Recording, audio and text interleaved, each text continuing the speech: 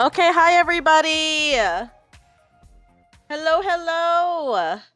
Hi guys, let me say hi to everybody and then I will introduce our very special guest today. But let me go ahead and go to my sleepover screen. But hello, welcome in guys. Hi Thancred's wife, hi Sunny, hi Honeydew, hi Enu, hi Shorelail, hi Sniper Bear, hi Brutimus, hi Emmer, hi Mo, hello Pickle Dick, hi Brooke, oh my gosh, hi Theo, oh my gosh, Theo, welcome in. Hi Ablin, I know we're starting a little bit early today. Oh, is my everyone's throwing stuff, but my Twitch integrate system is not even up. Hi Tisha, hi Azufire. Okay, guys. Today, we're joined by the very awesome, very fantastic Stelli'a! I'm gonna give her a clapping. I don't know if she can hear us. Oh, is this the part where I come in? Yeah. Reveal yourself. Hello? Guys, look, it's Stelli'a! She was under my desk the whole time. Surprise! I'm actually under your table. Yeah, I forced her under there. It was really cramped and everything, too. You know? For real. But she's here now. She's allowed out. Hold on. Let me go ahead and play some... I've been allowed to leave the dungeon. Thank you. Yes! Guys, everyone give a round of applause for freaking Stelli'a. Ooh, Azu! Wait, thank you for the follow. Clap sound. We do. We are going to be using the soundboard today. Dude, I'm so excited. I've always wanted to use the soundboard, but I always forget that it exists. I know, me too. But we're going to be using it today, for sure. I do have some background music playing. If it's too loud, please let me know, everyone in chat. I'm also going to be starting the timer now because this does count towards my Donathon timer. As you can see, it's on the bottom left-hand corner. I'm going to start the timer. And then I took off all the sticky notes only for this stream because I'm actually going to be posting this on YouTube. So I was like, okay, I better look normal. Okay. You gotta pretend for YouTube, you know? Yeah, it's archived forever. We have to pretend for YouTube. Oh yeah, this is my like room background, by the way. It's just a little bit slightly different. Thank you. Yeah, so usually I don't have the couch, I just have a chair, and then usually there's other stuff on the table, but because I have a guest, we got our 2 mics and our drinks. Yeah, my iced tea. I know. Beautiful. We both got tea because these stories are crazy. Oh, true. Oh, shoot. My tea's not piping hot. It's over. Yeah, I read some of the titles of what Stelli'a chose, and I was like, oh my god. Dude, Reddit is literally like Unhinged. Like, I kept reading them, and I was like, man, is this Unhinged enough? Like, I feel like if you just keep reading, you'll just deep dive, and it just keeps going forever. It really will. I'm going to start us off light. Yeah, YouTube is pretty weird for sure, but I feel like it's easier to get. There's a lot of sus content on YouTube for sure, but yeah, Reddit is very unhinged. Okay. Yeah. Stelli'a, I can read you chat, or you can directly respond to chat, whatever works. I don't mind. Oh, I get to talk to your chat? Wow. Yes. Yeah. Feel free to do whatever you want. I can also read what they're saying to you. Okay. Well, I also have your stream up on my other monitor. Okay. Awesome. Are you ready to start this off? Yeah. Okay, we're gonna actually start off really lightly because, I don't know. Better to not do the super unhinged ones right away, I think. Yeah, you gotta build up to it, you know? We gotta start slow and then give time for people to come in and join the unhinged, you know? Yes, exactly. Okay, so here's the title of this one. A newbie at work said, I'm not a gamer because I don't play Call of Duty. Later, he finds out I'm his senior. Dude, not the Call of Duty to define if you're a gamer or not. I know. See, I don't play Call of Duty because I'm really bad at shooters, but... Dude, I play shooters and I don't even play Call of Duty. Yeah, and you're like good at them too. Dude, I'm not good at them. I'm like average at best. But thank you. I think you're pretty good. You know what? I've seen you play and I feel like you really do kill it. Thank you. Well, I don't know. I feel like I just play with a lot of people that are really good. And when people that are really good play with me, I just kind of like, if you do enough to get by, then I can get carried, you know? Just like how you probably carry in Final Fantasy. I don't know how rating works. You're probably like freaking... wait, are you a healer? Actually, I'm not a healer. I'm just DPS. Oh, see, you are a DPS. Yeah. You're probably carrying. You're hot, like literally like hot carrying. Big carries. Okay, Ablin says... COD has gotten really bad.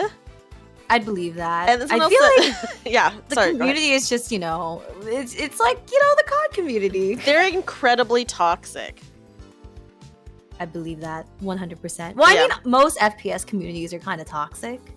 That's like, so true. Actually, even League is toxic. League is probably the #1 most toxic, and it's not even FPS. Let me say something about League really fast. Literally everyone I've ever talked to who has ever played League, when I'm like, I've never played League, they're always like, oh, keep it that way. Yeah, dude, don't do it. Keep it that way. There's literally no point. If you start now, all you will witness is pain and suffering and people being mean to you for no reason. Yeah. League, okay, you know what? League is a cesspool for gamer rage because I actually went on a date with a League player. Okay, I do have a story. Yeah, I'll tell you guys my League story. Yeah. Do share. It was only one date though. It was only one date, let me just say. Okay. It was probably only one date for a reason, huh? Yeah. Oh, also someone said, I think being really into COD actually lowers your gamer cred, to be honest. Oh, well, not according to this Reddit post or whoever the person is, you know? Okay, so I'll tell my quick League date story. So I went on a first date with someone. This was like years ago, by the way. And I think in my profile, I had said that I game because at the time I was like a really, really intense Dead by Daylight gamer. Oh! Yes, dude. That's crazy. You hooked them in with the Dead by Daylight. I was like a rank 1 Dead by Daylight survivor. That's crazy. I know, but I only play with friends. So Dead by Daylight is for sure, it can be toxic. But at that time when I was playing, it wasn't that toxic yet. It was like really early on in like Dead by Daylight's like inception. So I go on a date with this dude, and because I had put that I game, that person also gamed, and here's what he said. He said, so he told me that he played League, and he was like, actually, I am in the top 2 percentile of League players. Ooh, like check me out. I'm in the top 2%. What is the top 2% anyways? I agree, red flag. And then he said, okay, that's not where it ended, Stelli'a. And then he said, you know, I actually get chat banned a lot for being really toxic in League. He just straight up said this to me. Can you believe this shit?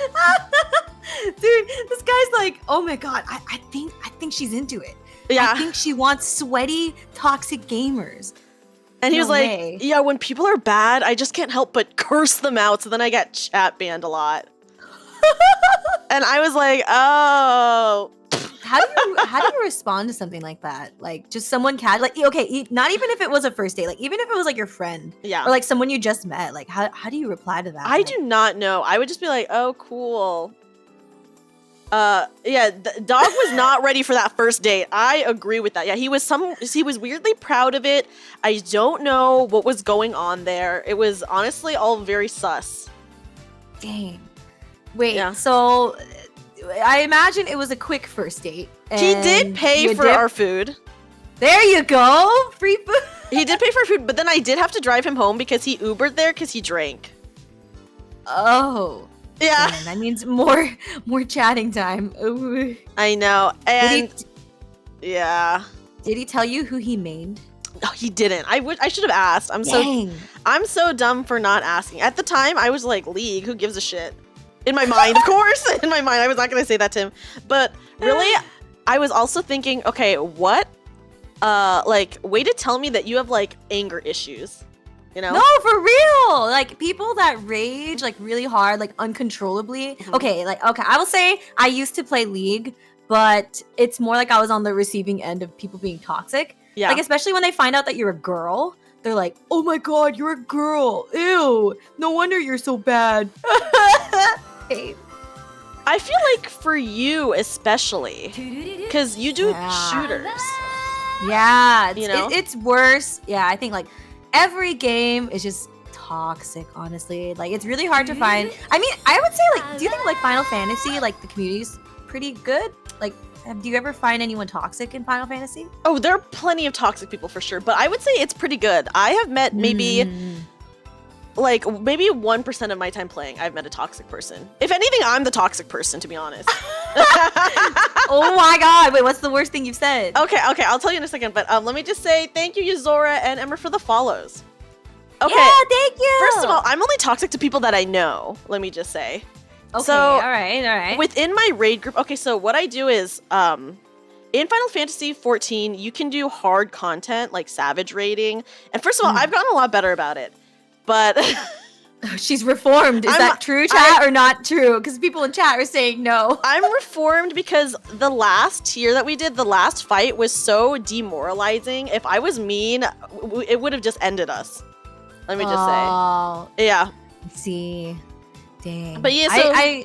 Oh, no, keep going. Oh, I was just gonna say, so you do, like, savage rating, and you could do it with randoms. You have to, like, do a thing called Party Finder to do it with randoms. Oh, yeah, the Party Finder. Yeah. I learned about that in my tutorial. Yes, yeah, but usually you have a group. So I had a full group. So it was all of us, 8 people total.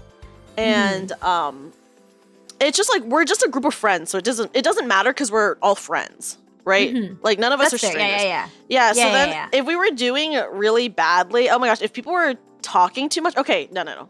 If people were arguing, here's what it is. So if we were talking strategy and people were arguing or trying to change a strategy that we were doing, when we were doing totally fine at it, I would straight up be like, shut the fuck up before I get mad. I would say that. Dude, Sniper in chat is like, it would have helped if you yelled at us more. I think maybe I so. think they wanted. I feel like maybe it could have been like motivating to just be like, hey, you know? So I would say that. I would be like, shut the fuck up before I get mad. Or I'd be like, oh gosh, okay, so when you're about to clear fight, you want to use potions because they give you like damage boost. And so if we kept fucking up and not clearing, I'd be like, I'm going to stop potting now. I'm going to stop potting now. Yeah, so like stop using potions. Because I see. Oh, because you want the damage boost, because you're a DPS, because you're the carry. Yeah, right? but then like obviously if you're fucking up a lot and you just keep wiping, then like you're just wasting your potions. Oh, I see. And they're like really expensive. Yeah, and they're really expensive. So yeah. I see. The Wrath of Dreamy. Yeah. But I mean, at least it's like people. Actually, it's kind of hit or miss. Like if it's people you know, but they understand like how you operate, like it's not a huge deal. Yeah, they didn't care.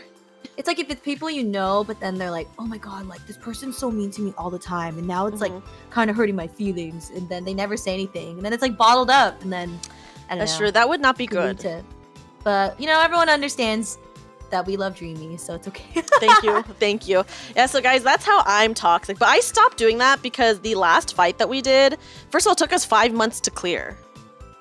5 months? Yeah, 5 months to clear, and it was so hard and so demoralizing that I was like, dude, if I say one mean thing, someone is going to cry.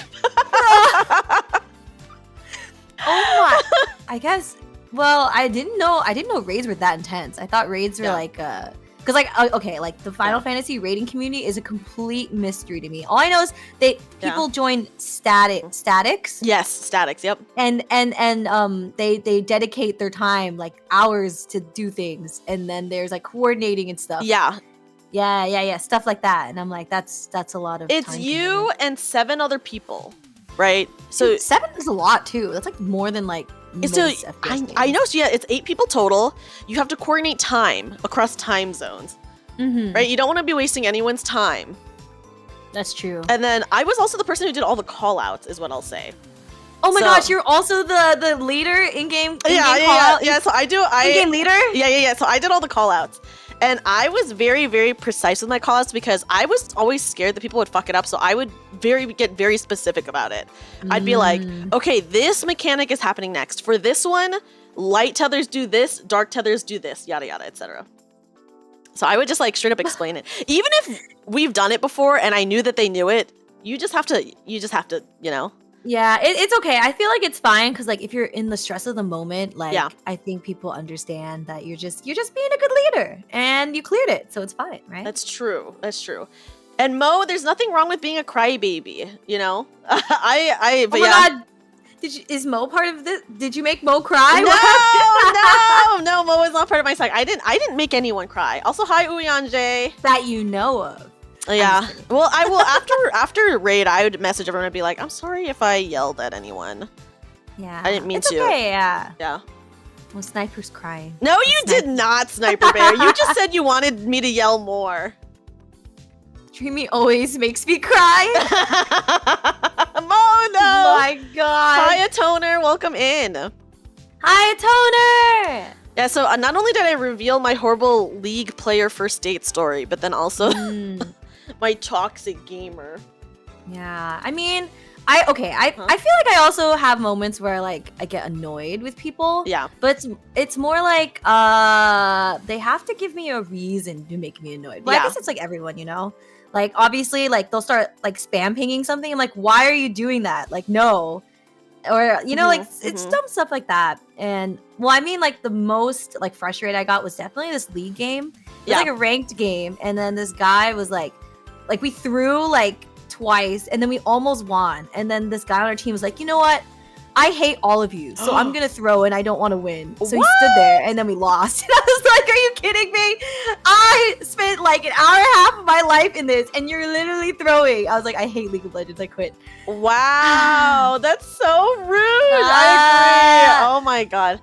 Or in like Valorant, because it's like voice chatting. Yeah. So if you say something and then they're like, no, they really go like, oh my god, you're a girl, why are you playing this game? Like, shouldn't you be playing Animal Crossing? And I'm like, oh my god, that's very embarrassing. I know, I hate it. Okay, someone said, okay, Supaishi, why did you cry in Fall Guys the other night is what I want to know. And then what happened in Fall Guys? What happened in when we were playing Fall Guys, though, some of the other teams, they were 100% throwing. On Fall Guys? Yeah, on Fall Guys. Also, welcome in Giant Blue Panda. Yeah, on Fall Guys, people were straight up throwing. Oh, I did roast Supaishi. Oh my god. Okay. What did Spicy do? Okay, so we were playing Fall Guys, and I was waiting for our fourth to come in. So it was me, Aqua, Yuzuki, and we were waiting for Tisha to come in. and then we were just doing this really easy game called like Pixel something, where you just like copy like this image on the screen and you like step on these tiles to create that image. And I was like, who is this random with us? Why aren't they doing anything? And that was Spicy? And it was Supaishi. And afterwards, Supaishi was like, I hate when that happens. You're like, oh, I didn't know. I'm so sorry. Dude, that's so toxic. What the heck? I know. Oh, and then in Fall Guys, we were doing custom matches, and I think some randoms, I don't know if they had to have been in chat to grab the code, but they didn't say anything in chat. One of them is like really, really good. So we were like, let's bully this person so that they don't win. So me, Aqua, Yuzuki, and Tisha were all grabbing this person and trying to push them off. Dude, no, wait, like people, do you think people that are like really good at Fall Guys are like, I'm just gonna lurk in people's like community games and then join and then win and then be like, oh, I'm so good at this game? Yes, they literally did that because we had like 3 randoms do that. And personally, I don't care, but yeah, they did do that. Where do people get the time to do this? I don't know. I can't fathom. Yeah. Like, Ina says, yeah, you know, this is just for fun. It's just one of those types of games. So I believe it. Yeah, so that was really funny. And then we put a poll in chat where it was like, are we bullies? And the verdict was no, we're not bullies. Oh, dang. The upvote or downvote, are you? Yeah. The bully or not the bully? But I did allow channel points for the answers. So yeah. Dude, you swayed the vote? Well, I allowed swaying of the vote. I personally did not vote myself. Yeah. Fair. But it's okay. I don't think I would vote against not being the bully. You're not a bully. Because if you're gonna join and not say anything and then try to be like really good or whatever, like that's cool. You do what you want to do, but you're going to get flack for it.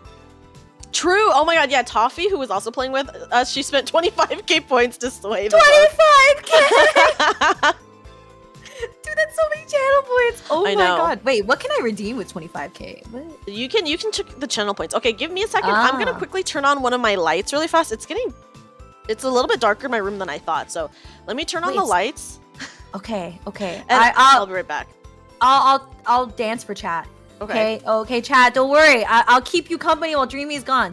Da da da da da da da da da da.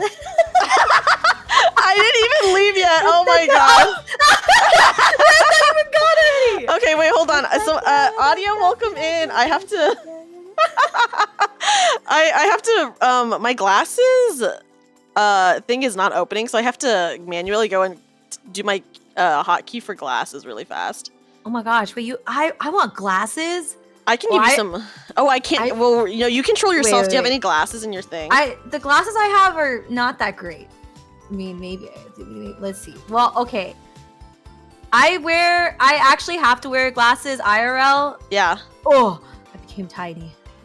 I have to wear glasses IRL, and I don't like wearing my glasses IRL because I feel like, I don't know, it's so much more freeing to wear contacts. You know what I mean? Oh, I love wearing glasses IRL. Okay, wait, my glasses thing I have to manually put on because I think in the because we're collabing, it might not like work. Oh, it worked. Wait, do you see? Oh, as in like because my hotkey might not work for it. I mean. I see. Okay. Wait, but do you actually have to like? Are your eyes actually bad, or do you just wear them for like fashion? Oh, they're actually bad. Oh, okay, I feel that. They're so bad. If I don't have my glasses, I literally cannot see. I can't drive. I can't do anything. I literally am just a newborn infant birthed into the world, and I can't see anything. Oh my gosh! Look at both of our glasses. Yeah, I cannot see either. I also am a newborn infant, basically. Yeah. Dude, would you ever want to get LASIK? No, that scares the crap out of me. Really? Yes. I mean, okay, yes. I would be terrified. Like, what if I like, no, knowing who I am as a person, if they had the laser pointed at my eye, and I'm like, but what if? And then I fidget, and then they miss. Like, first of all, there was a final destination about getting LASIK. That's all I'm gonna say. Dude, no. Yeah, but okay. So Paishi, I know had a good experience with LASIK, but my cousin, she had a really bad experience with LASIK. Not actual not the procedure, but the aftercare. Oh, what happened? It was just really bad for her. I don't know. It was like really fucked up. Ooh, that's not good. My coworker got it done, and they're like, "This is the best thing that's ever happened to me." And I'm like, "Wow, I wish I had expendable income, but." Dude, me too. I spend it all on VTubing. I know, same. Okay, Theo really wants LASIK, by the way. Ah, dude, Theo. Just go get LASIK then, and then tell me how it goes. Yeah, guys, I also wish I had expendable income. I wish I was born to wealth. Yeah, you know, or won the lottery. Oh yeah, I've been fantasizing about winning the lottery, and I just have to tell myself to just not think about it because it's too depressing otherwise, you know. Do you ever buy scratchers? Do you know what those are? Oh, I have bought them one time. I love scratchers. My friend will buy them for me. They're pretty fun. I won't lie. They're pretty fun. They're such a waste of money, but I like doing them. It's kind of satisfying. It's like gacha. Yeah. Instantaneously. Oh, the thing with LASIK though is your eyes are better, but then they do gradually get worse again over time, by the way. Right? So it's like, what's the point? Well, actually, no. I heard recently that the technology for LASIK has actually gotten better. So really? I think they can like adjust it, like if it gets wonky or something. Really? Don't quote me on that. Don't quote me on that. I thought I remember them saying something like that. Like now they're coming out with this thing where like you can get another procedure to improve it if it goes bad or something. I don't know. Oh, maybe that's not true. That's pretty cool. Maybe that's not true. Maybe I hallucinated it. I don't know. It's the fantasy. You want to. You want it to be better. Okay, hold on. Let me turn on my light. Go ahead and Stelli'a can entertain everyone. You didn't turn on your light yet? No, I had to put the glasses on. I had to put the glasses on. Okay, give me a second. Okay, guys, Stellia''s gonna take over. All right. Okay. Don't worry. Ah, she's gone! Quick, start dancing! Da, da, da, da, da, da, da, da, da. Wow, this is crazy. I'm now in charge of Dreamy's channel. Okay, everyone, we're changing everything. No more pink. It's all gonna be blue now. Okay, this is the new presidential decree. Okay. Just kidding. I think Dreamy's back already. Look, she's moving her model. There's no way she's not back. She's just sitting here waiting for me to cook in the sauce. Dreamy! Speak to me! Hold on. Oh my god. Okay, I'm back. Everything's blue now. Look at the wave of blue in the chat. It's over. We got a blue takeover here? Yeah. Blue! I'm just kidding. Oh my gosh. We keep getting so sidetracked, but that's fine. I think this is just more like a fun just chatting anyways. Yeah. We just have, it's not like we have a hard agenda, you know. Yeah, we don't have a hard agenda. Okay, I will read the first story now, guys. Okay, wait. So when you're reading the story, I'm just gonna sit and listen quietly and go, Yeah, and you can play the soundboard too. Oh yeah, crap. Yeah. I these soundboards are untested, so we'll find out. We'll see how they are. Okay. Once again, here's the title, guys. A newbie at work said, "I'm not a gamer because I don't play COD." Later, he finds out I'm his senior. Okay. This was this was originally posted in r/girl gamers. Okay. Hey, so this has happened fairly recently, just before the new year, and I find the entire situation hilariously funny. At my work, I'm one of the senior members of the staff, basically lower than a manager, but higher than a team leader. I mainly specialize on a few specific systems, and a part of my job is to help people who have issues with them. And also, I do a lot of quality control and working at the background on the said systems. It's also worth noting that possibly due to some black magic my ancestors practiced, everyone in my family looks a fair bit younger than they really are. Black magic. Yeah, nothing stupid like looking 30 at your 70. More like looking about 10 to 15 years younger than actually is, depending on the age. Someone redeemed Steppy, so I'm going to be stepping on chat while I read this. What? What? Someone redeemed Steppies. I'm sorry. Okay. Can you believe that the host of this show is just stepping on her audience right now? Yeah, sorry guys. Typical Dreamy W's, right? Me and my work friend were discussing Persona games. I was really excited about getting a Persona 5 Royal from my boyfriend for Christmas and been playing that a lot. My friend was saying how he couldn't really get into Persona games. He tried Persona 4, but it is just not his type of game. By the time the events happened, we were still talking about games, but moved on to Horizon Zero Dawn and how expensive the next game is, about 80 pounds. Here, more stepping. Oh my god, my brain was like, 80 pounds? That's not a currency.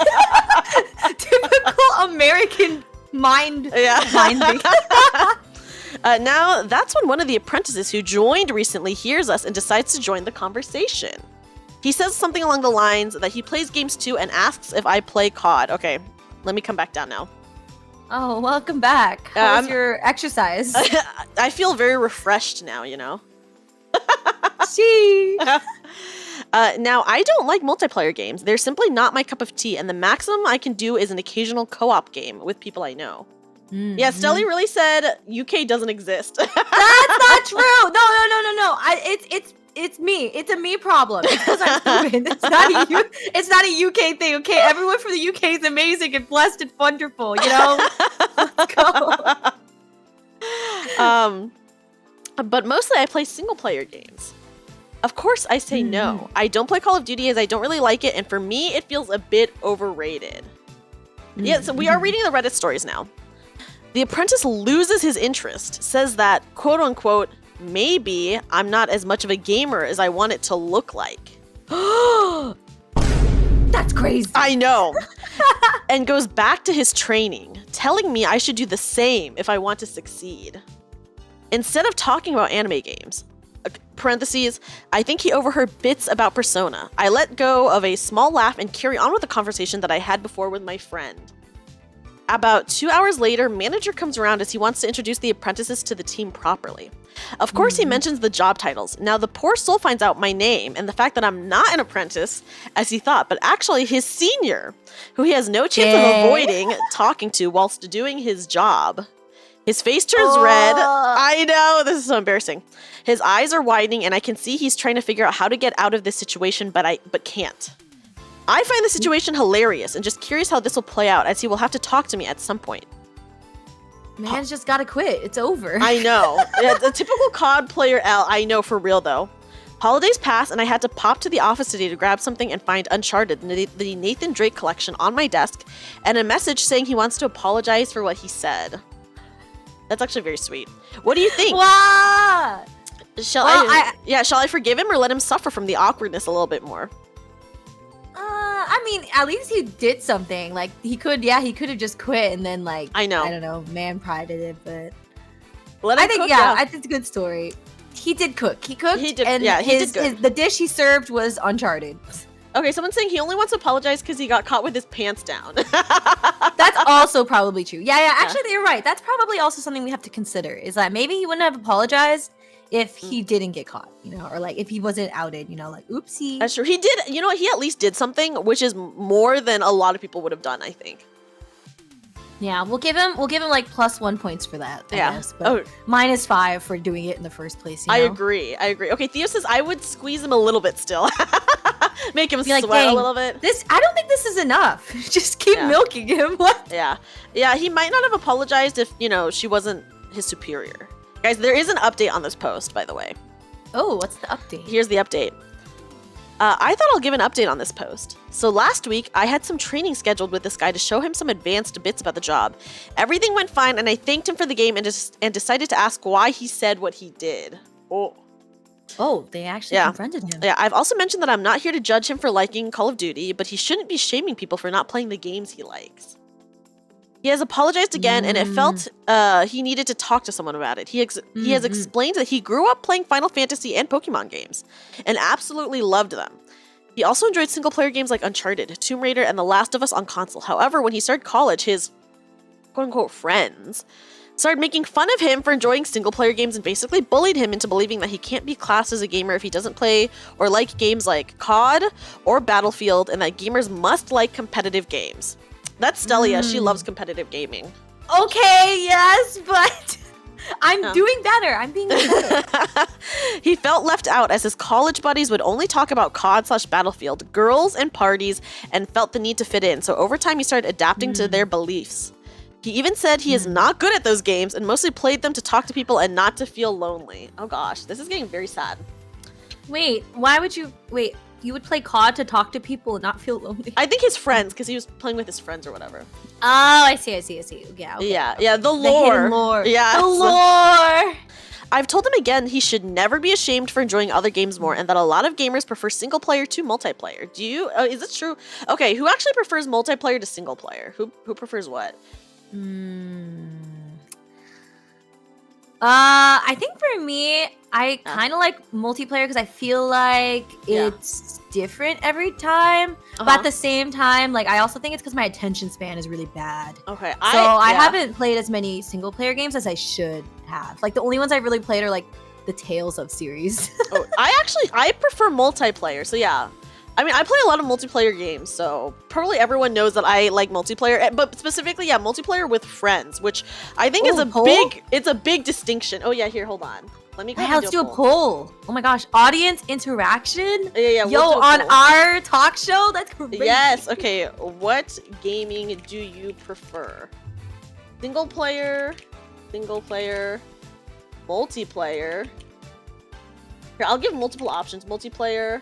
Playing a multiplayer game by yourself. Multiplayer with friends. Okay, I'm gonna say multiplayer with randoms and with friends. Ooh. And then it's gotta be multi with friends. Both equally is what I'm gonna say. And I will not allow additional votes, guys. Sorry. Yeah. Oh yeah, because there's a difference between competitive multiplayer and then co-op, you know? Yeah. Who's my cute friend? This is my friend Stelli'a. Hi! Here, hello! Let me give her a shout out. Yeah, you can shout out for real. Bam. Yeah. Guys, this is my awesome friend Stelli'a. She's so cute. She's a delivery angel. She's off the clock right now, though. I am off the clock. Or maybe I oops. yeah. Oh, dear. Okay, yeah, that's a good question. Who likes randoms? People who like competitive gaming, I imagine. Oh, maybe I should have put competitive multiplayer instead of... Yeah, so there's like competitive multiplayer and then there's like co-op multiplayer. Yeah. I should have said... Different... Instead of multiplayer with randoms, I should have said competitive multiplayer. Dude, I feel like y'all really gonna pick playing with random people over playing with your homies? No! I don't think anyone is choosing that. Okay, guys, just think of it as competitive multiplayer. Okay. Yeah. There's a little bit of the story left. Oh, okay. Keep going while the vote's going. Okay, what was it? They are not... Okay. He shouldn't stop playing games he likes because some kids thinks it's uncool, and that friends that bully people to get them to do something they want are not actually proper friends. True. So true. He got the point, and my work colleague, who heard the initial exchange, reached out to him as well, saying if he feels lonely or wants to try something different, he can loan him some games to play, and he can always join his team in Rocket League if he needs a chat. So I guess it's a happy ending? Yeah. I think it's kind of more like this guy started off like being in the wrong crowd and like being led astray in what is probably a good mindset to have. And then by, taking the extra step to reach out and get the Uncharted game or whatever and like talk to the person, like the girl or whatever. Yeah. Like they led him on the right track, and it was more of like an embarrassment trying to fit in with the cool kids kind of thing. I know, yeah. Rare Reddit story that doesn't end terribly for once. For real. Right? So look, that's a nice light story to start off the talk show with. Yeah. Yeah, I agree. He needed to detox from the toxic behavior. No, the coconut story is not making an appearance. Mostly coconut story. Oh, should I tell Stelli'a the coconut story really fast? I guess it will make an appearance. Yeah. You can just give me like the 2-sentence summary. Okay, everyone is saying yes. Okay. All right, fine. Give me the whole thing. It doesn't matter. Okay. We're here anyways. What's the coconut story? Okay, should I actually look up the real post? Reddit coconut story. The heck is the coconut? Okay, the fact that it's so infamous in your chat is like, what could this coconut story be? Hold on. I'm looking. Okay. Do I want to tell the coconut story now, or do I want to wait until Stelli'a tells her story? Oh. Well, we're already on the topic, you know? We just gotta go for it. Okay. Here it is. This didn't happen today, but quite a few years back. For obvious reasons, I'm using a throwaway account as my family knows my main Reddit username. Anyway, around 8 years back... Oh my god, wait, hold on. Reddit is making me log in because it's mature content. No, not the coconut story being mature. Wait, it's making me log in. Oh my god. Right in the middle of me reading the story. Oh my god. Okay, hold on. Well, okay, we can save it for the end. Well, Honeydew says save it for the end. Save it for the end? Okay. Is it that bad? Is it really like the most crazy one? It's pretty bad. Oh, okay. Well, I guess we gotta save it for the end then if it's that bad. Okay, we'll save it for the end. We'll save it for the end. All right. Okay. Yeah, you guys just got teased by the coconut story. Well, clearly half of us know what it is, and the other half is like, what the heck is the coconut story? Yeah, everyone's like, what's this coconut story that you're speaking of? Scammed. Yeah, I'm sorry, you've been scammed. Welcome to VTubers. Yeah, welcome to Story Swap Sleepover, where we tease you with a really fucked up story, and then we just move on from it after reading one sentence. You didn't even read the one sentence. Wait, did you? Oh yeah, you did, but it was literally just like a warning. It was literally, this didn't happen today, but quite a few years back. was the only maybe once every like 20 minutes you'll get the next line. Dupaichi says, what about the iconic Nestor story? Oh god, that one's pretty fucking bad too. What the heck? Dude, how was is this the kind of things that was in the last Story Swap Sleepover? Actually, this is stuff that I just told on my channel, not even in Story Swap Sleepover. I was just like, guys, listen to this horrible story that I found. Oh my god. Tisha just said, have you ever heard the fucked up Grinch one? What? Tisha! Yo, no, Tisha, I have not. Tisha, you should save that one for when you're on this show. Yeah! Yeah. Okay, single player one, by the way. People liked single player. Okay, well, that's fair. That's fair. That's it was fair. like one less than multiplayer with friends. Yeah. Someone voted with randoms! Who are you? Who are you? Okay, Brooke says, once you hear the coconut story, it stays with you forever. Yeah, it's And the pretty Jolly bad. Rancher one. I don't know the Jolly Rancher one either. Okay, we'll save this one. We'll save the coconut one for a little bit lower down the line. We can't go immediately unhinged right away. We're building up to it. We only got through one story. We only got through one very normal story with a good ending, guys. Yeah, I mean, I'm gonna start with a normal one too, you know? I don't think my stories are probably as unhinged as the ones you have. Oh, like, it seems like you have a whole arsenal of Reddit stories, and I literally was like, top Reddit stories to tell to your friends. Okay, Googling. Okay, wait, actually, I do know the Jolly Rancher one, and that one is pretty bad. Oh, it's fake, though. It's fake, though. Okay. Ah, man. I feel like a lot of Reddit stories are probably fake. They're like, probably if it's really that crazy, yeah, like people just write and stuff. But it's funny, so we absorb it. You know? Yeah. Okay, Stelli'a, your turn. Okay. We'll do a light one too. It's because like there's not really the theme. Like it's just like random Reddit things, right? Oh my god, the clapping. Yes. Time for Stelli's time to shine. Okay, guys, I have to tell you that I'm say-so I can't curse. So I have to say a-hole because I'm bound. I am bound to God. Maybe I'll get fired from my delivery job if I curse. I don't know. I do think the divorce stories are probably real because I mean, divorce can be pretty bad. Yeah. Okay. Yeah. I think the the divorce ones are probably real. Yeah. But then like some of them that are like really like outrageous is like unless they have proof. Unless they have like legit proof. Yeah. Okay, so this one's like pretty light too. We're starting light. Am I the a-hole? See? For pretending to get fired when customers get a temper with me. So it's kind of like it's more of like a work-related story. I'm a high schooler with a weekend job at a coffee shop. My coworkers who work weekends are, there's like people, but I feel like that's not relevant. James, the owner's son, he goes to my school. He's a shift manager, Okay. but it's not a real formal thing. He's a friendly guy. Danielle, a college student who sometimes works weekends too. And sometimes customers will come in and just be angry about such little stuff. Like literally they'll blow up about nothing. And I don't know if they're in a bad mood already and looking for somebody to take it out on or what, but it's a lot. Like how sad is your life have to be a grown man taking your anger out on a high school and college kid, you know? So James and I were joking about having a little fun with them and hopefully getting them off our backs. So one day I was at work and some guy was having a temper about how we don't make the coffee hot enough. Oh boy. Which couldn't be a thing because I literally give it to him right out of the machine. So James comes in and was like, "Sir, is there a problem here?" And the guy started ranting at him too. He was like, "OP, this is unacceptable. You're fired." So like I think the friend like literally like came up and pretended to fire him. And the guy, OP, was like, started acting real sad. He's like, "No, please don't fire me. My family needs the money. I need this job, please." And he started playing it all up and being really sad. And my friend, the manager, tells me to take off my apron and leave. Oh. And the angry customers like started to backtrack. He's like, "It isn't that big of a problem. Like, you don't need to fire her over it. I didn't really mean it." And then James, the manager, was like, "No, we pride ourselves on the best customer service." And so the friend has to like walk out and pretend to leave. And of course, after all that drama, I still had my job and we were just acting. And we've done it a couple of times whenever a customer will lose their temper at Danielle or I. James will storm in and quote unquote fire us. Oh! And almost every time the person who had come in angry will apologize and say that they didn't mean it. It's kind of satisfying making people realize that their actions might actually have consequences. Anyways, I was telling my friends from school about this and a few of them thought it was a mean prank to let someone go away thinking they'd gotten someone who desperately needed the money fired. Am I the a-hole for this joke? Oh my gosh, no, not the asshole. I'm sorry.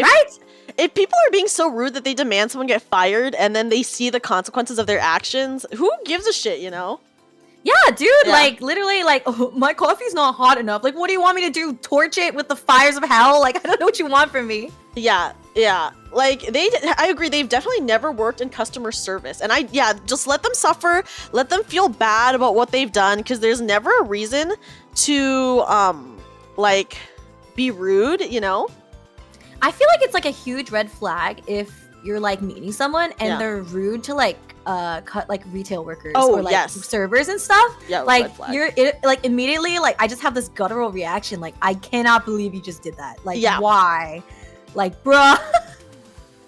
So I also vote not. It's not even that bad. Like, they'll just feel guilty about it, but it serves them right to feel guilty. I agree.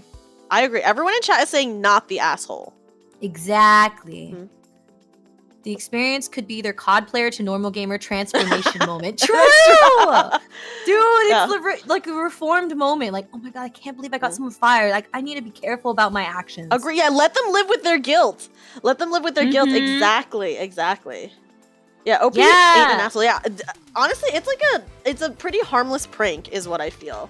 Yeah, there's no lasting consequences probably other than reformed moments. Yep. So I think it's fine.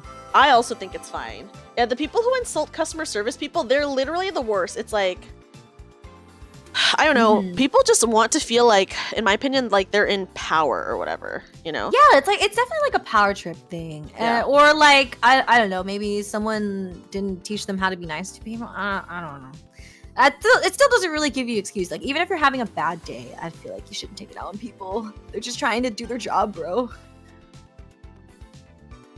Yeah. That one, you know what? That one was also a very lighthearted, nice one. Guys, imagine if we read the coconut story and then we read that story, okay? That's why I was like, we gotta save it, because like I feel like we just gotta keep going down. Like, we're starting at the lightest, you know, and we go down. Yeah. Okay. I'm trying to see which one I want to read next. Oh god. Okay, I have a pretty bad one. Okay. No, we are not warmed up yet. We are not sufficiently warmed up, guys. We're not warmed up yet. Okay.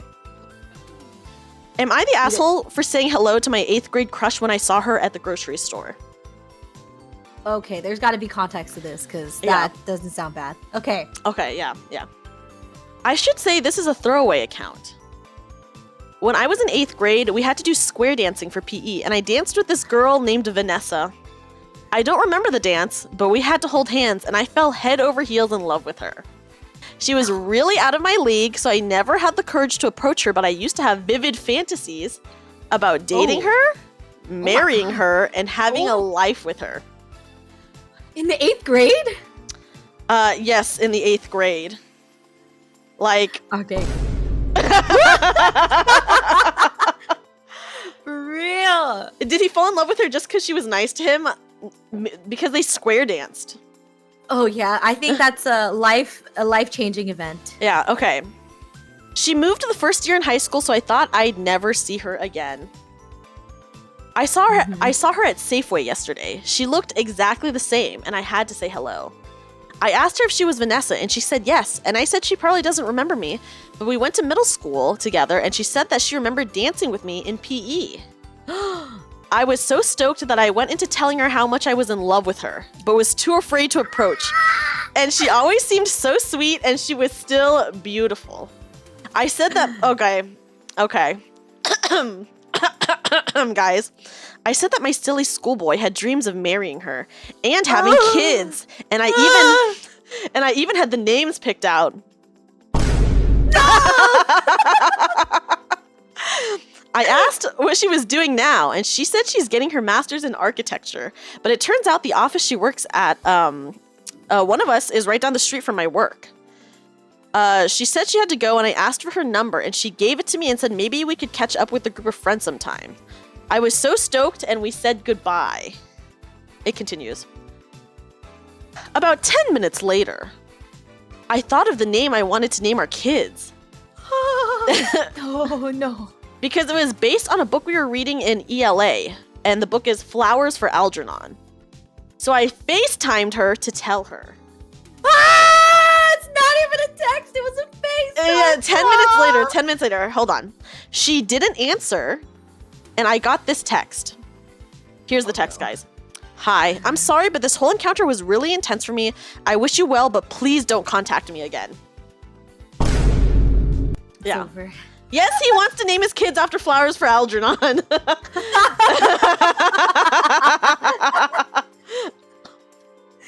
No way! Yeah, I tried to call... I would be so freaked out. I would be freaked out too.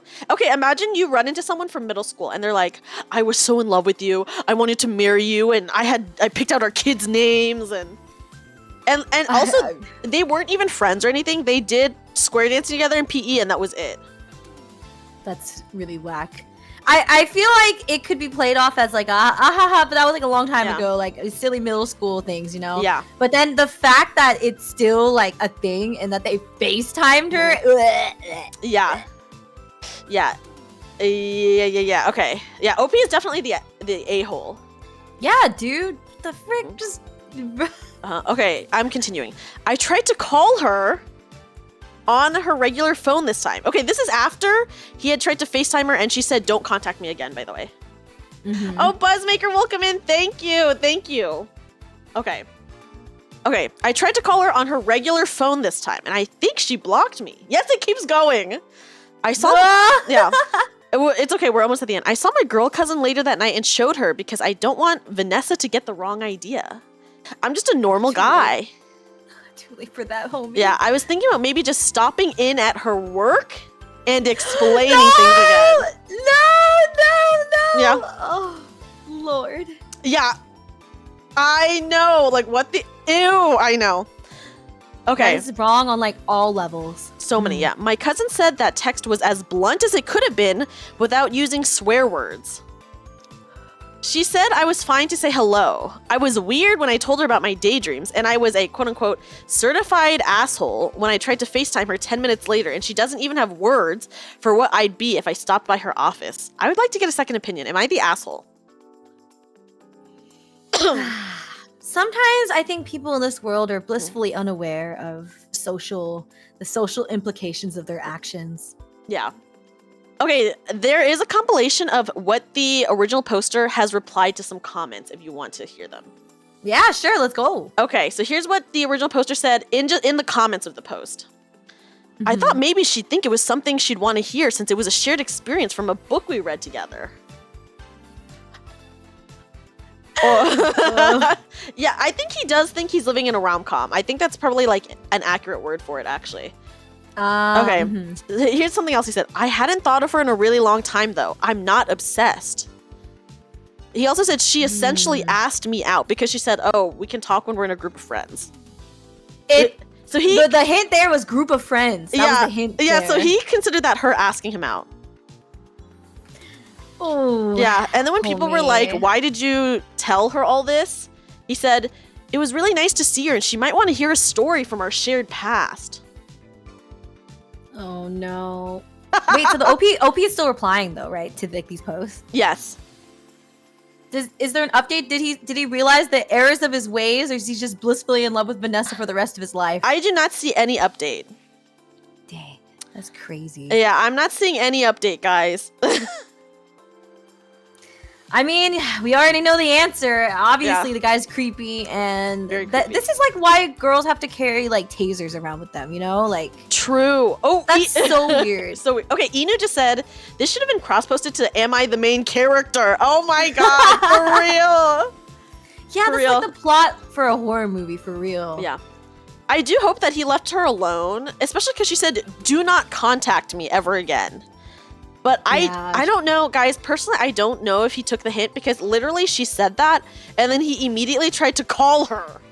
Dude, I would be so scared, like legitly. Like, I don't know if I would like, I don't know, contact the police, want to move away. Who knows? I don't know. That's like serial stalker kind of vibes. Maybe. Like the beginning of it. Yeah, I agree. If he showed up to her work, she should file a restraining order, like without a doubt. Yeah, the roller coaster definitely only got worse the longer we rode on it with that story. Right? Hi, Nev! Hello. But dude, okay, this kind of reminds me of this other story. Like, have you ever heard that story about like a Twitch streamer who was like getting stalked because like she had posted a picture and this person like triangulated her location based off like the small corner of like, the building. Oh Do you remember that story? Yeah. And then he like showed up at her workplace and was like, I found out where you worked based off like the architecture of this building. And I looked it up on Google Maps and like triangulated her location. I'm like, that's so weird. That is crazy. That is true. Like, what the fuck? Like, like. Yeah, for real. Like, I'm sorry, but like, people need to chill. Bruh. Bruh.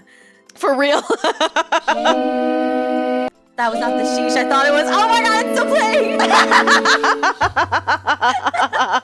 I thought it was gonna be a sheesh, but it was like a chorus of sheesh. Yeah. It's over.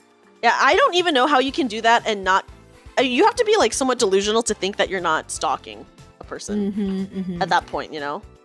Yeah, I think people just don't know. Yeah, the encounter itself could have been worse, but the issue was that he couldn't take a hint and try to continue it, you know? Yeah. Just take the L, move on. It's over. Vanessa is not going to love you, man. After all these years, after swear dancing. Man, that was a good one. That was a good one. Dang. I should have stepped up my stories, but you're like a Reddit story extraordinaire, and I'm like Reddit baby. I just find really crazy ones. I just go on like our shower thoughts.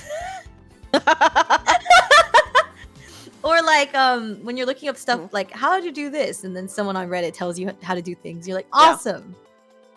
Okay, Brooke says, I love being delusional, but have some social awareness. Yeah, literally, just have some social awareness.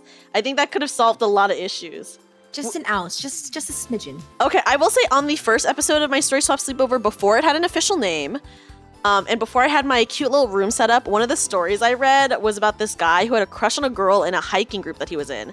So they split into teams to hike, and he got teamed with her, and he purposely made them get lost. What?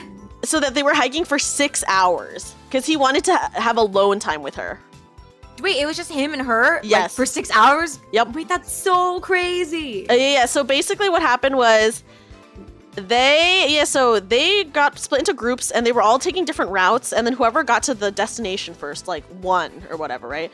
So he managed to get into a group with her, and he said that he had studied the map before, so he knew all the routes. And he saw this as his quote-unquote opportunity to like have alone time with her, so he made them get lost on purpose so that what was a 3-hour hike was 6 hours long. And then he kept saying very weird things like she has perfectly shaped breasts. Ew! Yes. Ew! Yes. And she was so beautiful, he couldn't control himself. All this stuff. That is insane. Yeah, that ew. Is literally like... Wait, so then it was just them two or a group of people? It was just them two. Yeah, it was the both of them together, but it was like they're in a group together. But they were all split into pairs, so it was just him and her.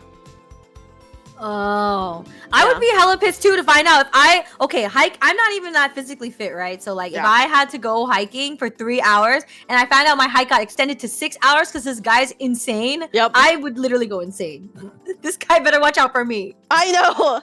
And so of course she like stopped talking to him and she kept telling him like, I need to like go, yada yada. Yeah, that story made me never want to hike too. For real. That's right. It's true. We could just stay in our rooms and be anime girls on the internet. That's true. Forever. That's true. You'd find a cliff to push him off of. That might be the only solution in that case. Let me just say. Oh my god. That was freaking crazy. Solutions. Mm-hmm. So that was a story that I read last time, and that was fucking psycho.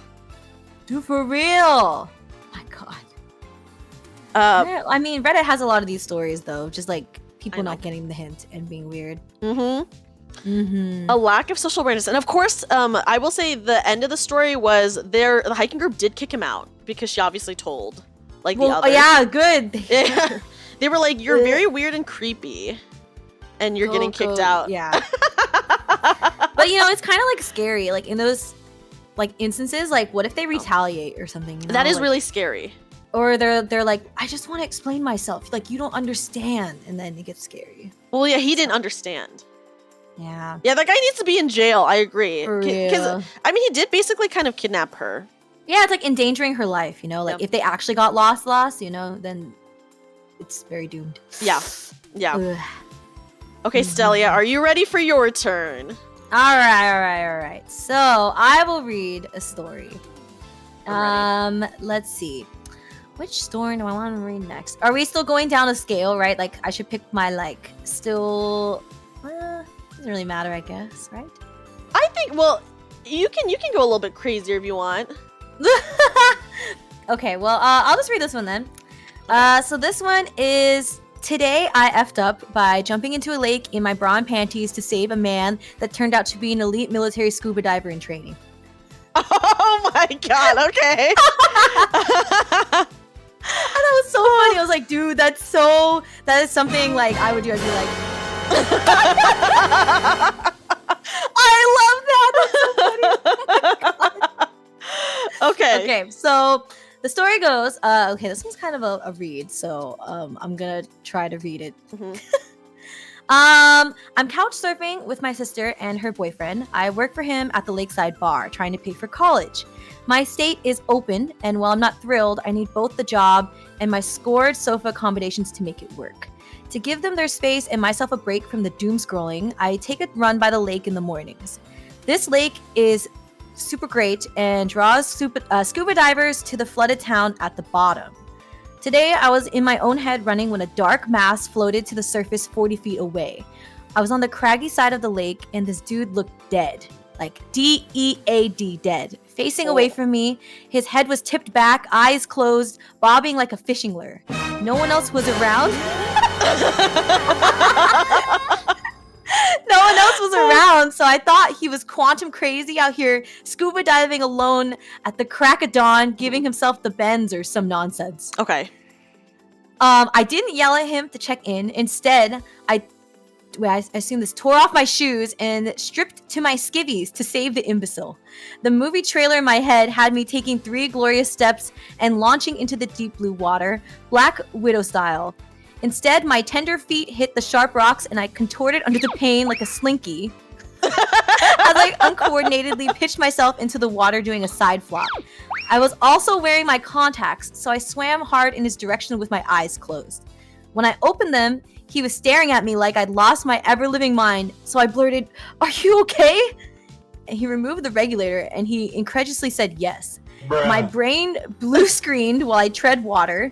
The lake felt infinitely deep, and before I could terrify myself by hearing the Jaws theme song, I turned to nope the hell out of there, yelling over my shoulder, "I thought you needed saving!" to explain my idiocy. As I pivoted, another dude cleared his throat from 30 feet away on the other side. I never heard a sound from him, so I freaked out, failing and belting an ear-wounding scream at him. Both laughed as a few more heads resurfaced around us. I was surrounded by divers, all wildly entertained by my ridiculous high-octane FU. Oh my god. After pointing to me and the beach, the merman that was my original target cautiously swam toward me after I nodded and escorted me to the shore. Oh god. The beach was so much further than I had anticipated, so I was trying to low-key breathe, hiding my need to suck all of the OT from the air. The comedy of the situation consumed me, and I started to giggle. And I joked, dude, you were so lucky you weren't actually dying because I would have died taking everything I had to drag you back to shore. And then there's some talking. He quietly mocked me the rest of the way to shore. I'm a secret sap for it. They were cadets or recent cadets from military college here for the summer. They've been training in pools and we're doing some open water exercises, and they had been out there at least part of the night. I'm sure I blew up whatever drill they were running. He's training for a pre-dive school, and since I'm an expert Googler, I'm assuming that means combat diving. Okay. I did my best. At the shore, I did my best to throw my shoulders back and march out of the water in my sports bra and undies in front of what I can only imagine are some pretty tough guys. I did invite him and his clandestine crew for an absurdly overpriced beer at the bar tonight before shame jogging back into the woods for my clothes. TLDR, I tried to save an injured diver, ended up crashing some kind of military training. Sorry, that deserves a clown horn. I would literally She thought she was in a movie. I would just drown. Just give up. Oh my god, dog! My dog. Yeah. Your dog loves the story. I would just I feel so bad for her too. I would be like, I guess this is my life now, and just seize up and then just sink slowly into the lake, you know? Dude, yeah, and the fact that she was in her bra and panties and like all these dudes are like, dang, that's embarrassing. I literally would combust. I'd be so embarrassed. Yeah, like everyone just like popping up around her or whatever. Yeah, they're like, what's this girl doing here in the lake? I know. Well, she had good intentions. But she did have good intentions. It's pretty embarrassing. It would be worse if she was naked. I do agree to that. Oh my god, yes! Could you imagine if she... Oh, that'd be so embarrassing. I literally would have to just leave forever. If it was me, I would just take off my shoes and jump in fully clothed to save someone. Oh, really? You'd say fully clothed? Yes, wouldn't you? Then, like, what would you do? Because, I don't know. I guess I would. Well, because if you're jogging, you're wearing, like... I feel like you're already wearing, like, pretty light clothing, Loose right? clothes, yeah. Yeah, it shouldn't be that bad. But obviously, like... Maybe it was just like the spur of the moment, like, oh my god, like this guy could be dying. He's drowning right now. Like, I have to jump in and save him. Okay, everyone saying clothes do weigh you down a lot, though. Okay. Oh, yeah, I guess that's true. Well, and if you're trying to like tread water and carry, like drag someone back, I guess you would want to be naked. I mean, sorry, in underwear. Yo, Dreamy, just expose yourself. It's over. In our Fate D&D campaign, my character did have to get naked to swim across a lake because I was wearing heavy armor and I literally would sink. Oh my god, this comes up all the time. Like my heavy armor. So you're gonna have to see me naked. Sorry, guys. It's true though. My heavy armor has stopped me from getting kidnapped by orcs. Okay, yeah, literally, because you didn't want to come with us. We were like, oh, I guess you could, but your armor's really loud. Yeah, my armor gives me negative stealth. Okay, in D&D. But we bought you the lighter armor, didn't we? Yeah. Isn't that the upgrade? So now... no, we haven't picked it up yet. Oh yeah, it'll be like, okay, Dreamy, you're gonna have to keep your clothes on now. Sorry. Yeah. Oh no, my armor, it's too heavy, guys. Like, I better take it off. You know. Exactly the kind of situation. I'd see that. That was a good one. It truly. That story. Emotional damage. For real. I would be taking so much damage. Psychic damage, like, emotional damage. There's like a continuation, but it's like them like kind of fangirling because I guess they went like and had a drink with this guy, and like him and his friend came, and I think they hit it off, and now they're like dating or something. So that's cool. Wow, a happy ending. Right? Well, it's like a long like edit. Like there's a bunch of edits, but basically like she thought that he bailed on like when she invited him out for like beers or whatever. And then he showed up and then she's like fangirling like, oh, like he's handsome and funny, he smells great or whatever. Yeah. And all this stuff. Yeah. And so now they're probably a thing now. But that's a funny story to explain like how you met. Like if they did get married, be like, this is how I met your father. It's actually that's a really good story. That's a meet cute, you know? Oh yeah, rom-com protagonist, good ending. True shoujo anime. For real. Okay, so the clothing thing, it does happen in real life. Inu's read stories of cops being unable to save drowning people because the gear makes it really dangerous to dive in. Oh, you know what? The clothing thing is true because, okay, and this might be a mood dampener, but there have been stories about brides who take pictures on the beach, you know? Like with their husband, like, you know, when you get your wedding pictures done, there'll be brides who like they want to jump in the water, but then their dress will get so heavy and they just drown. No! Yeah. Wait, oh my god. Wait, that's awful. Yeah. So let that be a lesson to everyone here. Do not go into water with a wedding dress. I thought you were gonna say don't get married.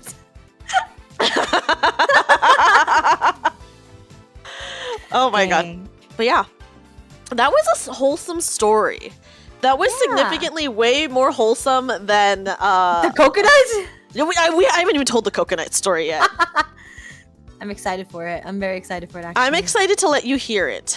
I don't think you'll ever be able to forget it. I never forgot it. All right. I'm ready to be a part of the circle of coconut.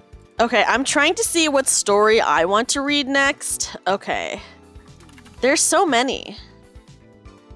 No, I was like, I feel like Dreamy Stories are gonna be so good. It's okay. I'm here for the ride. I'm the baby Redditor. Yeah. Teach me the ways of Reddit. There are some. I usually just find like some psycho stories. My trick is you just gotta find like crazy shit. That's what I say. I feel like I just need to spend more time reading, but I just don't have time. Like if there's like 48 hours in the day, then yes. But yeah, where's the time? Or I spend it playing like freaking Honkai Star Rail on my phone instead of reading Reddit. Oh yeah, me too. I also do like a lot of Honkai Star Rail on my phone. Yeah. So I feel that. Let me just say. What story should I read next? Okay, What you got cooking? There's so many that I could do. Oh my god, the fact that you're like, there's so many. Okay, I have a pretty bad one. Okay. Am I the asshole for trying to help my girlfriend without hurting her feelings? Let's hear it. Yeah, what do you think of that so far? Well, it depends on what help means. What does help mean? Okay. I, 32 male, have been in a relationship with my girlfriend, 24 female, for almost 3 years now. And that is quite an age gap. Oh. Wait, 32 male and 24. Oh yeah, that is so they're like 8 years. Yeah. Well, I feel like 8 years isn't that much when you're later on in life, but when you're like in your early 20s and then almost 30, I think it's pretty different, you know. Yeah. I feel like once you like people that are past their 30s, like we're all just like, oh, you're just old, you know, like just old in general. Yeah. And then it's just yeah. I agree. The title is very concerning. Okay, so the thing with Am I the Asshole titles is if the title makes them seem like an asshole, then usually they're not the asshole, I feel. But if the title makes them seem like they're not the asshole, then they're usually the asshole. Because people who are the asshole usually will try to like downplay, you know, what they do. Yeah, yeah. That's true. That's true. Yeah, 24 is still baby. Okay. That's true. I'm sorry. Wait, I didn't mean like that, chat. Oh my god, everyone in your chat's like, I'm not old, so don't make me feel like that. That's not what I meant. That's not what I meant. Wow, Stelli'a really aggravating everyone today. No. Okay, like a lot of my coworkers are like in the older range too. Okay, not older. Like, okay, well, I don't know how to explain it. Like, you know, like plus 2 to age stats. Oh boy. Bruh. It's over. Okay, I'll just see myself out. Okay, it was a great stream. I had a great time. Bye. There she goes, guys. Okay. Okay, here we go. I'm ready for the story. I, 32 male, have been in a relationship with my girlfriend, 24 female, for almost 3 years now. When we first got together, she was pretty overweight and struggling with her self-esteem, depression, and anxiety. Over time, she started to work on herself, both physically and mentally. I've been incredibly proud of her progress and how far she's come. Lately, though, I noticed that she's been putting on some weight again. And it's been affecting her mental health. She's mentioned feeling down about her body image, and her struggles with anxiety and depression have resurfaced. I genuinely care for her, and I don't want to see her suffer like this. I thought about talking it out, but knew it would just evolve into asking if I'm still attracted to her. And truthfully, I have lost some attraction over the last month or so, though she does still look amazing for the most part. For the most part, no. I know. Oh, that's so sad. Oh my god. Yeah, he can go. Yeah, I he agree. can go, He for can real. fucking go. Okay. Ew. It's not over yet, guys. I thought it would be better to take a more subtle approach. So, I've started adding small amounts of sawdust to her food. The idea being it would help her feel fuller faster and encourage her to eat less without her knowing. Yeah, it got fucked up really fast. This is fucked up. I was trying to prevent her from falling back into her previous state of depression and anxiety. Yeah, literally it is poison. Dude, wait, can you even eat sawdust? Like, No, wait, sawdust is carcinogenic to, like, once you ingest it. Sawdust is not digestible by humans, and it can actually be harmful, cause choking, nausea, and vomiting. In some cases, it can even lead to death. Yep. What the heck? So, okay, keep going. Okay. Unfortunately, my brother, 30 male, caught me in the act, and he was shocked/angry. He told me I was Rightfully being so. manipulative and abusive, which, okay, a little shady maybe, but abusive is a serious stretch. Now my brother is giving me an ultimatum. He wants me to tell my girlfriend what I've been doing by the end of the week, or he'll tell her himself. Oh yeah, imagine how she feels when she can't even shit because she's full of sawdust. Yep. Oh my god. He believes that she deserves to know the truth. As she should? As she should. Yeah, the brother is, dude, the brother's a good guy. Dude. Yeah, Stelli'a, read how bad sawdust is again. Read it again for everyone in Okay, chat. wait, I closed the window. Okay. Is sawdust edible? Sawdust is not digestible by humans, and it can actually be harmful if ingested. It can cause choking, nausea, vomiting, and in some cases, it can even lead to death. Yep. Yep. That's right. Okay, the story continues. I think what I've been doing is enough to help her without causing her unnecessary pain. By revealing what I've done, she's already lost a few pounds. I told him I would stop, and I believe that should be sufficient. I don't see the point of telling her and potentially destroying the progress she's made. Yeah, it's literally not helping. My brother thinks I'm completely in the wrong and that my girlfriend deserves the truth, but I genuinely believe I was doing what I thought was best for her, and I don't see it as a malicious act. Oh, this is wrong on so many levels. Yeah. Am I really the jerk for trying to help my girlfriend in this way? Or is my brother overreacting? Should I tell my girlfriend what I've been doing or keep it to myself to spare her feelings? I need honest opinions here. This almost sounds like it's fake. Like, I almost don't want to believe this. We can only hope to God this is fake. Please keep in mind that telling her upfront that she's put on weight could seriously set back her mental health. Okay, but finding out you're poisoning her food with sawdust would probably also set back her mental health. You know, like,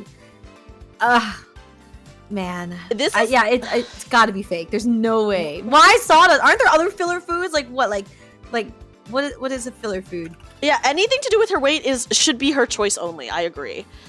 You know what? Okay, believe it or not, this is actually not the only story that I heard of someone poisoning their partner. Oh, I feel like I've heard a story like that too. Like, yeah. I gotta find it. I read a story about this one woman found out that she's allergic to mushrooms, and like within recent months she's been really sick and stuff like that, and it turns out her partner was putting mushrooms in her food because he didn't believe that she had an allergy, but she was getting really sick like every time. Oh my god. Yeah, so he was like essentially poisoning her with mushrooms. Oh, what? Yeah. You're faking it. Let's find out if you are or not. People literally. These people should not. I'm sorry, jail. These Jail! people need to be put in jail. Like, even back to the story, like the fact that he thought it was okay to do without telling her, that's like it's like spiking someone's food, like. But also, why sawdust? That's like the weird thing to me is like, of all things, like sawdust. Yeah. Like, are there like vegetables or whatever you could put in there that like, I don't know, would be a filler food? Sawdust is cheap, is what people are saying. Yeah, and jail would be a luxury for them. I agree. Dang. Yeah. Where do we put them if not jail? Put them in a pit. I'm sorry. Toss them in a pit with each other. Asu says, "Hey babe, you're putting on pounds. Isn't the problem? It's, hey babe, I'm poisoning you with sawdust."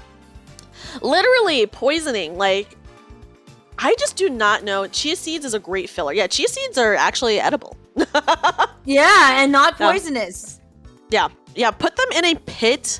Throw them in a very deep pit. In the hot sun. We'll have the pit be in Death Valley. We'll feed him sawdust. Yeah, we'll feed them sawdust. That's right. That's right. We're gonna feed them sawdust. Dang. I do not know where these people think that this type of behavior is okay. Like, I could not tell you. I was like, I can't tell if it's fake or not. I feel like that there are people who think like this though, so I think it could be real. They don't think. Yeah, they're not thinking. These people are not thinking for sure. And it's honestly incredibly embarrassing. Was there any follow-up to it? No follow-up. Oh. I hope to God she left him. I hope the brother... Oh, okay. So I hope the brother told her. I hope the brother told her and that she left his ass for doing that. You know? Yeah, good on the brother, yeah. Good on the brother for, like, at least being, like, telling her. She deserves to know, dude. Yeah, I hope the brother snuck sawdust into his food instead. The ultimate revenge. Wait, and that's so sad. Like, the fact that this guy was like, oh, like, you're not, like, I've lost attraction to you because of, like, physically how you look. Yeah. And I'm gonna try to fix it and then pretend to be, like, the savior. I'm your savior by poisoning you, you know? I know. And, like, can you imagine being with someone for, like, 3 years and if they change a little bit, like, you're just like, okay, bye, I guess. Yeah. I'm not attracted to you anymore. Or, I don't know, just some psycho shit. People are horrible. People are horrible. For real. So that one was a pretty bad one. Dang. That was pretty bad. I was like, dang, the scale's going, whoo. Yeah. Literally, like, just cut portions or, like, there's so many other ways to go about this that's not, like, feeding them sawdust. Yeah. Or, like, I don't know. It just seems fake. That's why I just can't get over it. Like I said, like, every Reddit story has to be taken with a grain of salt. Yeah. Or in this case, sawdust. We're hoping that it is fake, is what I'll say. Yeah. Yeah. Yeah. Okay. Yeah, a grain of sawdust. Yeah, a grain of sawdust. Just a grain. Yep. Okay. Stelli'a, go for it. Okay. This one's a different vibe, I'd say. It's more interesting, if anything. Or okay. Like, whoa. Okay. So, this dude posted on our legal advice. And it says, Post-it notes left in apartment. Okay? Okay. And it says, on the 15th of April, I found a yellow Post-it note in a handwriting that wasn't mine on my desk, reminding me of some errands I had to do. But it told literally nobody about. While odd, I chalked it up to something I did in my sleep, thinking maybe in my half-awake state, I scrawled it so it didn't appear to be my handwriting. This is I threw creepy, it out actually. And thought little of it. On the 19th, I found another Post-it note on the back of my desk chair in the same handwriting as the previous note, telling me to make sure I saved my documents. I was freaked out, but there were no other signs of a break-in, so I set up a webcam in my house aimed at my desk and used a security cam app for it to record after detecting movement. Okay. On the 28th, I woke up to find another Post-it note, this one saying, our landlord isn't letting me talk to you, but it's important we do. Huh? I immediately checked the webcams folder on my computer and found nothing from the night before. But my computer's recycling bin had been emptied, which I am certain I did not do recently, indicating someone had noticed the webcam and deleted the files. They were saved straight to a folder on my desktop called webcam. Today, on the 1st of May, I found another post-it note, this time on the outside of my door with nothing written on it. And there also appeared to be...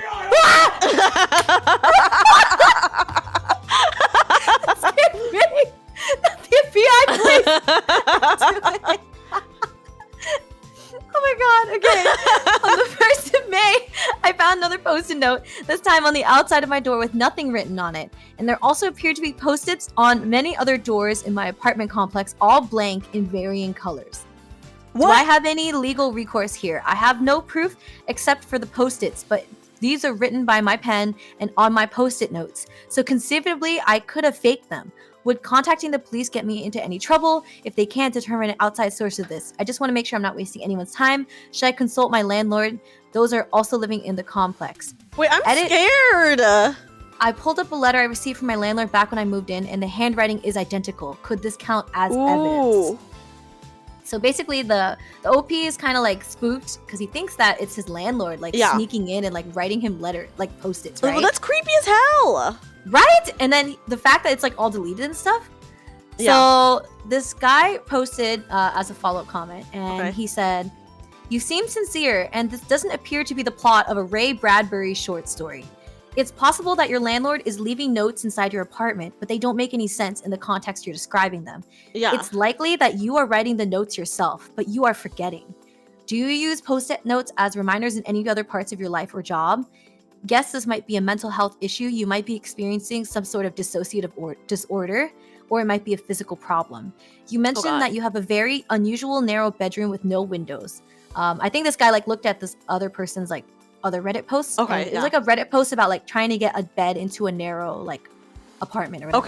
Right? So he said, "Is there a chance that you are not getting enough ventilation when you sleep? Or is there a carbon monoxide leak in the building? A cheap CO detector, which you should have anyways, is a fast way to find out, and you'll also have really bad headaches.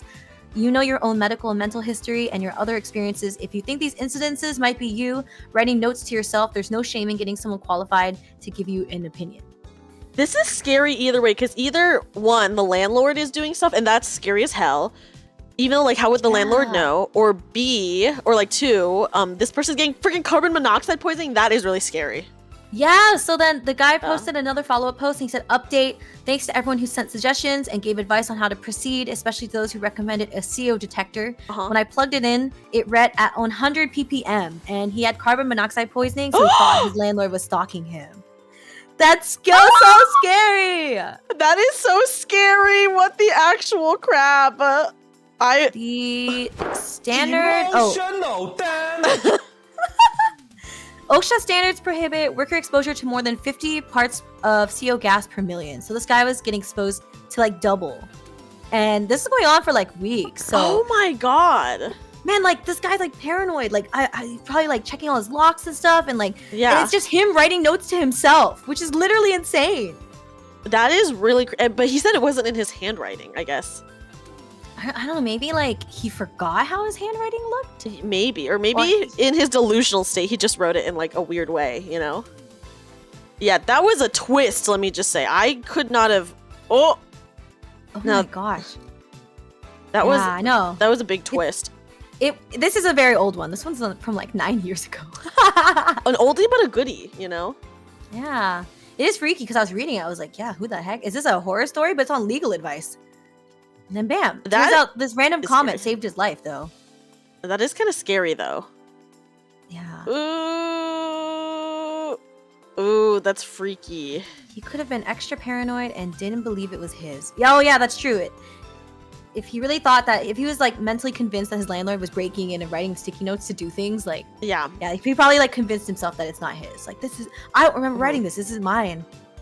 That's scary though. Like when you become like so lost that you just don't know like where you are or what you're doing anymore. That's scary. That is really scary. Imagine getting poisoned like every night when you're at your own house, your own like apartment. Yeah. Oh, but like that kind of reminds me of like another story about like apartment poisoning or whatever. Oh god, yeah. What is it? I think it happened in Florida. I think this was recent too, like literally like a month or two ago maybe. Oh wow, okay. And like this, I think. Oh, actually, wait.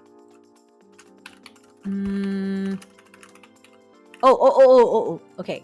So it said a Florida man has been charged with A Florida man has been charged with several counts of battery after injecting a potentially hazardous chemical into his neighbor's upstairs home. Oh. And this guy was using a syringe to inject a chemical into the bottom of a door. Okay. And apparently he was a doctorate student in the chemistry department at the University of South Florida. Oh, so he knew what he was doing, definitely. Yeah. And I think it's because the family there, the family was getting noise complaints because of the baby that they recently had. They recently had a newborn baby and the baby was crying. So he was I doing think this this guy... Yeah, he was putting in noise complaints in because of the my newborn God. baby that was crying. Yeah.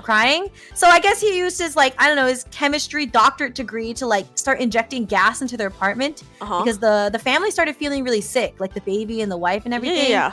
And they said, meanwhile, every time the smell would appear, his daughter's eyes would water. She would cough until she vomited.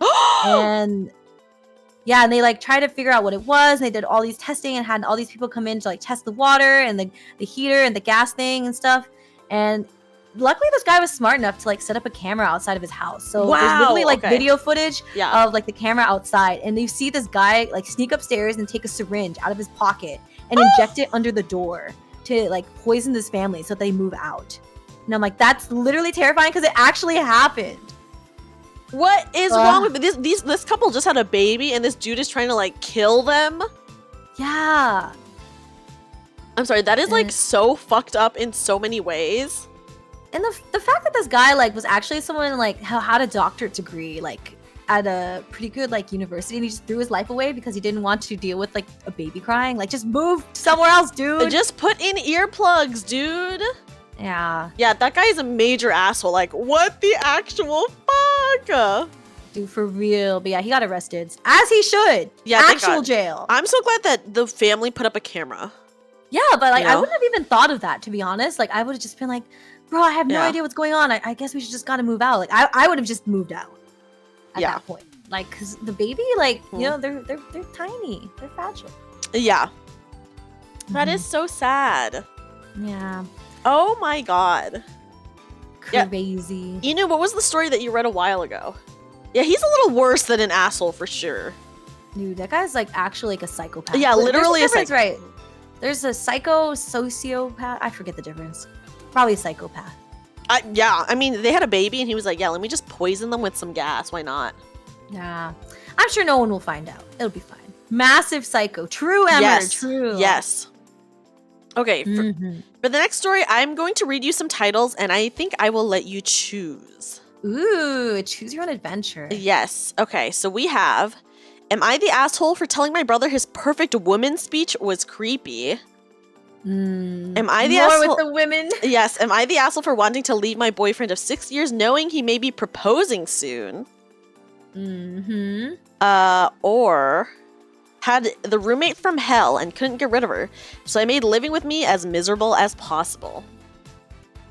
Ooh, let's see. Let's do the roommate one. Okay, this is from r/petty revenge. I've never even heard of the subreddit before. Oh my god. So there's like pro revenge, petty revenge, malicious compliance. Malicious compliance is like usually pretty good. The heck is malicious compliance? Wait, what does that even malicious mean? compliance means that someone is like, hey, do this, and you're like, okay, I'll do this, but like you do it so exact to the T or whatever that it's actually detrimental to whoever is making you do the thing. Oh. Yeah. Interesting. Okay. Had the roommate from hell and couldn't get rid of her, so I made living with me as miserable as possible. This happened in 2008-2009, but I thought this community would appreciate the story. In 2008, I had just left my husband. I caught him cheating multiple times, and I was just over it. A new girl, we will call her Amy, started at my job, and we made a fast friendship. I was in the middle of packing up and moving out of my house. I needed a roommate for a new apartment I was looking at because my wages weren't going to pay the bills. So we moved in together and lived peacefully together for a while. I was moving on with my life. I had gotten a better paying job, was spending time with my friends, and I felt okay with life at the time. At the time, I was 25, single, and not looking for anything serious. So I had a friends with benefit who would stop over a few times a week. Amy was cool with it on the surface. It did not affect her in any way. My friend didn't hang out at our place. He didn't eat at our place. He didn't use our household supplies. My relationship with him affected her exactly 0%. But I guess she was a little green about the fact that I was getting some attention and she was not. She would flirt with him and go visit him where he worked. What? Etc. The housemate? Yes. Oh my God, But he okay. absolutely was not interested in her. This is where things start to go downhill. Okay, wait, before I continue, Inu did write a story. Woman's neighbor connected to their house would pound on the wall where her baby's room was whenever the baby was crying. One day, the neighbor pounded a hole through the wall and was yelling at the baby. The woman called the cops, and when they showed up, they found out the neighbor had been staying with the mummified remains of her mother!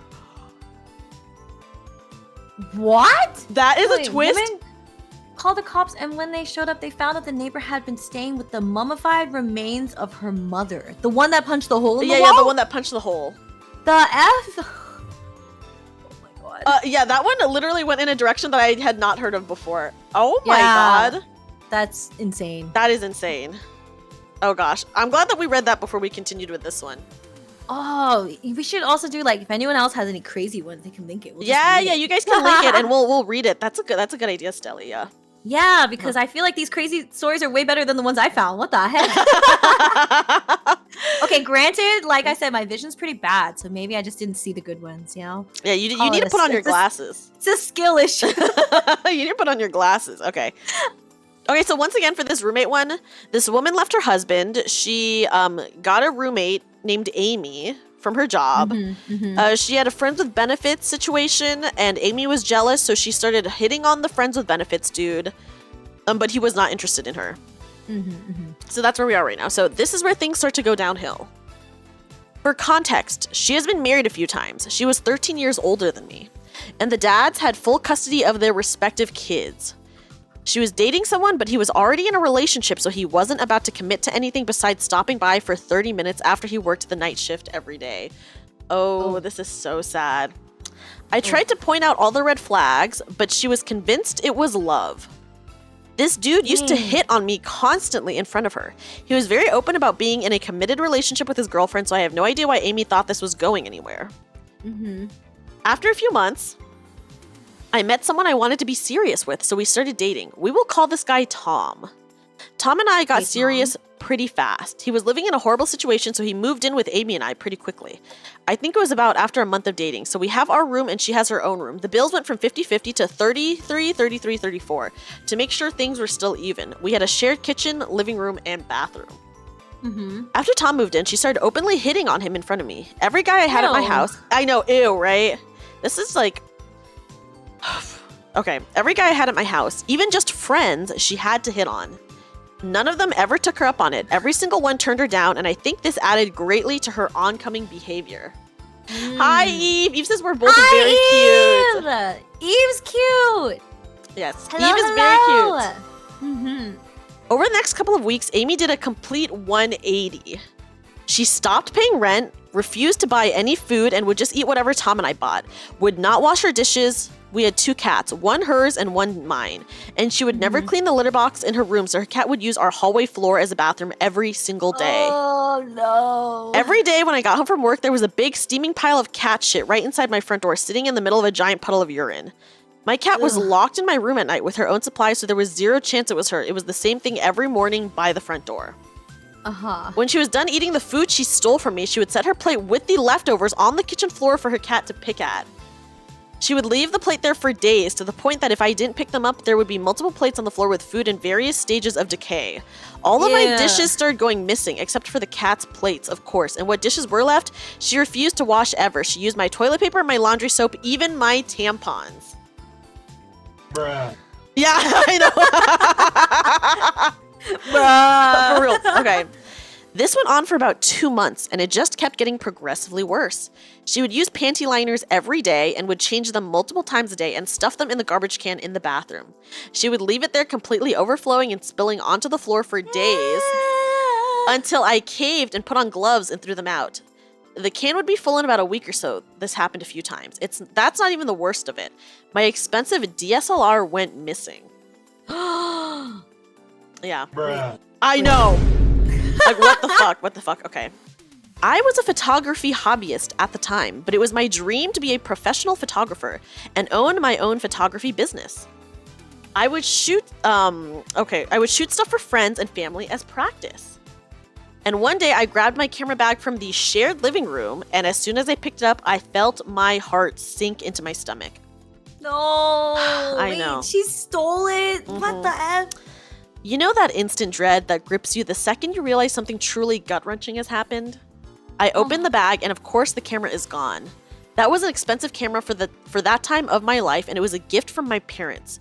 So I was truly devastated. I couldn't prove a thing, and I wasn't even sure how long it had been missing. It could have been her boyfriend that took it, but either way, it was gone. So now this is it. This is the last straw. I need this bitch out. I went from nice girl to fucking psycho in about 30 seconds. I'm not the violent type and I hate confrontation. I'm not waiting for a fucking eviction to go through, and I really didn't have the money for that anyway. So here's where I start my petty revenge. Oh. Amy wants to live here with me rent-free, stealing my shit, hitting on my boyfriend, and neglecting her cat, so be it. But it's going to be on my fucking terms. One vital piece of information. In my divorce, the dickhead moved back in with mommy, and I took everything from the house to my new apartment. So I owned everything, and the lease was in my name. I started by changing the Wi-Fi password and the computer password. The following week, I had my cable company come and remove the cable lines to her room. Yeah. My God. I bought a small fridge for my room and a cabinet and put all my food and personal supplies in my bedroom and put a secure lock on my door.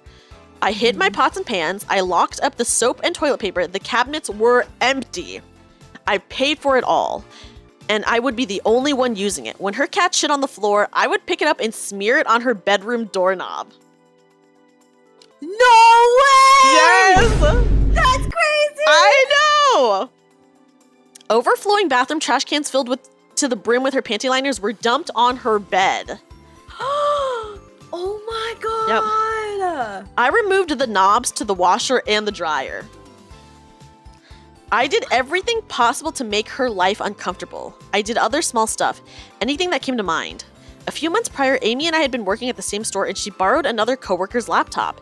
She ended up getting fired, but she never gave the laptop back, and the coworker was really trying to get it back from her. Amy ghosted her, of course, so while she was out one day, I went in, took the laptop, and gave it back to its rightful owner. Amy, Wait. Yeah. So after all this, like, I'm surprised this Amy person didn't, like, put a better lock on their door. Like, that's insane to me. Or maybe, like, they just didn't feel like it. I don't know. Yeah, maybe she couldn't buy a lock. I don't know, you know? Amy seems crazy, so who knows what she's thinking. Yeah. Okay, Amy called the cops on me and said I stole her computer, but I explained what happened. She admitted to the cops that the computer wasn't hers, and the cops said it wasn't their problem anymore. Yeah, this person does not seem competent enough to, like, even think about getting a lock. I agree.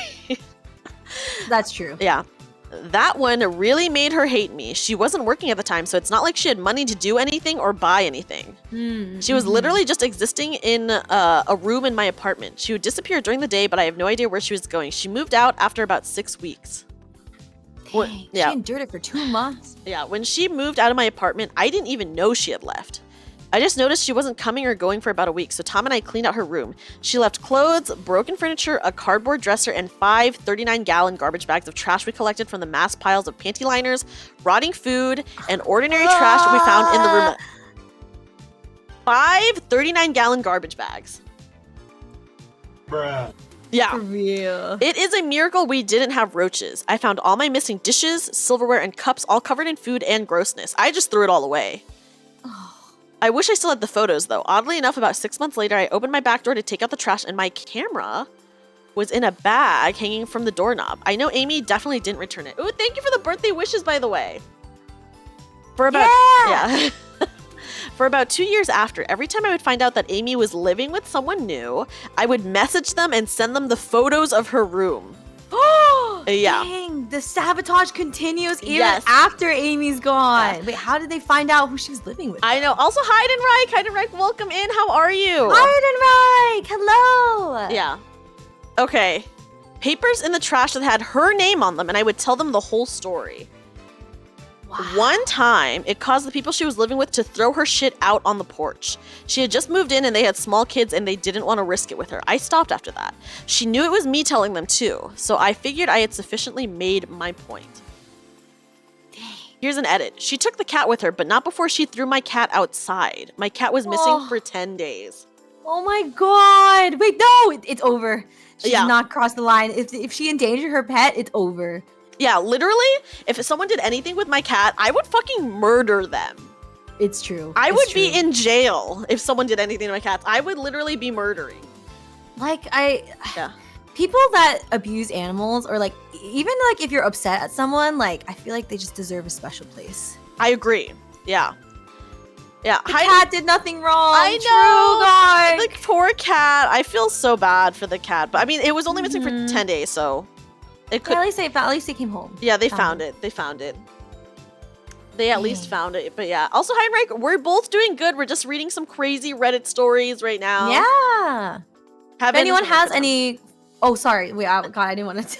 Oh yeah, Stelli'a, go for it. If anyone has any fun stories that they would like us to read on stream, feel free to link it. Well, I don't know if your chat allows links. But... You can send it to Supaishi, and Supaishi will link it. Oh, there you go. Yeah. And then we can read them out loud.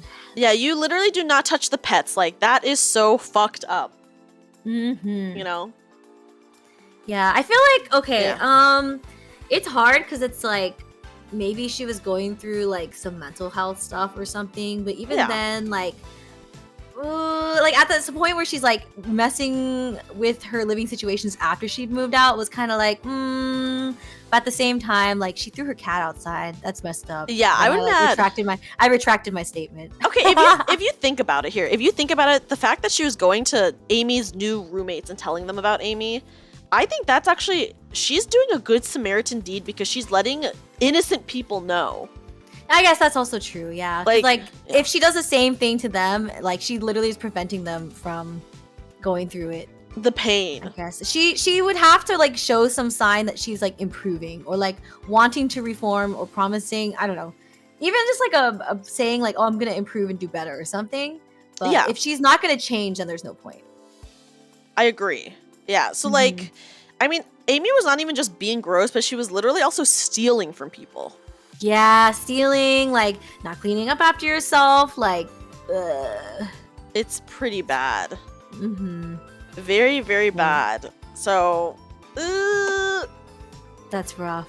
Creepy, weird. At least OP got the person to move out though. That's good. That's so true. That is so true. Dude, they literally had to like 180 it. I did they even get their camera back? I don't think they got their camera back. No, either, they did. huh? They did. Someone left it on her doorknob. Oh, that's the camera. Okay. Yeah. So she said that she opened her like back door to take out the trash one day, and then someone had that's the camera. That's the camera. Put the camera in a bag and left it on the doorknob. I think it was. I do not think it was Amy that returned it, guys. Obviously. Oh no, definitely not. Yeah, it was obviously some like, I don't know, someone who like was in Amy's life who felt bad and returned it. Yeah, maybe it was her boyfriend. Who knows? That was like the only other character we knew. Yeah, it was Amy's boyfriend who was cheating on his girlfriend. Yeah. Yeah. Rip Amy. I know. We can only hope that oh my god, I almost said we can only hope that she's in a better place now, but I meant to say we can only hope that she's become a better person now. Hey, if she's abusing cats, then maybe the statement should be retracted. She was also, let me just say, she was not even only abusing like someone else's cat, right? She was also abusing her own cat. She was neglecting her own cat. It. Yeah, I do hope karma really gets her because, like, first of all, it is like so innate in cats to like use litter boxes. Like that's like a thing for them. That's like a biological thing for them. So I heard that it can fuck them up if you take that away from them. So like people who try to potty train their cats to shit in the toilet, like that can actually mentally fuck them up. Like some cats will just do it because they want to and they like it, and that's fine. But like if you try to force your pet to do something like that, like apparently that can really fuck them up. So the fact that she was just making like this poor cat just like, you know. Do you want to hear a story of mine? Yes. It's actually something that happened to me, and maybe it belongs on a Reddit story. Who knows? I'm gonna like think about my words very carefully so I don't dox myself somehow.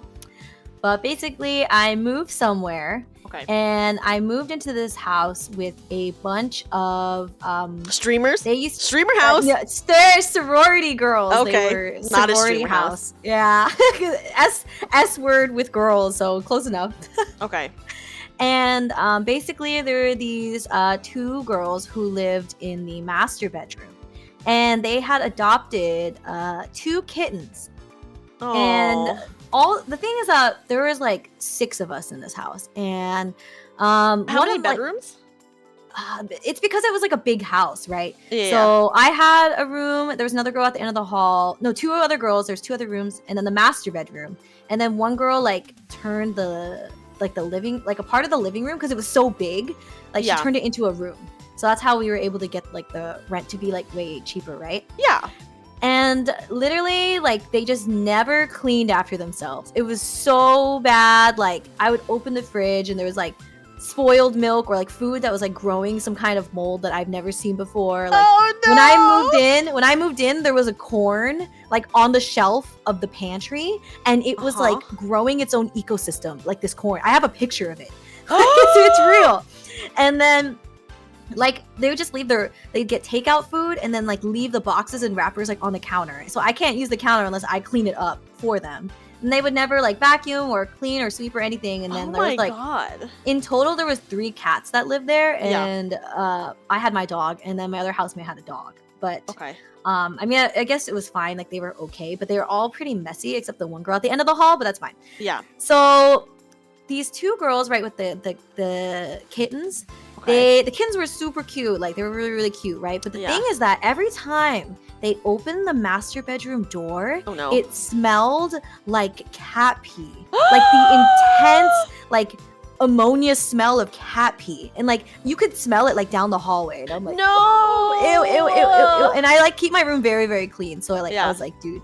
And then sometimes like when I'm not home, I don't know, like maybe I accidentally I think I leave the door open because my dog would like walk around and stuff. Yeah. But the other girls, like cat would come in and like pee on my bed. On your bed? Yes! I'm like, ew! It was bad. Okay, but that wasn't it, right? So then these 2 girls with these 2 kittens, right? Okay. I feel so bad for the cats. I know. They like don't clean, right? Because they were sisters, and they're like, oh, it's my sister's turn to clean, so I'm not gonna clean, you know, like they do that thing where it's like, oh, it's not my turn. And then they went on a trip, and they're like, oh, can you like watch our cats for us? I was like, okay, that's fine, like it was sure. And they're like, all you have to do is like clean the litter box and give them food and water. I was like, okay. And they were only gonna be gone for a weekend, so I was like, okay. And so they left, and mind you, I never go into the master room. So I was like, I wonder what it's like in there. And I open it. It's like a cesspool of trash, like so much trash, clothes on the floor that are like dirty and crumpled, and like there was like food takeout everywhere and like dirty dishes and stuff. It was bad.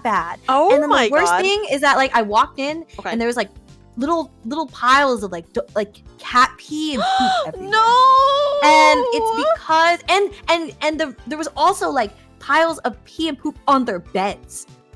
On their beds?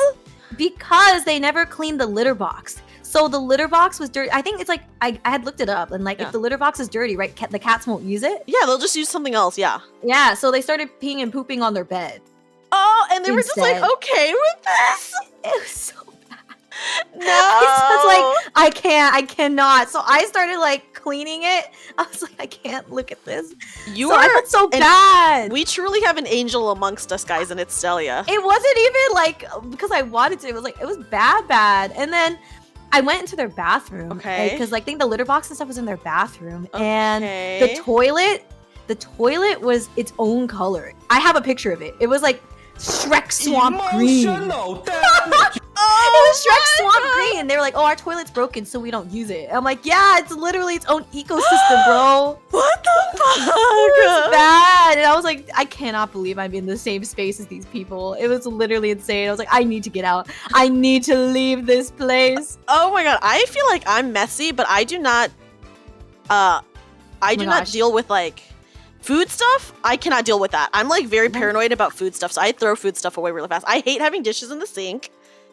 I hate having dishes sit in the sink. I get like really like fucked up about that, so I hate having food stuff out. I'm just messy in that I have a lot of clothes that are in piles around my place. That's different. Like at least like it doesn't freaking like smell or like bother other people. Yeah. I guess it's just clothes at the very least. I just have a lot of stuff. I just own a lot of things, you know. Yeah, I'm trying to find the picture. Like I literally have the picture of their toilet because I was like, this is literally insane. Or maybe I'll send it to you later. Okay, okay. Oh my god, that's if I look at my phone, I know, and I'm like, this literally belongs in a Reddit story post. Yeah. Bad. They would like fight too. Like, how long did you have to deal with that for? I only lived there for a year, and it was painful, very painful. A year is more than it was very long. Dude, like one time they were fighting, and like I was like, dang, do I need to call the cops? Like they were like really going at it, and then the other sister threw a hydro flask at her. I was like, dude, those things are heavy. And then the other housemate was like, oh, don't worry, they do this all the time. I was like, what the why did I move in here? I would be deceased. Yeah, that was crazy. Yeah, move into a streamer house is what people are saying. Would a streamer house be better? I don't think so. Personally, I don't think a streamer house would be better. It could be worse, right? Would you ever move into a streamer house? Do you remember 10 years ago? No, maybe more than 10 years ago. Streamer houses were like a big thing. Oh, yeah. Well, yeah. I mean, because like offline TV does like their streamer house thing, right? Yeah, they do. Have a good night, Emmer. Good luck with work. Bye, Emmer. Yeah, I think I would if I knew the people, but I mean, that's kind of like the risk you take when you move in with people is like they could be really good friends, but that doesn't mean they're good to live with, you know? That's true. That's true. And then your friendship might be over. Yeah, but at the very least, the internet would probably be fast. Yeah, I had a roommate where I stopped. Oh! Hide and Reich! Let's go! Hide and Reich! Oh my god, wait, yeah! Oh shit! Hide and Reich, what the actual heck? Thank you so much for the tip! Does that go toward your donathon? It does go towards my donathon. And yeah! Guys, we actually just hit our 3rd stretch goal, which is to reveal my 3rd outfit. Woo! Oh my god, Hide and Reich, thank you so freaking much. Let me go ahead and give you a kazoo.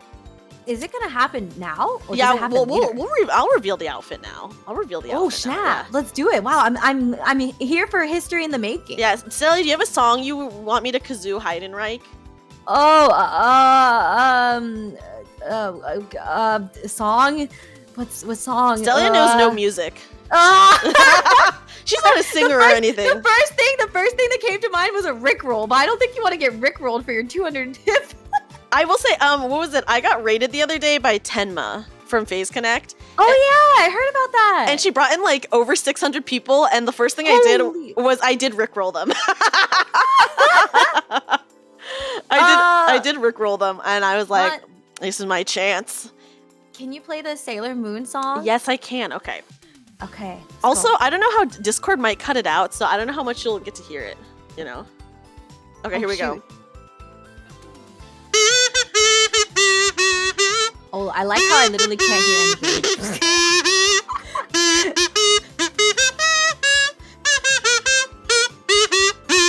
Did you get to hear any of it? I heard boop, boop, boop, boop, boop, boop. Hi, and right, thank you so much, guys. Okay. Yeah! Thanks for supporting Dreamy! Thank you so much. Here, first of all, let me bring up my, oops, wrong thing. I'm going to share, image 9, I think, is what I have to share. Okay, so I'm going to bring up my Donathon goals really fast. Oh, it's huge. It's covering both of us. Whoa! Yeah, so we have, I believe we do have 3rd outfit unlocked. We only have 1 stretch goal left. Oh my god. Oh my god, we want the Daki! give us the, what's the word I'm looking for? the art. I don't know. I will literally never make that a goal, Sniper Bear. I need my cursed channel with my cursed pins, okay? What the heck? Dreamy purging her 18+ channel of her cursed pics. All right, I'm going to your server right now. You'll be very scared of. You have to look at the pins specifically. Am I gonna be okay after I look at this? Will I be mentally okay? You might take some psychic damage. Oh, don't, Stelli'a. No. Why? I want to look at it. This is like a moment, right? Dreamy got like another stretch goal. I feel like this is rightful. I gotta look. Where can you see the sexy art? Brooke, we haven't gotten the sexy art done yet. I'm going to commission spicy art. We're going to commission it. It hasn't been done yet. Plus. Yeah.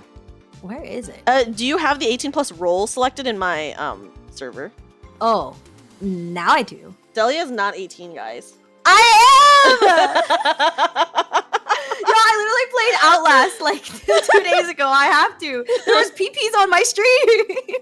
I know Outlast is only like gore and penises. Yeah.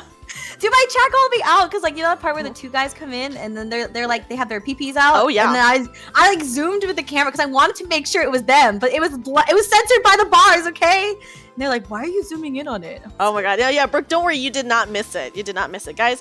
While Stelli'a is looking at the very potentially cursed pins, I'm going to add. What is this? Which one are you looking at? I don't know. It's so cursed. Ew, what is this minion one? Ew. It's so cursed. The ads am I looking at? I know the Minions one is pretty bad. Oh my god.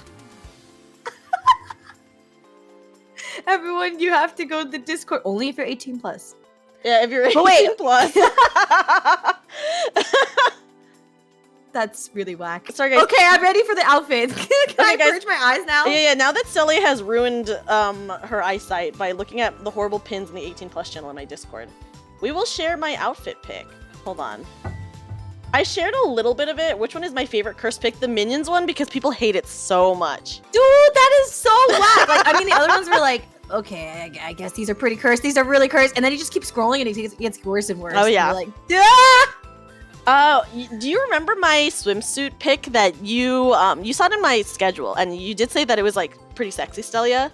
Do you remember that one? Yeah. Well, it's just because you were like, oh, I'm like pure say so. Like I have no spicy art. I have no I'm like, spicy well, art, I mean, a swimsuit pic is like mild sauce, like mild sauce. Wait, Heinrich says I'm both glad and sad that I was here to experience Stelli'a seeing those. Yeah, so I had like a cute swimsuit pic, like swimsuit art done, and I posted it in the 18+ channel just cause.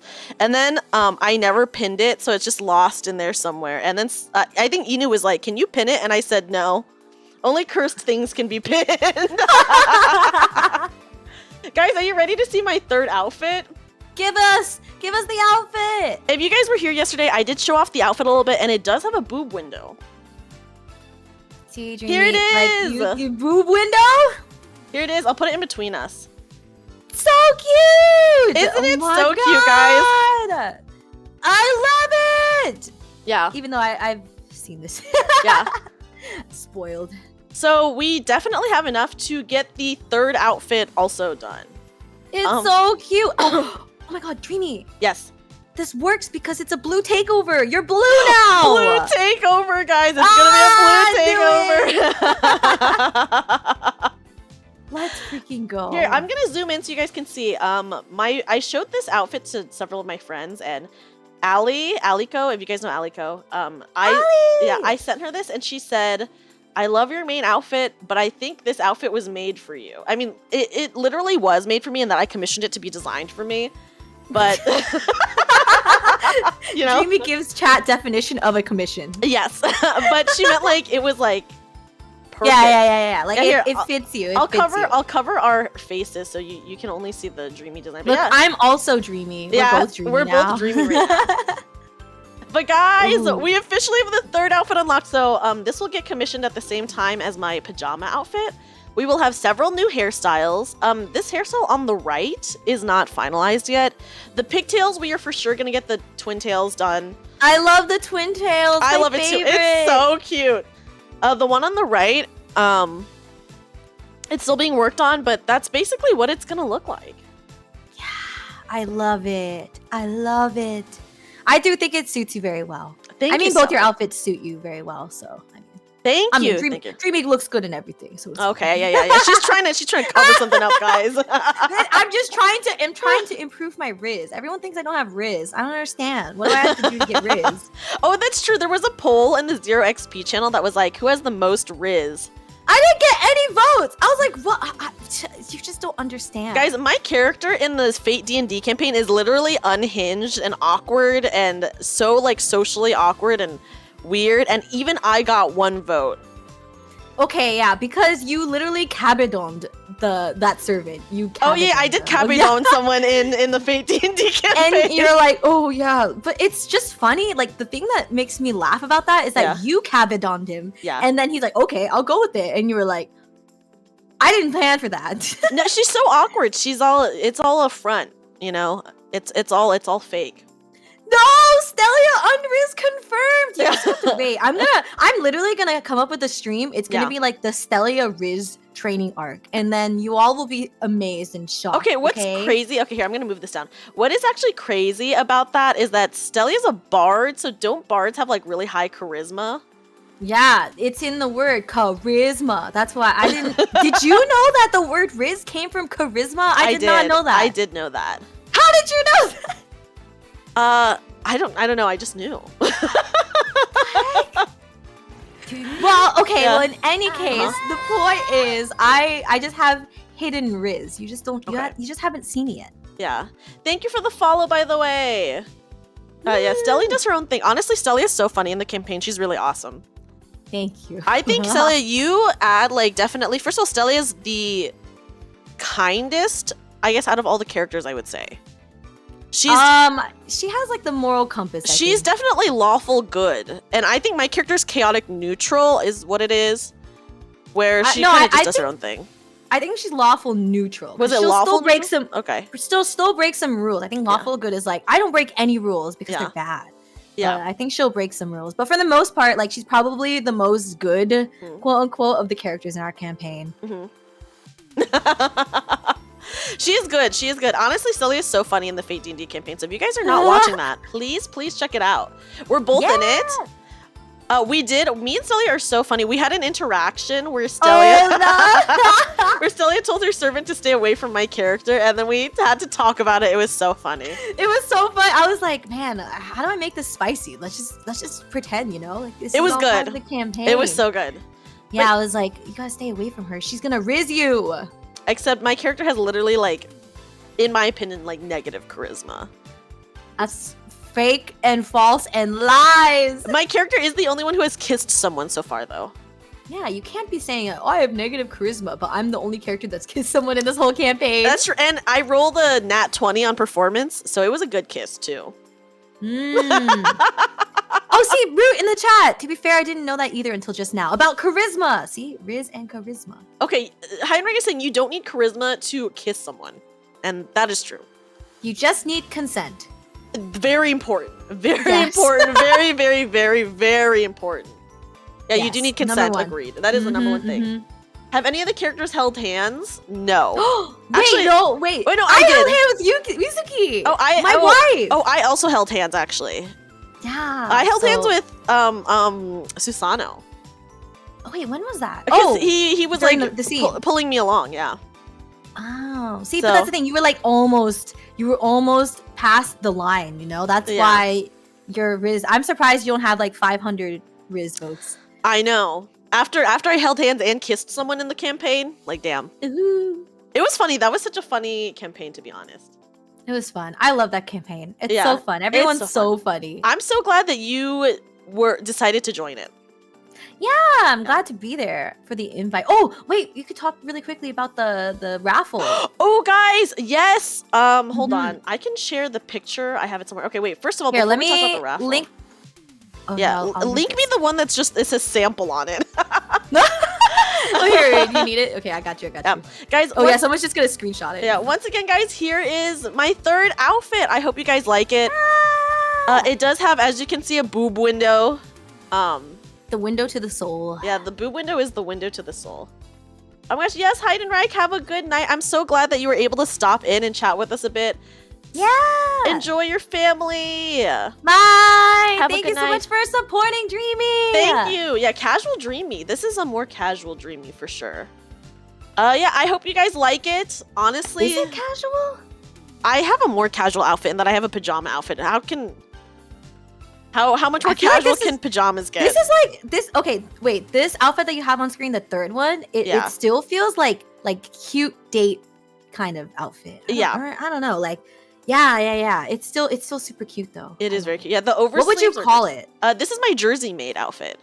Jersey made. I've Yeah. never even heard of that as like a outfit description. I love a good Jersey made. Maybe sporty made. There's like a Miku figure that has a sporty made look.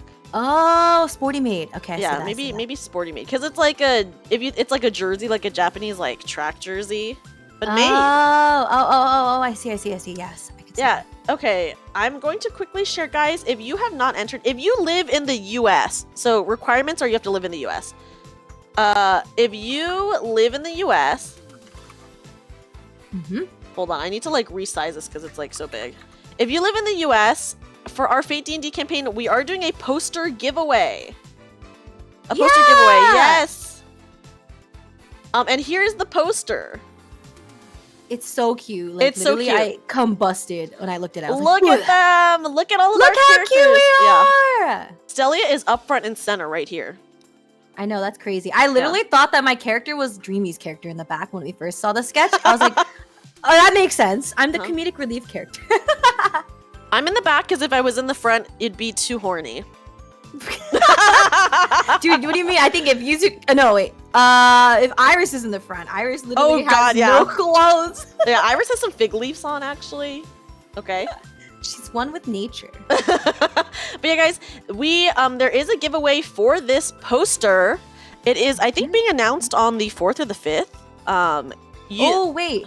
Yeah. I just realized, because you have to be present during the D&D stream to win. Do you have to be present? But we're moving it. So it might actually be... Yeah. You might have it more might time. be next week. It might be next week. Yeah, so we are actually not having our D&D campaign this week because of scheduling conflict. So I think we're going to have to push it to next week, the 12th of October. So I think we will announce it then. We'll be announcing it then. Yeah, So if you enter, you'll get a free poster. yeah, you still have time. You still have time to join. I'm trying to like take my glasses off. Oh, I can take Sorry. my glasses off. Oh, There we I go. just did that. Yeah, we did the Literally same thing. We did the exact same thing. So funny. I'm like, what did Dreamy? Oh. Dude, I look so weird without glasses now. I feel like I I know. can't see anything.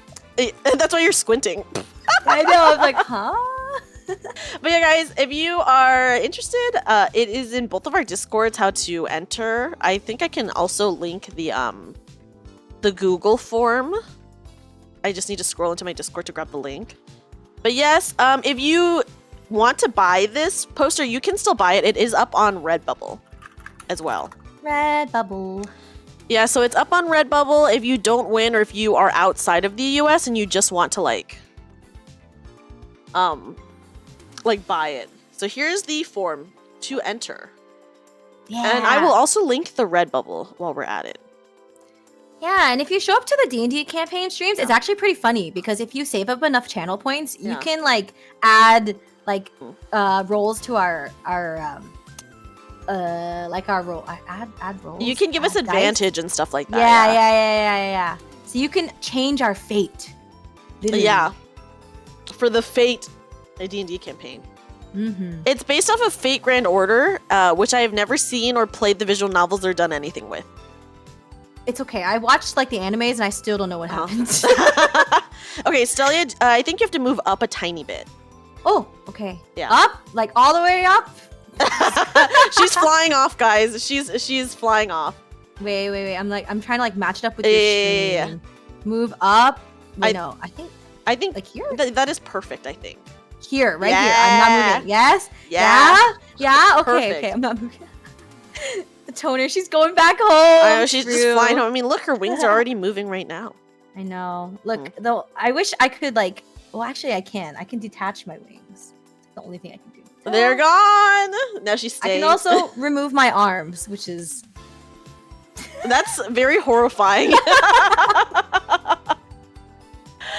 Oh my god. Kind of scary. Kind of scary. I only did it so you can use like live 2D assets that like, because my sleeves are poofy. Yeah. So sometimes they show under the asset. So. Oh, mine too, but I just am like, whatever. Dang. Dang it. Yeah. Wow, that was great. Stelli'a, are you ready for your next story? Oh, I feel like I shared a story. I told this whole story about my housemates. That's true. feel like that you was gotta basically a Reddit story. That was my Reddit story. Okay, I'll allow that. I'll allow that. Yes. Hold on. I'll share the Nestor story now. What story? If I can find... Okay, here we go. The Nestor story. We reference this in my chat literally all the time because it's just horrific. The Nestor story. Yeah. All right, I'm ready. Okay. My 24 female, so the poster is 24, boyfriend, 25 male, sleeps in a quote-unquote nest of clothes and towels and refuses to buy a bed. What the heck? Yeah. I've been dating my boyfriend for 3 years and I only just finally visited his apartment this week. I was amazed to see in his bedroom there is no bed. Instead, there's a huge pile of clothes and towels in the middle of the room. My boyfriend said it is his quote-unquote nest, and he sleeps in it. I could not believe this. He showed me how he does it, and he kind of curls up into a ball in the middle and piles some of the clothes and towels on top of him. That's how he sleeps. He told me he never had a guest in his nest before, but I was welcome to try, or I could sleep on the sofa. Bruh. I know. Yeah, the classic Nestor story, guys. It turns out the reason he had not invited me to his apartment is because he was embarrassed about his nest. As he should be, honestly. As he should be. He should be very embarrassed. Oh I thought it was very odd to have a nest, but I tried to sleep in it with him. I found it very uncomfortable and weird, and I also noticed it smelled. I went to sleep on the sofa. Yeah, if you're embarrassed, literally go buy a bed, yeah. In the morning, my boyfriend confronted me and said, "Why do you hate my nest?" I said I thought it was weird, uncomfortable, and smelly. I asked, does he wash those clothes? He said he doesn't because he doesn't wear them. They're just nesting materials. I said he should still wash them. I mean, obviously you still wash your sheets, you know. Yeah. He said if we were going to take the next step and move in together, I would need to accept his nest. I said if we move in together, we're getting a bed. He said he would rather never go to sleep if he couldn't use a nest. I said, fine, maybe we'll get a 2-bedroom. He took offense to this. I told him his nest was stupid as a mud crab. Stupid as a mud crab. Yeah, which I admit was childish. This is real. No way this is real. We are currently not speaking. I want to resolve this, though. I have a deep hatred of his nest, but he has a deep love for it. Is a 2-bedroom a viable solution? What can I do? TLDR, my boyfriend sleeps in a nest. There's no way this is real. We can only hope. Okay. Well, I think the only solution is the two bedroom, right? That's like the best solution. He gets to keep his nest and she doesn't have to sleep in a nest. I'm sorry, in my opinion, it is kind of a like a deal. That would be a deal breaker for me. Oh, for sure. There's the fact that she still wants to move in with him after discovering this guy sleeps in a nest is kind of mind-boggling. But it's definitely, see, Theo, 100% not real. There's no way. We can only hope, you know? Once again, this is a situation where you can only hope that it's not real, but it's hard to say. I guess that's true. Because the internet, the world is so vast. People are so weird. Yeah, so that's whenever we talk about nesting in my chat, that's what we're referencing. Oh. This Nestor story. The Nestor story. Yeah, and it's an ultimate insult to be called a nester. In my chat, at least. Oh. Yeah. All right, I understand. Yeah, so don't be a nester, guys. Yeah, don't be a nester. Okay, Theo said he sleeps over, right? He has to sleep in a bed. That's true. But maybe, like, in his own home, you know? Yeah, sounds like maybe a real nester. He, like, tolerates it. He's like, it's like, I'll sleep in this, but it's not the same as my nest. Yeah. The fact that he calls it nesting material is so funny. I mean, that's what it is. He's like a bird. The only thing I know about nesting is from Omegaverse. What? What do you know about nesting from Omegaverse? You know Omegaverse, right? What's Omegaverse? Oh, guys, I don't know if I should tell her. What's Omega? Should I look it up? Yeah, look it up. Stelli'a, I'll let you look it up and you'll read out loud the definition of what Omegaverse is. Oh, the unofficial guide to the Omegaverse. Hello, dear readers. I am Theta, the writer of this book. The Omegaverse is an alternate universe following the hierarchy of wolves. Oh! This is like if you're Alpha, Beta, or Omega. This system is what also gives it the name Omegaverse as the short term ABO.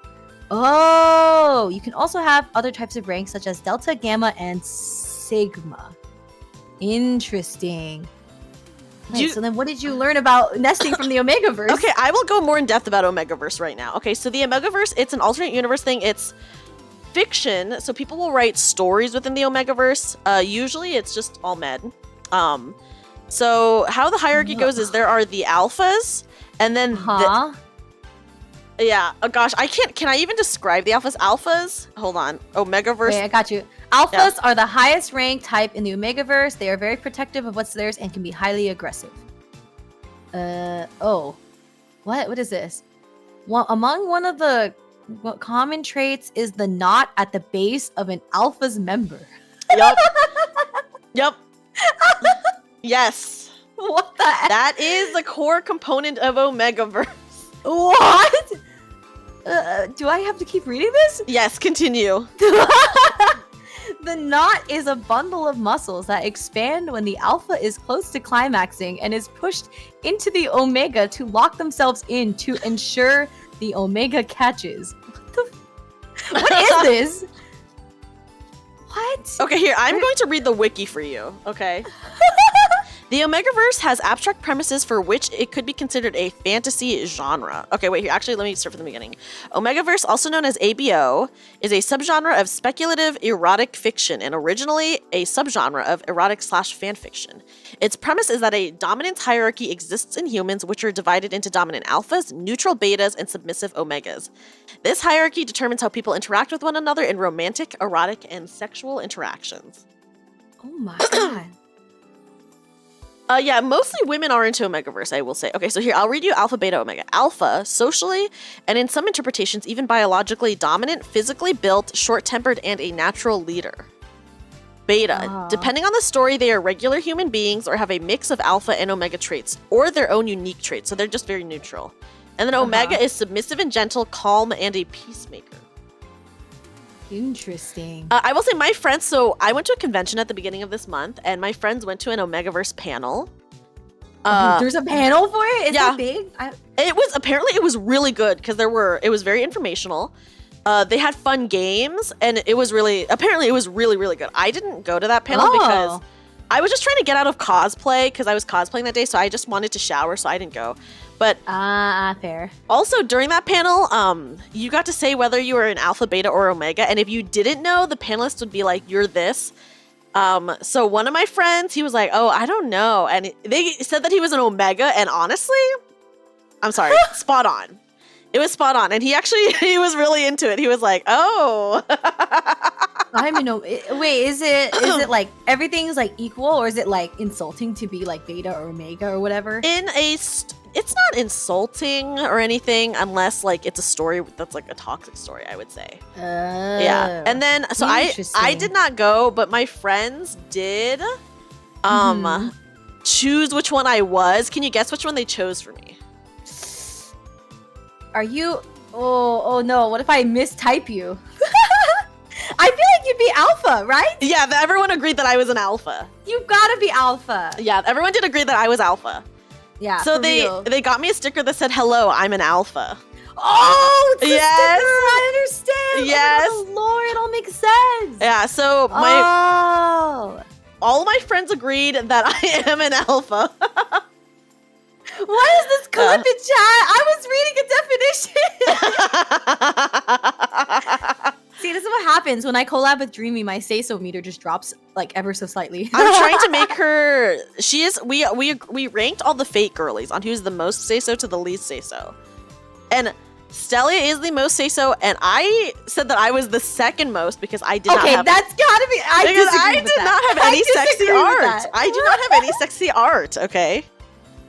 Crazy. Yeah, but soon I will be on the opposite end of that spectrum.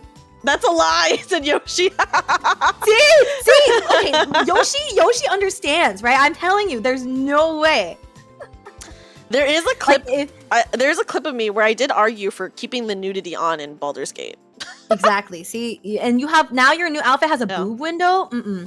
That's true. Now you can't. You can't. It's over. It's true. It's over, guys. My say-so days are gone. Yeah. It's gone now. Sailed away. Yeah, several very sus clips for sure. I didn't know it was such a big thing. Like I've heard of like this whole like, oh, are you an alpha, omega, or beta? And I thought it was something about wolves or something. Okay, I would say Stelli'a is either a beta or an omega. I want to be whichever one's less bad. I don't think either bad, but if you're an omega, that just means you're, what was it, submissive and breedable. Okay, Yoshi says they think you're a beta. Betas are just very neutral, so like nothing, you know, I could see that. All right. Beta. I love beta fish. It's like the closest I've got. Oh wait, Theo said you took the quiz. Yeah, I didn't understand it was part of this whole Omegaverse thing. Okay, her mods are alpha. Okay, wait, so were you beta from the quiz? You were omega. I got omega. Oh, Stelli's an omega, guys. Oh my god. Okay. So the way the quiz phrased it, it was like betas are like, you said like neutral, like they're just not interested in I don't know, romance things, I guess. No, it's not that they're not interested. It's that they're not like alpha or omega, really. So they're just neutral. Interesting. Yeah. Very interesting. Yeah. I didn't know that was all part of this Omegaverse thing. I just thought it was a random quiz that Nalu told us to take. Where is the hi, I'm an omega sticker for Stelli'a? What? To be submissive and breedable. Okay, so one of my friends who did go with me to the con, he said that he was an alpha. And at first I disagreed because I was like, he is not an alpha. He's like way too nice and like... etc, etc. But then later on we were like, no, actually he is an alpha because he likes taking care of people. He's like very like gentlemanly, loves taking care of people. So we were saying that he's actually an alpha in an Omegaverse story where like the alpha is a good guy, and I'm an alpha in an Omegaverse story where the alpha is very toxic and mean and evil. Oh my god. I think back to our chat from about 2 hours ago. Yeah. Where you were like, yeah, I yell at the people in my static when I know they're doing bad, but I mean it out of love and wanting to clear the raid. It all makes sense now in the sense of Omegaverse. Oh yeah, now in the context of Omegaverse, it all makes sense now. How did we get here? How did this tangent start? I don't even know. I'm not gonna fight it though, you know? We just go with the flow. Yeah, we're just going with the flow, you know? We're just having a fun time. Oh, I was reading the story about nesters. Oh, it's because... In Omegaverse, the Omega, when they're, like, fertile or whatever, they will, like, create, like, a little nest on the bed where they will... to prep getting impregnated. Wait, I like how you have to carefully choose your words. It was like, just say it, just do it. I didn't know how to phrase it. Prepare for sexy time. Yes. Amazing. Yeah. Yeah, it's the conversation's gotten a little bit cursed, it's true. See, this is what happens. Like I said, when I collab with Dreamy, it drops I learn a little bit more every day. It's true, she literally looked at my 18 plus pins. Yeah, dude, I never want to see that again. I can purge my eyes, Jesus. Someone else in my Discord, who used to stream, she looked at the pins. I think she was looking for one of the fanfics that I pinned in there, on stream, and she opened it and then screamed and closed it right away. From what I heard. Yeah. I didn't stay long enough. I just looked at the pin and I was like, I'm out of here. Yeah. Spice says, I didn't expect Omegaverse talk from the Reddit story Zatsu. Right? My God. It's just a part of it, you know. Okay, Stelli'a, do you have a story to read? I'm saving the coconut story for last, by the way. Sure, I have a story to read. Yeah. Let's see. Okay, this one's more like actually a discussion story. Oh, Maybe not as like It's more like it was okay. Yeah. Am I the a-hole for not wanting my husband to go to his ex's funeral? Oh, I read the title of that because we sent each other the titles of our stories, by the way, just to make sure that we were not choosing the same stories. And I saw that and I was like, what the fuck is this one? I was like, what the? Okay, so here's how it goes. Okay. I'll admit I'm biased right off the bat. I couldn't stand her. I call her his ex to myself and others. He called her his friend. We're all in our early 40s and she died recently. Aneurysm. I've been with him. Sad. I know, right? I've been with him 10 years now, but he'd known her for 20 plus. The way he tells it, they were friends in college, decided to date, got married, and then realized they weren't a great couple and decided to just be friends. All that happened years before I met him. That's actually very adult, I think. Yeah. That's very responsible. Like, you marry someone and then you're like, nope, it's not working out. And then after you divorce, if you can still like be friends and stuff like that, it's very responsible. Yeah. And so, let's see, the way they tell us, he was clear very early on in our relationship that she was important. A couple months into dating, it came up that his friend was actually his ex-wife. He explained the above to me, saying she was one of his closest friends and that it was purely platonic. I expressed some discomfort at him being so close to an ex, and he told me that's fine. If you have serious issue with it, let me know now and save us some time. I'll choose her. I like you and all, but I've known her for over 12 years and she's one of the most important people in my life. You'll have to be okay with that if you want us to be a thing. Valid. When we were engaged, I asked again. He gave me this perplexed look and asked, why would us getting married affect my friendships? I sucked it up and went along. I resented every moment of knowing her, especially when we had to be social. What? She understood some part of him I couldn't. I'm saying this woman doesn't even know this other woman. Like, I feel like they knew, like, but they never like hung out. Like, they didn't know each other like that. She was just like the acquaintance person, right? So yeah, she said, I sucked it up and went along. I resented every moment of knowing her, especially when we had to be social. She understood some part of him that I couldn't. Her husband was friends with mine as well, so it's not like I could use him as an angle. Hold on. So she not only is, so the ex-wife is obviously just an ex, but she also married someone else. So like, it's not like there's any danger or anything. You know? Yeah. And I think it's like, because they both were clear, like, oh, like, this is an important person to me, but like, which is why that guy, the husband literally was like, oh, if it's not okay with you, like, you need to let me know now. Yeah. And yeah, she did it. So. Oh my God. Okay.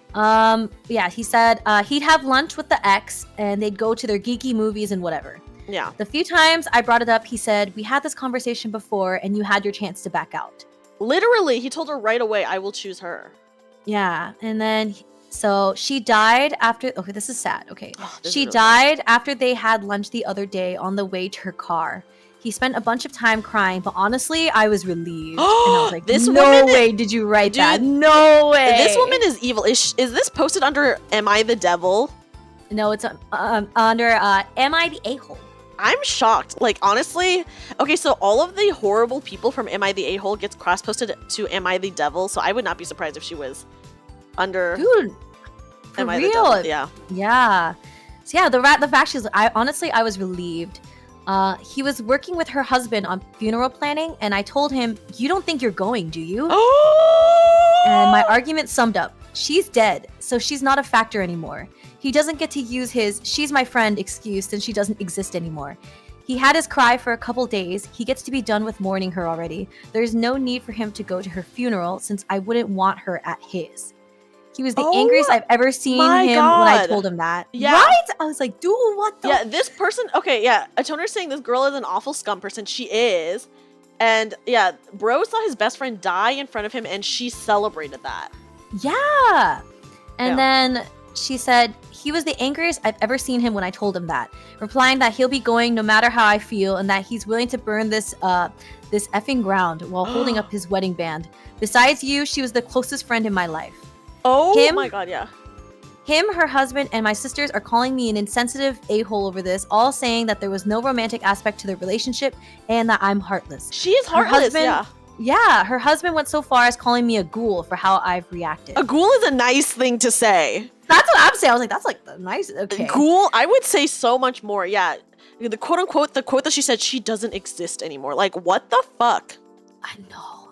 I never felt the relationship was appropriate, and I hid that for years because I wanted to be with my husband. Now that she's gone, I don't feel like I should have to hide anymore and can speak freely. Am I the a-hole for just wanting him to be done with her and for him to not attend the funeral? Yes, like, she is the a-hole. She's more than an a-hole. Yeah, this is written from her point of view, and I was like, dude, I cannot believe you posted this on the internet thinking that people would side with you. What is wrong with you? I know. Oh my god, are there any crazy comments? The top one is from Lady Cass and says, yes, YTA. When he divorces you, he probably won't have to explain his friendship with you to the next woman because seriously, who'd want to stay friends with a woman who had treated you like this? Literally. Yeah. Yeah. YTA, congrats on your impending divorce. I hope he divorces her, honestly.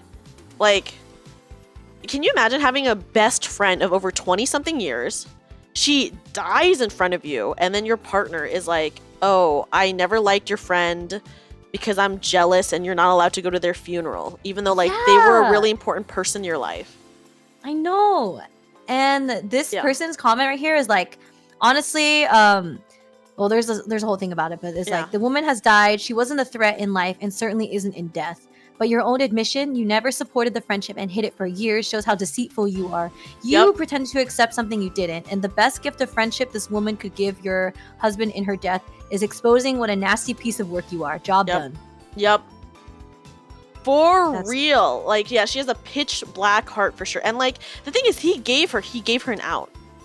Yeah, he literally was like, okay, at the very beginning, and she didn't come clean.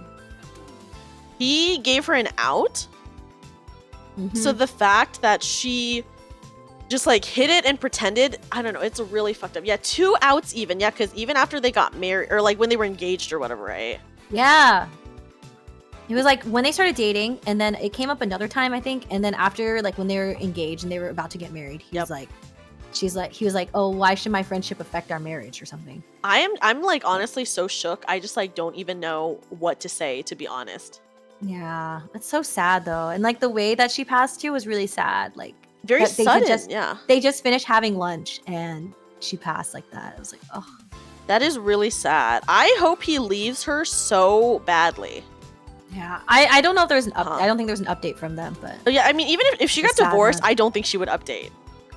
You know, for real, yeah. It's because it's from the girl's point of view. If it was the husband, maybe he would write an update. Like he would be like, "Oh, I left her because yada yada yada," right? Yeah.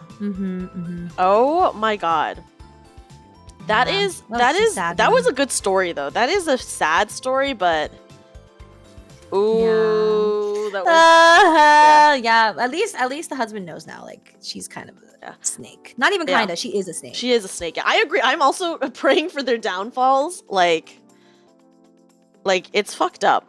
It is. It is not good. It is not good. Okay.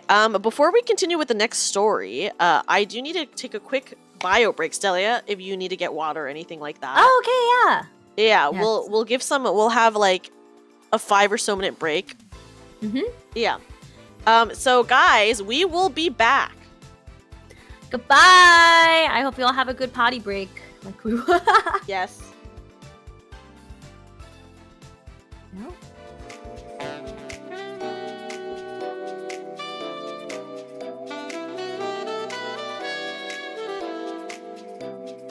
Oh yeah, they can't hear us right now.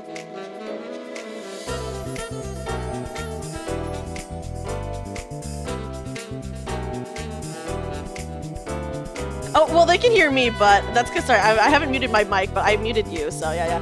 Guys, we'll be back. I didn't mute my mic because I just wanted to tell her that no one can hear her, so yeah. Yeah, go fix your nest. Okay, we'll actually BRB. We'll BRB.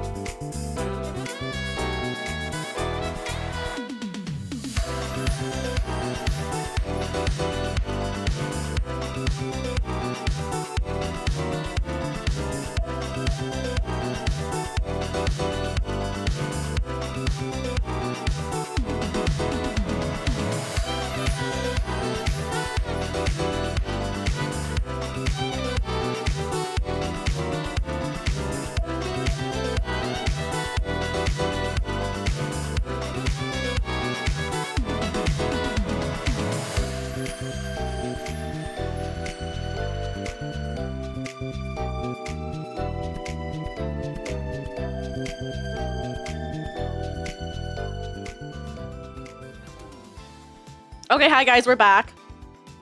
Hello! We've returned. We've returned, and we have stories for you. Mm-hmm. I have 3 potential stories. Welcome back, thank you. I have 3 Thanks. that I will let chat vote on. I can do a poll too. Let's do it. Yeah, which one We need next? audience participation. Yeah, we'll do poll. Which story next? Which story next? We have, am I the asshole for telling my boyfriend that he can't move in with me? BF can't move in will be the first option. Can't move in. The next one is, am I the asshole for telling my brother his perfect woman speech is creepy? Creepy brother is the next story. I feel like I have to vote for creepy brother, but keep Yeah. going. And then, am I the asshole for wanting to leave my boyfriend of 6 years knowing he may be proposing soon? Leaving a boyfriend of 6 years. Sayonara, boyfriend Yeah. of 6 years. And I will allow additional votes for this one. Dang, we're gonna sway the votes. Yeah, you guys, whoever wants whatever story bad enough, you know. So there we go. So those are the options for the story. Stelli'a, do you have like a mild story that you could read us? Like a very mild story that we could ease ourselves back in? A mild story? Yeah. Yes. Yes, I do have mild stories. Okay, perfect. Is this mild? It's another one of those, like, I guess discussion kind of stories rather than like a shock factor story. Yeah, I think that's fine. I think that'll be good. Yeah. Or actually this one's pretty mild. Okay, here's a very mild one, okay? So, I put vegetables in all my food to stop my roommate's kid from eating it, and mom threatens legal action. But it's her food, or their food. Exactly. Okay, stupid, but okay. So the post goes like this. It says, I posted this before in a different sub, but I figured it would be appreciated here, and I have more things to add. I, 26 female, live in a rented house with a single mother, 30 female, and her son, 6 male. Okay. I had another person living with me, but they moved out and the mother moved in. I don't mind living with her and her kid. It's fine, and we kind of do our own thing. I spend a lot of time at my boyfriend's place or working, so our work schedules collide, so we really don't interact much, but when we do, it's fine. Like, no issues there. Yeah. I want to start with saying that she clearly struggles financially, but I don't think it's an excuse. I don't make lots of money either. However, I've noticed that my food would go missing or portions would be taken from it. I assumed it was her kid, so I asked her if she'd stop him from eating my food. I was calm about it, and she just said she would. It didn't really upset me when it first started. It started getting annoying, however, when I get home from work and expect to have a meal's worth of leftovers in the fridge, only to see it picked through or just gone. I kept bringing it up, and she started getting annoyed with me bringing it up. Just from observing them, I realized that neither of them ever eat vegetables. And judging by the food that would get picked through and the food that would be untouched, anything with green in it was avoided. Ooh. Orange chicken would be gone, but chicken and broccoli would be untouched. So I started putting vegetables in everything. I find vegetables to be delicious, and anything green or not a potato does not get eaten. So I could mix some bell peppers into the food and it would be fine. I make a big portion of vegetables pretty frequently anyways, so I just started putting it in everything I eat. I do love vegetables too. Yeah, if I had leftover mashed potatoes, I'd pour green beans in and mix it up. If I had leftover cheesy bacon fries, I'd pour broccoli all over it and mix it in. Usually my homemade stuff has vegetables in it, but I started making sure everything did. I made a big pot of mac and cheese, the kids' favorite thing, and poured in roasted Brussels sprouts. Okay, this sounds which awesome is actually, to me. yeah, it's actually delicious to me. And this I'm eating more all sounds vegetables. delicious. Yeah, so it's win-win. Yeah. She has been seeming annoyed, but we were all home when I made the pot of mac and cheese. She was in the living room and saw me get out the Brussels sprouts, and she was like, "What are you going to do with that?" And I poured them in. She said I was being greedy and annoying. I just said, "I like Brussels sprouts," and that was it. Yeah. She said, we need food. And I told her to go get some or stop buying only prepackaged things and your money will go further. Literally. I think she sees this as some big act of revenge, but I simply just want to be able to eat my food. Yeah.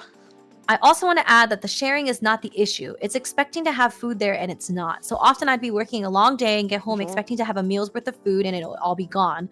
Or I wake up in a rush and have my food ready to eat in the morning only to find it gone. So now I have to skip breakfast. If she would simply text sometimes, hey, is it okay if we eat food item? I would know and make other plans. I would stop for food or no, I have to whip up something when I get home. Yeah. Also, I think eating the last of someone else's food is crazy and rude. If someone makes a big pot of something, yeah, you ask for a serving, sure. But if someone made something and there's only one serving left and you eat it without permission, that is evil. Bruh. Yeah. Bruh! I know. So I have been steadfast with putting vegetables in everything. I put vegetables in things I've never even thought of. This is carried on and the mom calls me a jerk, but will not verbalize that she is eating my food. She just sees me start making lasagna and adding celery and bell peppers and the layers of fumes off to the side. What is wrong with this mom? To the side. I'm sorry. The only She's thing fucked up. Exactly. The only thing I can't add vegetables to is snacks like chips or I bake or brownies or cookies, but I just put them in a Tupperware and keep them in my room. Yeah. Let's see. I do feel for the mom because she clearly struggles with cooking and trying new foods. She is older than me and winces at the thought of biting into anything green. And it is spreading to her She kids, is an and it's no adult. excuse. Yeah, she is. A few days ago, I was making taco meat out of ground beef, and like usual, she was looking without looking. Yeah. She was off to the side, watching my every move, but trying her best to look normal. Yeah. I made a dish the day before that involved sautéed mushrooms and cut up peppers. So when the meat was almost ready, I opened the fridge, and she freaked out when she saw me holding the mushrooms. She said, "Son's name hates mushrooms." Okay. And I just poured them in the pan and mixed along with the cut up peppers. Yes! This caused her to react in a way I'd never seen her before. She was yelling and stomping around the kitchen while the kid just watched. Felt bad for the kid to have to see his mom like that. People are worried about her tampering with my food. I don't think she's the kind to do that, but if she did, I would report that right away. Yeah. She was flipping out that she didn't snatch my food or knock anything over. She was opening and slamming cabinets. It was all very silly. This is embarrassing. Yeah. Yeah. Why do they hate veggies so much? I'm wondering too. It's such a weird thing. Veggies are especially delicious. Like, if she's so desperate for food, I'm surprised that vegetables would be the thing to stop her. I know. Literally. Also, everything that this person said they were cooking, I was like, yes, this is so good. Yeah. I was enjoying it the entire time. I was like, oh my God, I would eat that and I would eat that. And yeah. Are there any vegetables you don't like though, Dreamy? Let me think. I don't like raw tomatoes. Raw tomatoes. Oh, like if you had a tomato in a burger, you wouldn't eat it? No. Oh. I mean, I have. Like, if it's like, I've had tomatoes in salad and I have eaten those, and bruschetta I'm okay with. But I would prefer like a cooked tomato. I think if the tomato is like super watery, I think I don't like it because then it makes your burger like kind of soggy, right? Ooh, yeah, that's so true. Yeah, I think, but the vegetable I don't like, I don't think I like eggplants very much. Oh, I do like eggplants, but I do not eat a lot of eggplants. I understand. I can understand that though. Eggplants are kind of weird. Yeah, I don't know. I just wasn't very fond of them. Yeah. Okay. Raw tomato is good if you sprinkle a bit of salt on it, is what Spicy's saying. Oh. Yeah, and I can totally understand the texture thing for tomatoes because they are kind of slimy. Yeah. They're like very liquidy. They are very liquidy. But I have eaten raw tomatoes, but not alone. And then I usually will, if it's on a burger, I'll usually pick it off if it's on there. I see. Yeah, that was a good story to get us back into it. Yeah, also, I mean, there's like a... I was just gonna say, just a really funny story too. Yeah. I was just gonna say, like, there's a little bit extra, but it's basically just them saying, like, oh yeah, like she just needs to spend her money more responsibly, and rather than like stealing someone else's food, like literally, I would be so annoyed if I cooked something and I came home and it's just gone, and they're like, oops, I don't know where it went. Teehee. I had, oh my God, do you want to hear a story about a roommate who stole from me? Yeah, what's the story? And she said she would pay me back, but she never did. But I bought like a huge fillet of salmon, and salmon is expensive as hell. It was like $30.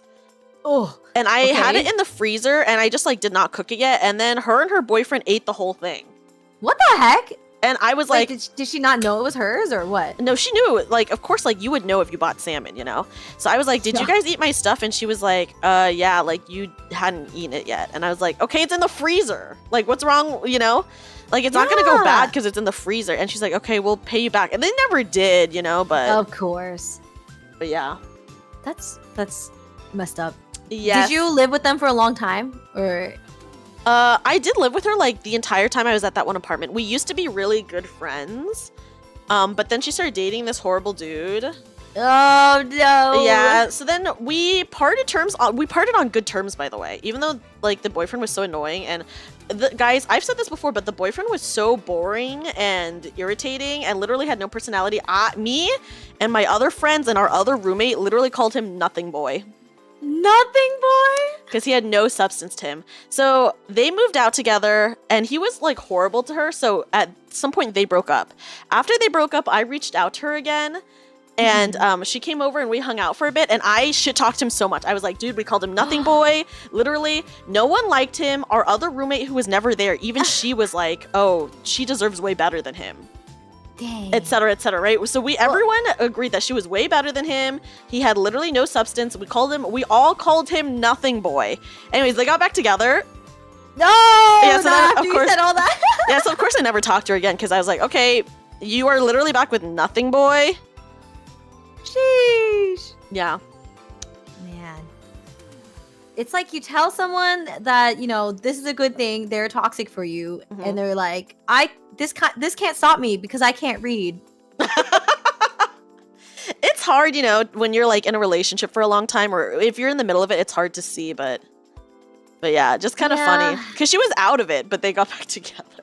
Yeah, I think, it's like if, it's important to take into account, like, if your friends like the person that you're with, you know? Yeah. Because they have a very objective view on, like, how that person is and also how you both are together. Yeah. And maybe they'll, like, be rubbing off, like, bad personality traits and, like, bad mindsets on you. And you wouldn't even know because you're just, like, infatuated with the person. You know? That is true. Okay, Brooke says, I don't think they're together now, but he was so boring. He was literally so boring.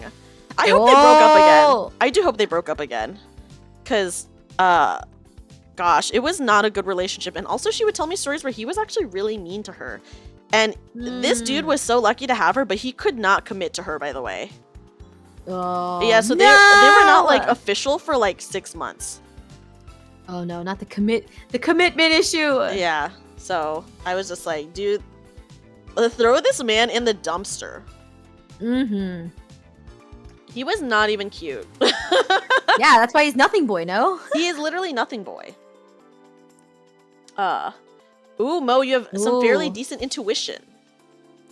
Yeah. A lot of my friends' exes turned out to be total a-holes, and I told them I just don't like them. Something's off. Yes, it's important you tell your friends. It is very important. Because sometimes they don't know, but in a nice way. Don't do it in like a, hey, I don't like your boyfriend kind of thing. Yeah, I mean, even, get offended. Even like if you tell them, sometimes it is hard to leave, even because like they're in the middle of it, you know? Yeah, and I mean that's kind of like why a lot of like abuse survivors are like they'll tell their story and they're like, a lot of people are like, oh, like why didn't you just leave? It's hard. I think it's hard. Yeah, it's more complicated than black and white.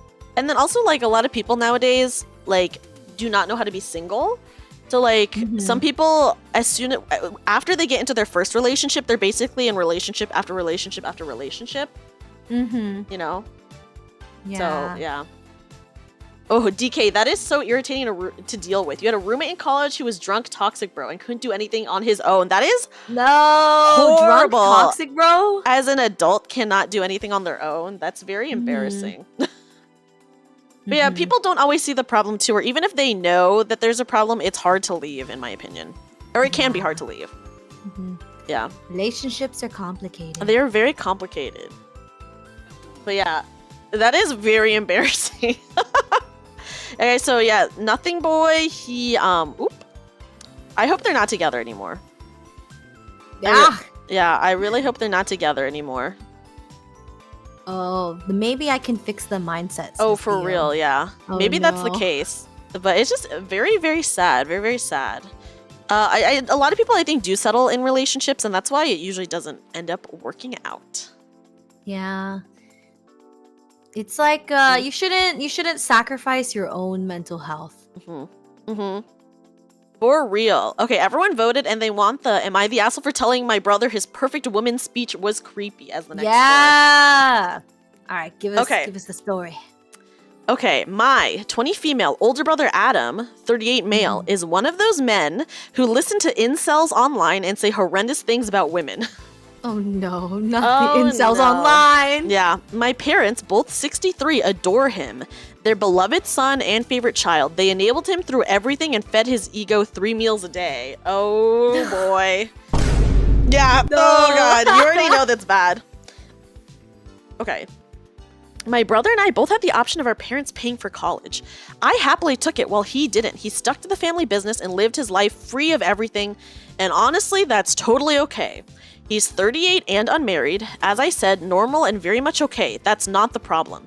He's never been a loner or left out. Has probably had around 50 girlfriends since high school to now. That's a red flag. Okay, sorry. That's a fucking red flag.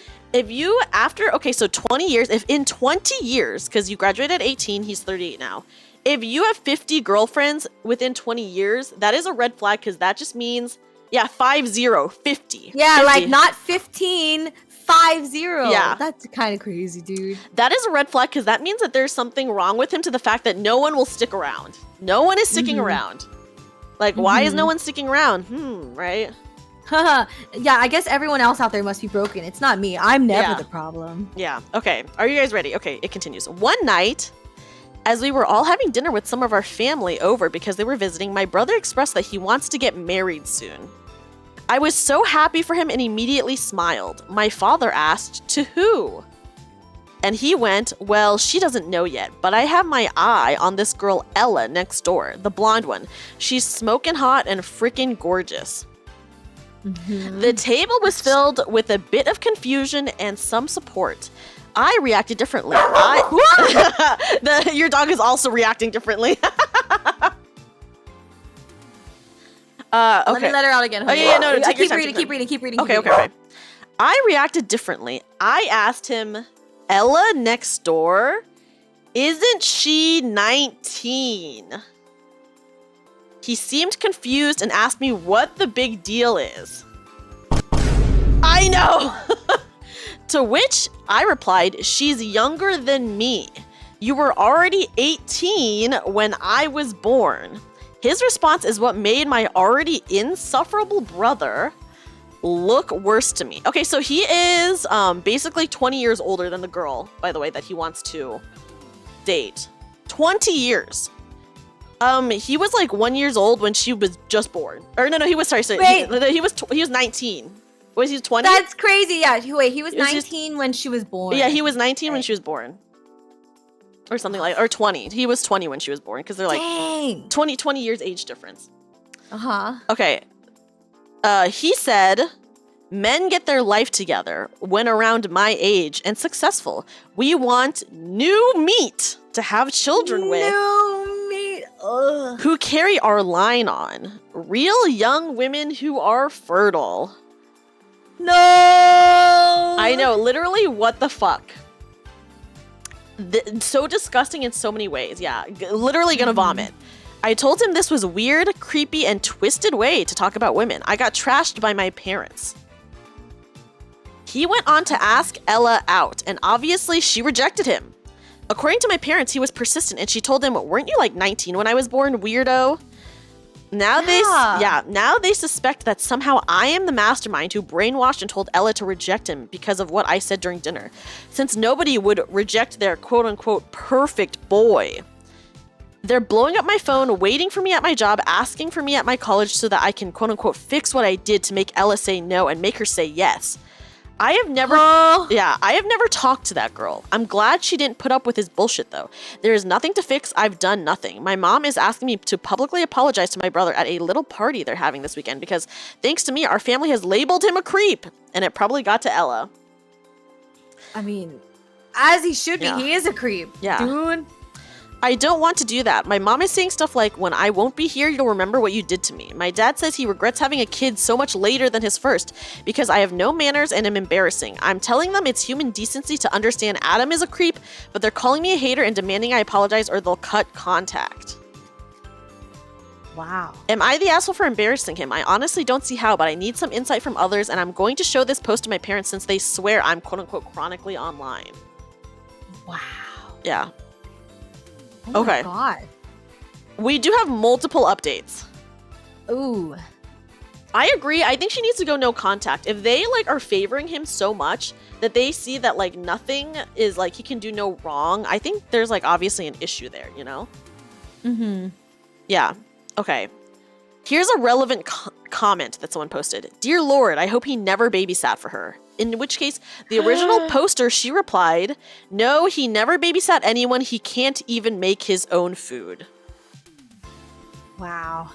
Wait, Yeah. okay. Like, this guy is so entitled that Yeah. he thinks that, like, oh, like, it's your fault that she said no to me. Yes. That's mind-boggling. It's another one of those, like, my ego is so inflated. Yeah. Oh, what was the line? Like, their parents fed him fed his ego 3 Yes, meals 3 a day. meals Like, a day. Yeah, this man is 38 years old, guys. That's right. Okay, so everyone was saying, obviously, not the asshole. And yeah, for real. here is an update. Here's an update. This was posted the next day. Yeah, red flag can't cook. That's true. Okay, as I said in the previous post, I made that post to show to my parents because they were saying that nobody genuinely agrees with me and my family was just led astray by me. I wrote that very late and went to sleep, then woke up only a few hours later because I had to meet my parents at this place near my work before I go to work so that we could talk. Also, sorry about the chat thing. I haven't used Reddit before, so I accidentally posted it with a live chat and had no idea what I did. Oh. My parents informed me that my brother had been harassing Ella on social media.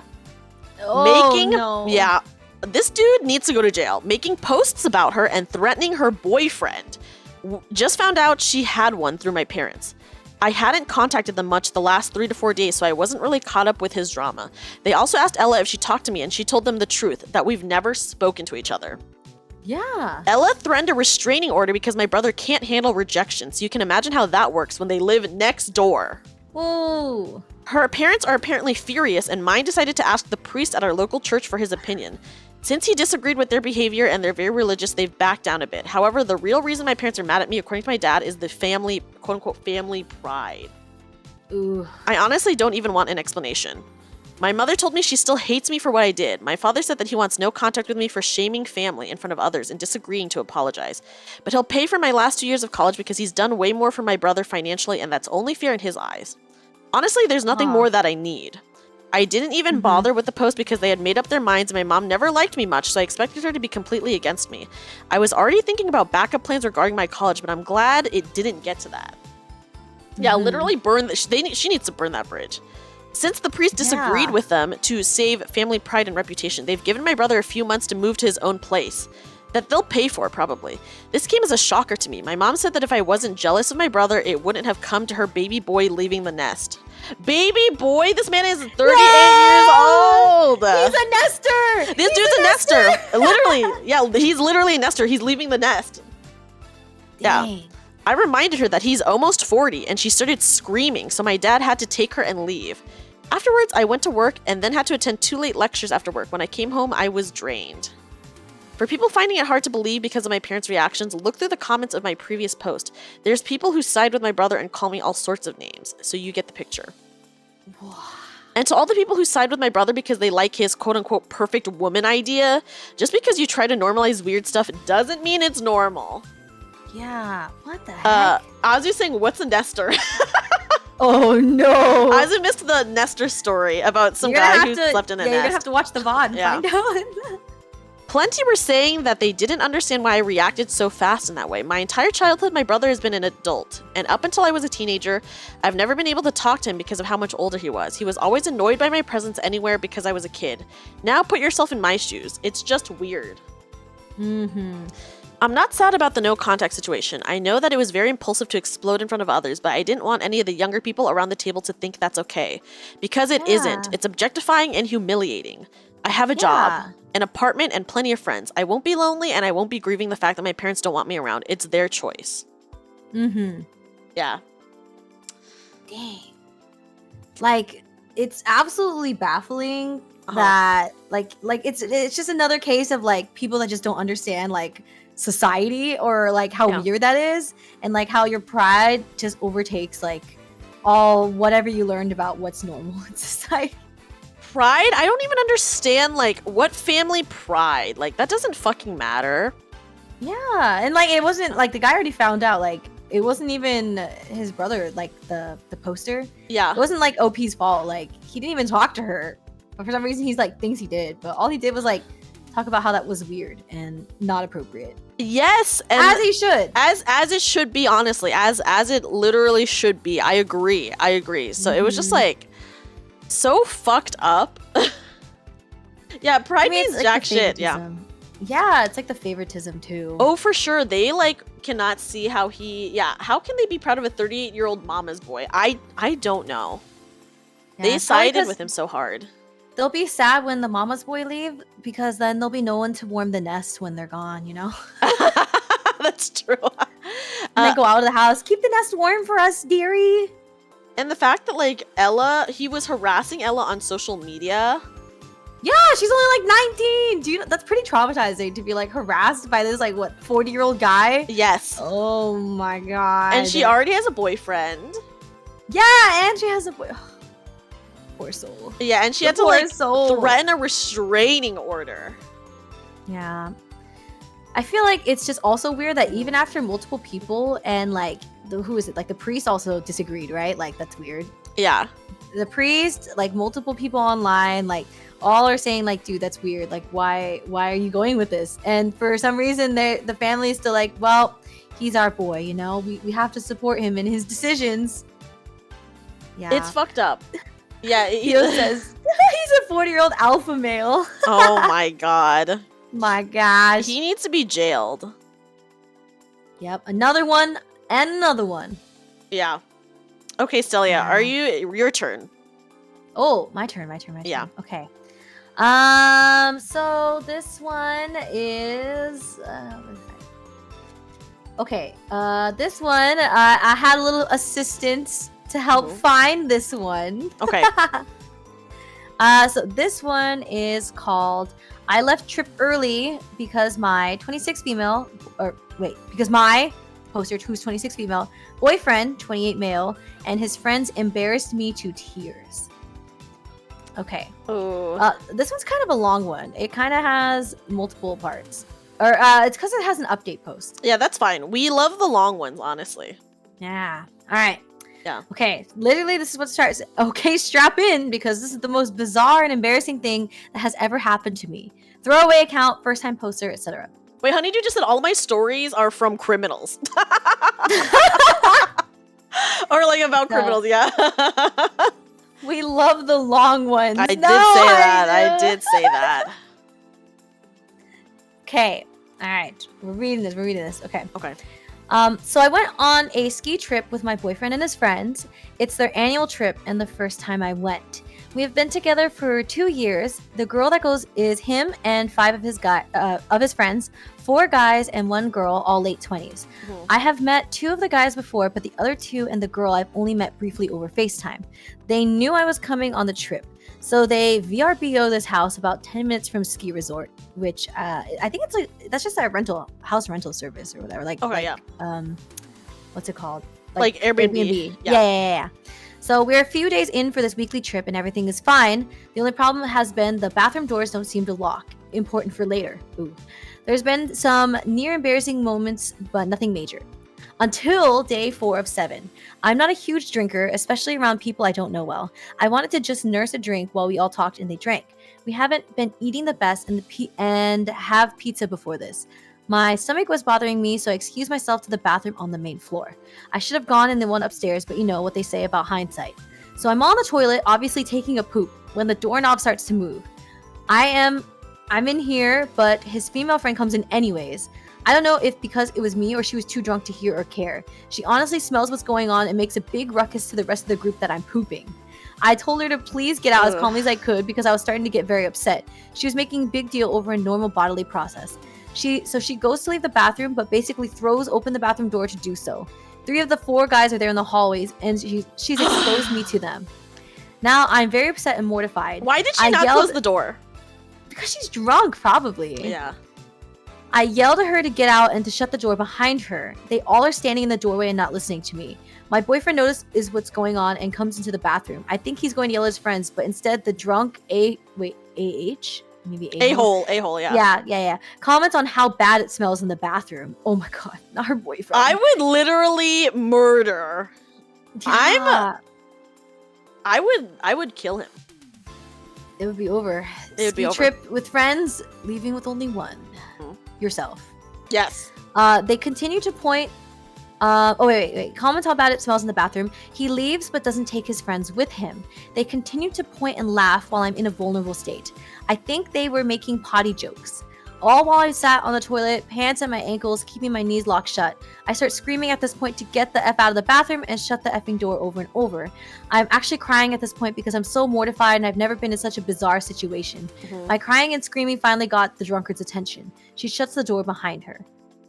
Now I'm breaking down in the bathroom, still crying and trying to get sorted so I can be done and wash my hands and get the hell out of this room. While washing my hands, all I can think of is that my boyfriend didn't help at all. I know they're drunk, but I don't think that's much of an excuse. They've just been drinking beer, and I think he'd had 4 so far. I'm absolutely mortified and decide to just go into the bedroom.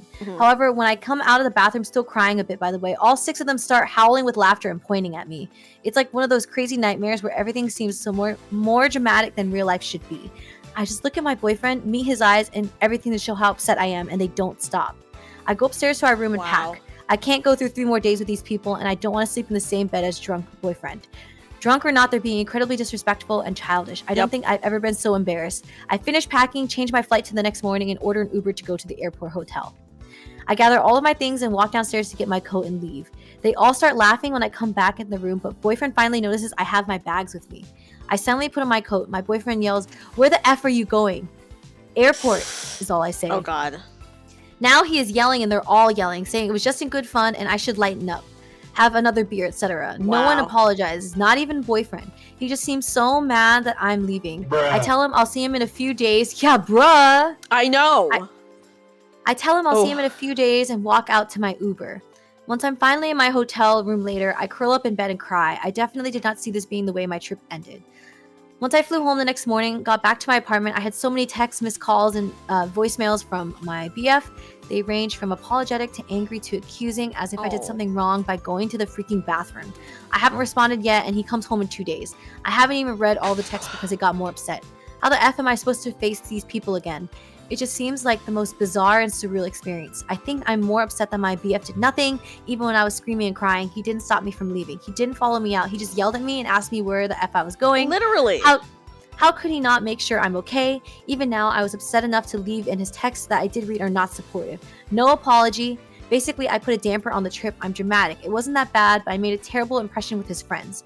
What about their impression to me? Because I'm having some pretty strong thoughts. Right now, I still have a BF that might be changing in a few days. I love him, but do not like his reaction to all this. Why the F am I being blamed? I did not receive this type of deal breaker. TLDR, went on a trip with my boyfriend and his 5 friends. The bathroom door wasn't locked. They walked in on me taking a poop, point and laugh like children until I'm screaming and crying them to leave while boyfriend did nothing. Left the trip early. BF still unhelpful, calling me dramatic. No apology from him or his friends. May break up. Emotional damage. Yeah. For real! Not worth. Definitely, like, what would you do in that situation? If you had a boyfriend that did that? Okay, yeah, I would definitely be like, I'd probably have a similar reaction to like the OP. Like, I'd be so embarrassed. And like, I think the fact that like no one took it seriously, like kind of just goes to show you like what kind of people they are. Like, I feel like even if you're drunk, like they only had like 4 beers or whatever. Like, I mean, beer, like, okay, maybe it's bad, but like, I feel like it's not like the worst kind of drunk. Like, you should still at least have like some semblance of like understanding of what's going on. You know what I mean? And there's no way that all of them didn't know what was going on. And like, it was pretty like, I don't know, it just goes to show. I think OP knows what she has to do to get out, you know? I mean, okay, like pooping is like gross, but whatever. It's like a human function. And like everyone poops. You know? Like everyone does it. So I do not know like what the fuck, right? Yeah, and like it's like even after she left the bathroom and then they're still like pointing and laughing at her like, oh yeah, like you were taking a poop. Like, okay, what are you guys like freaking like middle schoolers? Like, dude. I agree with Supaishi. Being drunk doesn't automatically excuse you for being a dick. True. So true. Oh my god, Dreamy poops confirmed. That's right, guys, and so does Stelli'a. Yeah, I also poop. We all poop. If that was me in that situation, I would create such a fucking scene. I would break up probably with my boyfriend then and there, and I'd be like, I'm surprised she didn't do it. Yeah, up. right there. Yeah. That's what I would do. I also would probably do the same. Like, Yeah. I would be like, never talk to me again. You're donezo. Are you ready? Okay, there is an update to this story. Oh yes. There is an update. Okay. There is an update. Okay. Crazy. All right. Update. Hello, fellow Reddit people. I wanted to update earlier, but there's been a lot going on. I got a new phone and lost password, Reddit blackout, etc. I did get to finally read more comments and messages. Thank you all for the kind words and support. I'm on mobile for your information. See profile for first post. Trigger warnings for possible drug use. Possible trigger warning for drug use, which same thing, whatever. Okay. So, BF came home a day after I did. He called me before his flight, asked to come over to my apartment when he got back. I agreed. I needed a flipping explanation for this bizarre behavior before I could decide what to do in our relationship. Fair. He's been wonderful and respectable for 2 years, and then that? At that point, I decided I didn't want to see his friends again, and they're unimportant to me. Valid. I think, honestly, so valid. And also, Krampus came in and said, I come in and the first thing I hear is you guys talking about pooping. Oh, hi, Crampy. It's true. Dude, this whole stream was, I've learned a lot this stream. That's true. I made her read about Omegaverse. Yeah, I learned about the Omegaverse and Yeah. alphas, and they're not, or whatever. I don't know what that Oh, is. yeah, she literally read that out loud. Also, hi, Okay. Lucy. Lucy, how are you? Okay, continue. Oh, yeah. Okay. So he gets here. I let him in, and right away I see he is noticeably nervous and twitchy. He sits on my couch. I sit separately on my recliner. He blurts out, "Are we over?" Depends on what you have to say, unless you want it to be over. He says, "No," before I finish. Okay then. So I tell him to explain what the F happened. So he and his genius friends took LSD and shrooms. Female friend took shrooms only. The guys were a mix of both with alcohol. My BF said he took Oh boy. LSD only. I flipped a bit. Why didn't he tell me? What if one of them had a really bad reaction or trip? Yeah. Shouldn't the one person who didn't take drugs know they did to be able to keep them safe? I've done it and wouldn't have judged them. Yeah. In parentheses, he knew I tried in college and had a bad time, like nightmare fuel bad. No real answer on that. It is his decision to take something like that, but I'm more upset that they weren't fully safe about it. That wasn't okay to admit that. He agreed that was a dumb decision. He said it's been about 6 years since they last tried it. Asked him to explain his a-hole behavior the next morning then. He says he and his guy friends didn't remember the reality of what happened, but shocker, female friend B did. The B, that she is laughing when explained it later that afternoon. The guys were Wow. horrified. BF is rethinking friendship with her. I said I never want to see her again. Not an ultimatum, just a fact. Because So once he knew he was... I mean, sorry, Oh, yeah, she literally like opened the door, laughed at her, said it stinks in here, and then didn't even close the door, and then like brought everyone over to laugh at her. Yeah! Yes, so she said, so once he knew he was embarrassed and didn't want to apologize over phone or text, so he came home early. He took the time to get his itinerary and thoughts sorted, he said. He asked for my side of it, and I just let him read my first post. It was too hard to say. He gave me a huge hug after apologizing between forehead and cheek kisses. We agreed to work through it. I could practically smell his relief. He thought I was done with him. I did too before we talked and got an explanation. We set boundaries, no secrets. Even if we think the other is going to be upset, better to talk things through than have issues later, true. My main sticking point was I didn't want that B in our lives. The fact that she acted that way when she was mostly sober and could recant the entire thing was while laughing is unacceptable. Yeah. I DK what kind of personality trait or disorder makes that possible, but I don't give a fudge. She's disgusting. He understood and messaged to the guys in front of me. He told them I was giving him a second chance and he explained what happened. They asked if they could FaceTime us later to apologize. Their apologies later that night were all very sweet and genuine. BF spoke with B a few days later. Yeah, the clapping. BF spoke with B a few days later and then blocked her, all while beside me. These last couple months, he has really stepped up and showed me how important I am to him and how much he loves me. We both upheld our side of the boundary of no secrets. It's really been awesome to just talk through any issues and feelings. We were great before this bizarre incident, but things are strangely better now. I wouldn't have thought that when I wrote my first post. We're talking about moving in with one another next year. Wow. B did try to reach out several times, but more so after my post was on TikTok. Oh no. Ooh. She was, oh yo! She was screaming that I needed to take it down. It's not like anybody has any idea who she is IRL, for F's sake. The drama. BF's friend group has all shut her out since the trip.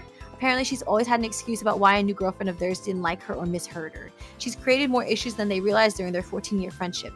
My BF knows I have no issues with him having friends of any gender, but agrees we don't need her stereotypical female best friend behavior in our lives. IDK if she has feelings for any of them or just likes their attention or whatever, but it's no longer my problem. IDK if this is the update you had hoped for, or if you were all rooting for BF to get dumped hard. But please know, I'm genuinely happy with my outcome. Thanks for taking our own crazy trip with my story and update, how to make light of it. You all have been wonderfully sweet and supportive. It was incredibly appreciated. Yeah. Wow. Yeah. Honestly, the fact that they realized that B had issues with like other, you know, that's crazy. Yeah, like other girls, you know. Yeah. Mm-hmm. The fact that like she had issues with like other girls is like fucking crazy. And for them to realize like you know, like at that point you definitely need to like cut someone like that out of your life. Yeah, and I feel like it was nice, like, okay, like I feel like drugs is hard to use as an excuse, but at the same time they like stepped up and like owed up to like saying sorry and stuff, because that is something that's like very traumatizing to someone. Like, yeah, obviously like she was so traumatized that she like left the trip early and like booked a flight the next day. Literally changed her flight. Yeah. So I was originally on the side of like, yeah, dump him, he's done. Like their personality is exposed. But then after the update, like I feel like it was nice they reformed themselves, you know? He apologized. Obviously he came like basically the day after he came, so he cut his own trip short too. The friends all apologized, you know? So it's like, okay. Yeah, it was a good ending. Good ending. And OP's happy. I think that's the most important thing. I do not have angel wings too. I only Stelli'a is the true angel here. Yeah. You could have angel wings if you have a... Do I have a... I can look if I have an asset. I meant to like look up an asset, but... Oh wait, I have... Let me see. Do I have an angel wings asset? Wings. Oh shoot, I put it... Wait. Angel? I do not have an angel wings asset. I will have to look for one later. I like these wings. Oh, that's cute! Stellia''s a true angel. Yeah, at least they realized they were wrong, and they apologized, and all the friends apologized. You know? Okay, Mr. Nerlik says, one thing I make sure to do when I wrong someone is to say that explaining what I did isn't meant to be an excuse. Valid. Only an insight into what was going on in your own head, because you find that explanations can give some peace. I think it's always good to explain yourself as long as you're not trying to use it as an excuse, you know? You can tell whether the person is genuine to use the explanation as an excuse or something to help bring the other person peace. Yeah. I think it's good to like let them know what's going on, you know, but yeah.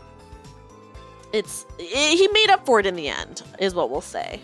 Yeah, and I think now, like the OP said, like their relationship is now stronger than it was before. Yeah. So it turned out like a good thing in the end, and they were able to like cut off that toxic friend or whatever. So yes, I mean, it's just unfortunate that like she had to go through a really traumatic experience to get to that ending. For real. Things happen for a reason. Okay, I have 2 other stories left, Stelli'a. I don't know if you have any stories left, but I can share one of my stories with you. Yeah. You can share your stories. I think I was kind of the stories I had ready. Okay, here I have like one more, but it's not like that great. Okay, I'm gonna send you this one. I didn't really read through this one, so yeah. We'll just find out together. We'll find out together. That was a good one though, the one that you just read. Yeah. It was honestly just from the first post, I would have left his ass. Oh, and she did. She literally hopped on a plane and left. Yeah. Also, welcome in, Graybo. Oh my gosh. And thank you for the birthday Hello. wishes. Thank you, everyone, for the birthday wishes. Thank you, Stelli'a, for celebrating my birthday with me by being here, honestly. Yeah, thanks for inviting me on your Story Swap Sleepover. Of course, yeah. I've been wanting to do a collab with Stelli'a for a long time, but I know she's pretty busy, so I'm glad she made time. I know. I always have stuff going on. I'm sorry. No, it's okay. I appreciate you making time to hang out with me and read these freaking nutso stories. Because they're crazy. I know. I just like these. It's been very interesting learning about the interesting sides of Reddit And the Omegaverse. and the Omegaverse. Yeah. I can't believe. Go. No, Sally, you go first. I was gonna say I can't believe Crampy in chat wants to cut my bangs. This is awful. This is like the new running joke in my servers that people want to cut my forehead bangs. How short do they want it? They just don't want it anymore. They just want my head to be bald. My forehead. They want you to have a 5 head. No! Play tic-tac-toe on Thank it. you for the follow, Nev. Thank you so much. Yay! Yeah, oh, guys, and then I will also mention this, but me and Stelli'a actually have a song coming out. We do. At some point in the future. Yes, everything is recorded and mixed by Iris. Iris mixed it, yeah. Yes. I just need to work on the art, the visual side. It's okay. We're just waiting on the art, so it's like not a big deal. It's no biggie. But yeah. But yes, so guys, I'm very excited. Stelli'a was honestly so nice because I had never recorded a song before. And so she really took charge. It's so good. And was really awesome and honestly really kind. And Stellia''s, in my opinion, like a really, really incredible singer. So I was very scared and nervous, but I was like, okay, I'll do it. I practiced quite a bit because I was just scared. Should we spoil the song or no? We could. I mean, we could, I guess. Yeah. Well, if you're looking forward to it, it's a cover of Diamond City Lights. Yeah. Very really fun. I'm very excited. It's gonna be very fun. It's gonna be very cool. She did so awesome in her karaoke stream on Friday. And yeah. I sadly also have to do a karaoke stream because we hit that goal.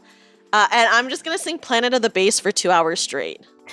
Put your hands up in the air. I listened to it finally. Yeah. I'll listen to it more. I'll learn the lyrics just for you, Dreamy. And then during our campaign, I'm gonna bust it out. I really want to do. Okay, I've been okay. I do want to do. So I'm gonna put out a solo cover soon-ish. I've been talking to Stelli'a about it. I've sent her like my art and stuff because I asked her to edit my video for me. I obviously just have not done anything with it yet. So that's gonna get done, but I really want to do a cover of Peaches, you know, the Bowser song.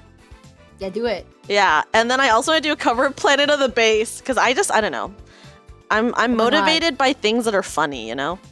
Honeydew says you already spoiled it last stream, Lamau. No, I spoiled it by saying that we did Diamond City Lights. I didn't spoil it by showing it or anything like that. I just told them that we did Diamond City Lights. Yeah, that's all I said. Yeah. Okay. The next story that I'm going to read is, am I the asshole for wanting to leave my boyfriend of 6 years knowing he may be proposing soon? Ooh. Okay. I, 23 female, have been dating my boyfriend 25 male for almost 6 years. This one's kind of a doozy, so I apologize. My boyfriend and I started dating my freshman year of college in 2017. Everything was going really well, and everything just fell into place. It felt right until the pandemic hit in 2020, and we all got sent home to finish college virtually during my senior year. We have been in a long-distance relationship since because I then began attending graduate school for speech therapy. To save money, I lived with my parents, and he lived with his, who lived 3 hours away from me. Okay, wait, hold on, pause. 3 hours away? That's not even, like, long distance. Wait, you wouldn't consider 3 hours long distance? No. I would say it is because, like, it's not like you can drive conveniently to see them all the time. That does make it harder for sure, but people date people in other countries. People date people on the opposite side of the coast, you know? Yeah, and I mean, it's kind of it kind of falls in the basket of like just because it's not as bad doesn't mean it's not bad. That's true. Because I think it's like okay, it still like sucks. yeah, it's like you can't see them all the time, Yeah. And like, yes, it's not as bad because you can only see them on weekends or something. So I guess it's not Yeah. super long distance, but I would say it's still like a challenge. It's still a challenge, you know? Yeah. Okay. So we'll say it's still long distance, but it could be worse. It could be It worse. could be worse, yes. Yeah. Yes. Okay. When the long distance began, my only ask of him was that we be married when I graduate in August 2023. That literally just passed. It's October 2023 now. Oh, okay. Are they married? Well, I will find out. We'll find out, guys. In our families, it is super important that we are married before living together. You already know purity culture shit. He saw this as reasonable and claimed it was something he really wanted. Then we could get married and get a place together once I'm done with school. Here is the dilemma. Oh, this was posted in April, by the way. So this August had not happened yet. He still hasn't proposed yet, like we had agreed. So she wanted to be married by August. This is April of this year that she posted this. Wait. They've been together for 6 years now? 6 years, yes. Oh, that's kind of a long time, though. Yeah. It's a really long time, yeah. Wow. Okay. He expressed that he was planning on talking to my parents to get their blessing before planning the proposal. He initiated a conversation with my parents about next steps in November 2022 and hasn't said anything up until last week. He's been at my house 3 times and never sought after opportunities to say anything. Okay, Brooke says, it's not that bad to me because I work an hour from my job, so my commute is 2 hours a day and sometimes longer if traffic is bad. So what's 3 hours every couple days? You know what? Yeah. That's fair. I think that's fair, for sure. Like, 3 hours, it could be worse. You know, It could be worse. Yeah. Yeah. I mean, it just depends. Like, I think everyone's different. Like, yeah, I definitely agree. Like, people who have like significant others like across the country and stuff, like that's definitely like for sure like qualified as like long distance. But I guess it just depends on like what your definition is. And then I guess it also makes a difference. Like, if you don't have a car, then obviously 3 hours would be like, you can't manage that. Yeah. Because you literally would not be able to travel. Or like if you don't know how to drive, you know. It's like it's like if you can't see them on a very frequent basis. Like maybe you only see them like once every 3 months because like to you 3 hours is like an impossibly far distance. I don't know. And I do agree with Brooke here. If you want to see someone, you will make it work. Yeah. Yeah. I agree. I agree. Okay. Hasn't said anything up until last week.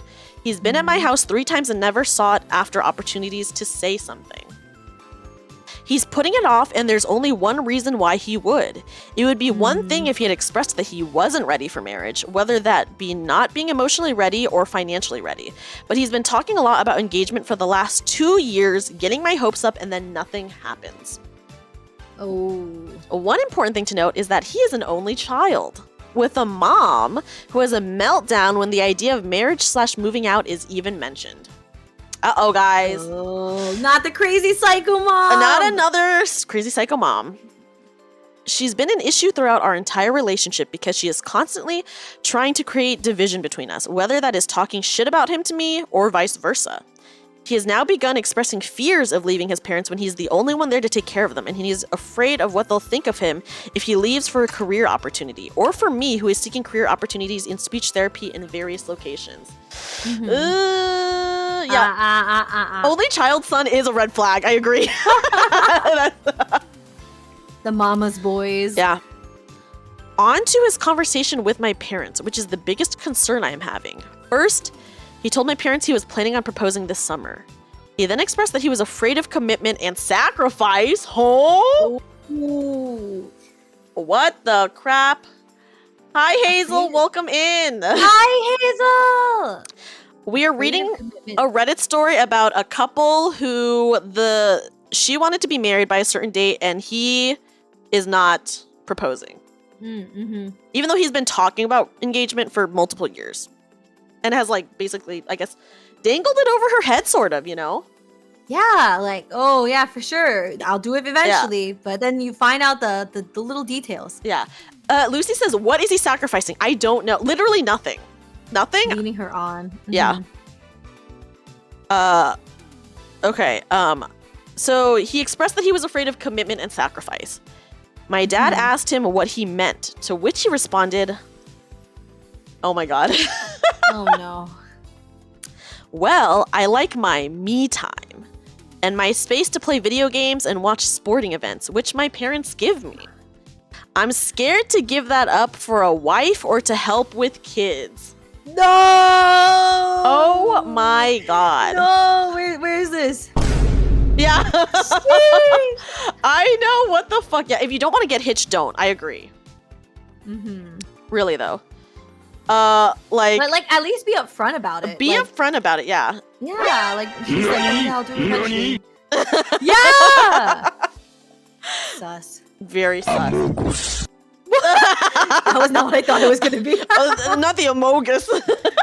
I thought it was gonna be like down, but it definitely was not that. Yeah, a man-child. Man-child. Welcome in, Roni. Hi, Roni. Okay, guys, it continues. Okay.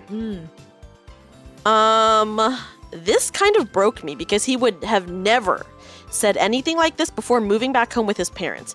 He's extremely comfortable with his life and doesn't want to change it, but I want to change mine. I want to move out and get an amazing speech therapy career opportunity when August rolls around.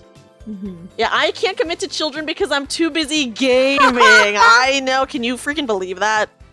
Sheesh. Yeah, he's extreme. Okay, wait. I want to get married and have kids. This was something I had wanted to do with him, but with his unsupportive parents and some of the concerns he's expressing to everyone but me, I'm really scared to proceed with him and include him in things such as an apartment or job hunting. Things haven't been the same as they were before we started long distance for a long time. I've been trying to remain optimistic through all of this, in case things do go back to the way they were once we got a place together. But that optimism is fading. I thought I could have the best of both worlds, the career and the guy. Yeah, but I'm stuck at a crossroads instead, and I'm incredibly stressed and heartbroken. This is supposed to be an exciting time, but is just dreadful because of all of this. Any thoughts? Please be brutally honest, especially if I could have proceeded differently with this. And here's an edit. The main issue isn't that he hasn't proposed. If he had concerns about marriage or wasn't ready, he needs to tell me. But he either hasn't told me or whatever. Whenever I've asked it, he brushes it off and says he wants to marry me. Guys, once again, this is an issue of someone not being upfront. Yeah. Yeah. I mean, that's like one of the most like important things in a relationship is probably just being communicative. Yeah. Communicative, whatever. Yeah. Whatever the word is. Because yeah, she can't read your mind. Like this dude, and honestly, yeah, he's leading her on if he's telling her one thing to her face, but then actually saying something else behind her back. It's pretty whack. Yep. And I think she already knows what she needs to do, probably. Yeah. I think so. Okay. My main issue is his consistency. He says one thing but doesn't demonstrate it through actions. I've had conversations with him about this and he says he'll try to do better. As far as the video game / sports go, I really try not to be nitpicky or controlling about what he does in his spare time or how much of it he does. I've been gaslit and hurt in previous relationships for being quote-unquote too controlling. So I try to be extra conscientious of that. I'm supportive of him hanging out with the boys and try to get to know them as well. Although these things aren't my go-tos, I try to watch sporting events with him and play video games with him to try to understand the hype. Aww. This is very sad. Yeah, well, like, yeah, she has like trauma that she's carried on from like past relationships, and she even is doing her best to like try to do better from and like move on from that and like take the time to get to know her boyfriend's interests. But clearly, this guy doesn't care because he's a mama's boy, probably a nester. Yeah. Probably a nester. That's right. He doesn't care. Yeah, she is. I agree. She's wasting her time on him. And really, it's because he's not communicating. That is the big issue. Guys, there is an update to this, by the way. Oh. The update is from September 6, 2023. So this is 5 months later. Okay, here's the update. Holy shit, y'all. It took me 4 months, but I did it. I ended it. Yeah! Yes! Let's go! Yes, clap for her. Clap for her. Is there a cheer? There's no cheer. I know, but the clap is good, yeah. This update is also a doozy, so bear with me. Over the last 4 months, all our relationship has been is just talks of either marriage / engagement or taking me out on when he never actually does the things he says he'll do. We're getting a raid! Hi, Raiders! Oh my god, it's Otis! Hi, Otis! Welcome in, Raiders! Welcome in, Raiders! Look at all these Otises on the screen. Jesus, I'm looking. There's so many. Welcome in for... Hello! Let me introduce myself and then I'll have Stelli'a introduce herself. But hi, Raiders. My name is Dreamy. I'm a magical bunny girl VTuber, and this is my friend Stelli'a. Hello, my name is Stelli'a. I'm a quest delivery angel. Welcome in. We're reading some crazy fucking unhinged Reddit stories. Honestly, it's just all about like people that don't understand social implications. For real, yeah. Ooh, Hoshi and Soft Tofu, thank you for the follows. Welcome in, welcome in. We're in the middle of a story right now. We just read the original story. We're reading the update right now about a girl whose boyfriend said he would propose for multiple years and then is just like putting it off. Yeah, he's putting it off because he wants to play video games and live with his parents. Literally, he said that. That is literally what he said. Yeah. But welcome in. Hi, Techno. Hi. Let me give a quick kazoo to them really fast, and then we can continue with the story. We'll do,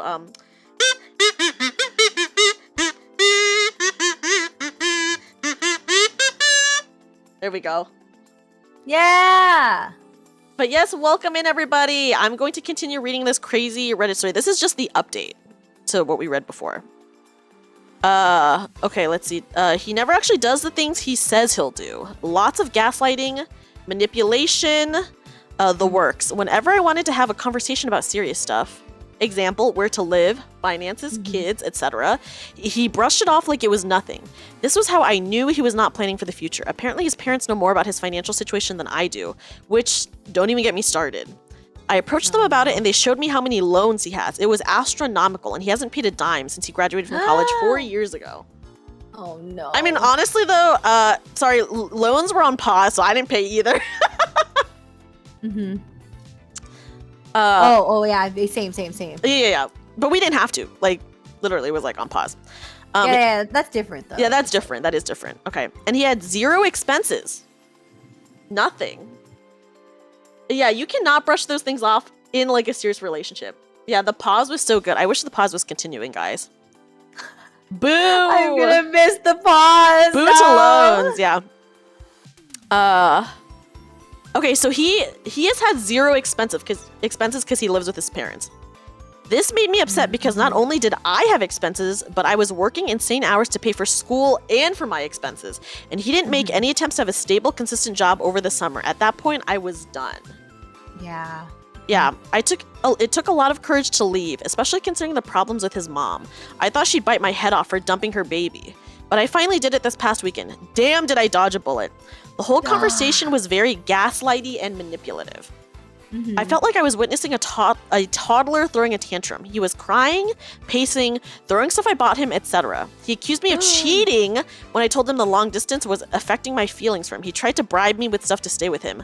Like a Nintendo Switch. Bruh. Wait, she literally says bruh. I'll get you a Nintendo Switch. Bruh. Bruh. For real. He guilted me for all the dates he took me on over the summer and in college years ago. Keep in mind. Oh, I hate that. Yeah. Keep in mind, I was paying for undergrad and graduate school out of pocket and had no money. He accused me of never wanting him to be happy. Oh, dude. The guilt trip. Yeah. Oh. The worst part, when I told his mom we broke up, it was essentially a don't let the door hit you on the way out kind of conversation. She basically said, sorry y'all broke up, have a good life, sayonara, Sammy, etc. To be honest, I was hoping she'd yell at me or bite my head off just so I could see her stick up for him a little bit. Just to show me she truly cares about his well-being and not just her own for whenever he decided to leave her. I'm sad and extremely anxious because I left something that was comfortable and don't know what the future brings. I hated hurting him, but he has inflicted a lot of pain and doubts in my mind. A lot of you said in the comments that I'm young, that it will be okay, and you're right. But being a girl in your 20s is so hard, especially with finding/maintaining friendships and relationships. Damn, so true. Yeah. It'll be fine though. Thank you for the advice and support, and thank you for taking your time to read all my word vomit. The Reddit community is truly amazing. Yeah. I mean, it's like they've been together for 6 years. That's understandable that it would be hard. Yeah, I cannot believe he tried to bribe her with a Switch, guys. That's so... man. Yeah. Not the guilt trip and then bribe with the Switch? Yep. And then back to the guilt trip? Yep. Wow. Like, oh my god. I'm glad she chose herself. Like, she prioritized herself over, like, I don't know, this baby. So true. So true. Like, he's, once again, another, it would work on you. You would stay for the Switch. Oh my god. Lucy! Yeah, dude couldn't even commit to a gaslight method. He really said, you know. Okay. There is so many... Damn. I just cannot believe that of course the mom was like, bye, you know. Yeah. She was happy. Mhm. Okay. Like, yeah. oh no. Yeah. No, I Sally, mean, we already said continue. everything. No, go ahead. Yeah. I mean, I'm glad. Yeah. In the end, she made it out of her slightly toxic relationship, or at least like this event helped her realize what she needed to do, and she made it out. So true. So true. Mm-hmm. Okay, I actually, while we were in the middle of a story, I found a different story because it was just on the sidebar, and the title is literally crazy. So I haven't read it yet. We're gonna read this one Together, yeah. Yeah. But Stelli'a, you go ahead and read one first. Okay, I will read this one. Okay, so am I the a-hole for telling my boyfriend that he can't move in with me? So I, 30 female, have been dating my boyfriend, 32 male, for about 5 months now. I own my home as I purchased it this February, and it is my second home. Damn. I made a good amount on my first home. Yeah, imagine having 2 homes. I That's literally crazy. cannot. I'm imagining my future's having literally no home. I would like just a smidgen of home. Yeah, please. give me just Thank a tiny you. smidge of a home, please. I made a good amount on my first home and put most of that money towards this house. I have a good career making about $80K, and my mortgage is $1,500. Damn, wish that was me. Wow, where are you at? Fucking wish that was me. My boyfriend rents a room from his friend who owns a townhouse. His friend travels a lot for work and is hardly ever home, maybe 1 week out of the month or so. My boyfriend pays $800 a month, which includes utilities. It's a nice place, and my boyfriend makes good money as well, probably around 60 to 70K. Okay. So recently, his friend was thinking about selling his townhouse and just moving in with his girlfriend. He told my boyfriend this, who then came over one night and sort of sprung all of it on me and told me that he should move in with me. I was really shocked, as we've only been dating for 5 months, and I really don't think that is long enough time for me to think about letting him move in. I think that's valid. I was gonna say 5 Yeah. months. That is not a lot of time. Exactly. Yeah. I tried talking about it with him and told him I needed some time to think it over. He was visibly annoyed but let it go. So, yesterday, I got a text from him stating that his friend plans to list his townhouse in October and my boyfriend needs to be out by the end of October. Oh shit. My boyfriend doesn't have a lease or anything, but he texted me and said he needs to move in with me short term as that's not enough time to find an apartment. I texted him back and said we could talk that night. When he came over last night, he was ranting/begging me to let him move in. Oh. About how he didn't make enough money to get an apartment and that it would just be less stressful for him to move in with me. That if he could help pay half, then it would be good enough for me too, etc., etc. I shut down that idea and told him that we have not been together long enough for me to want to take that step. He got upset and called me heartless and then left. Yeah, 5 months is not like a lot of time to be dating someone. Dude, yeah. It's like not even half a year. He texted me today and apologized, but still asked that I think about it a few more days. I told my friend and coworker today about everything, and he said that I'm an a-hole for not letting him move in. What? I was really shocked, but my coworker kept going, saying that in this economy, people can't afford to live by themselves, and that 5 months is long enough to move in together. I didn't say anything, but just remained quiet. So, am I the a-hole for telling my boyfriend that he can't move in with me? And there's an update as well, and a relevant comment. Oh, there's 2 updates. Okay. Yes. So, relevant comment. Could boyfriend be lying about why his roommate is moving? His friend is really selling as his girlfriend's apartment is very close to the airport, while the townhome is about 45 minutes away. I did look up similar homes in the neighborhood just to see if it was possible that the boyfriend could buy it. The average price is around 35 to 450K. I'm meeting my boyfriend tonight, so I will suggest it when we talk, but I'm not sure if that is something he wants and or could afford. I mean, okay, I'm sorry, but he makes like 60 to 70K. He can definitely afford like a 1-bedroom apartment. Yeah, I guess it depends on like where. Yeah, the area. Some areas are really expensive. Yeah, in my state, first of all, housing in my state is like crazy. It's like risen so much because like so many people are moving here because it used to be cheap. And now it's very expensive. Like, I've lived at my current apartment for like 6 years, maybe more than that. And my rent has doubled what it was initially. Oh, so bad. Literally doubled. So I used to pay for utilities and everything like $700, $750. Now I pay close to $1,400. Oh. Yeah. Oh, yeah, with utilities and stuff? Yeah, with utilities and stuff. Dang. Yeah, I feel like it would be great to get like a place just for yourself. Like, you know, you don't have to share with people, but it's like almost impossible. Like, in the market right now. Agreed. Or at the very least, like if you buy a house, at least you're not paying someone else's rent, basically. You're like paying their mortgage for them. Yeah. But it's just hard to be able to buy the house. Ugh. Yeah, that is hard because like to get qualified for it, it's like a lot. You know? Mhm. Yeah. Okay. Yeah. I'll let you continue Okay. now. Yeah. So update between August 30th to September 1st, so 1 to 2 days later. Well, today has been a stressful day, but I appreciate all the comments. I'm still reading through them all, but I wanted to give an update. First, my coworker surprised me this morning as I came in and he had coffee and a sandwich sitting on my desk. Ooh. He was waiting for me and said he was an idiot, that he was sorry. I've been at my job for over a year now, and this is the first time we've had a disagreement about something. He said he went home and told his girlfriend that he knew he upset me.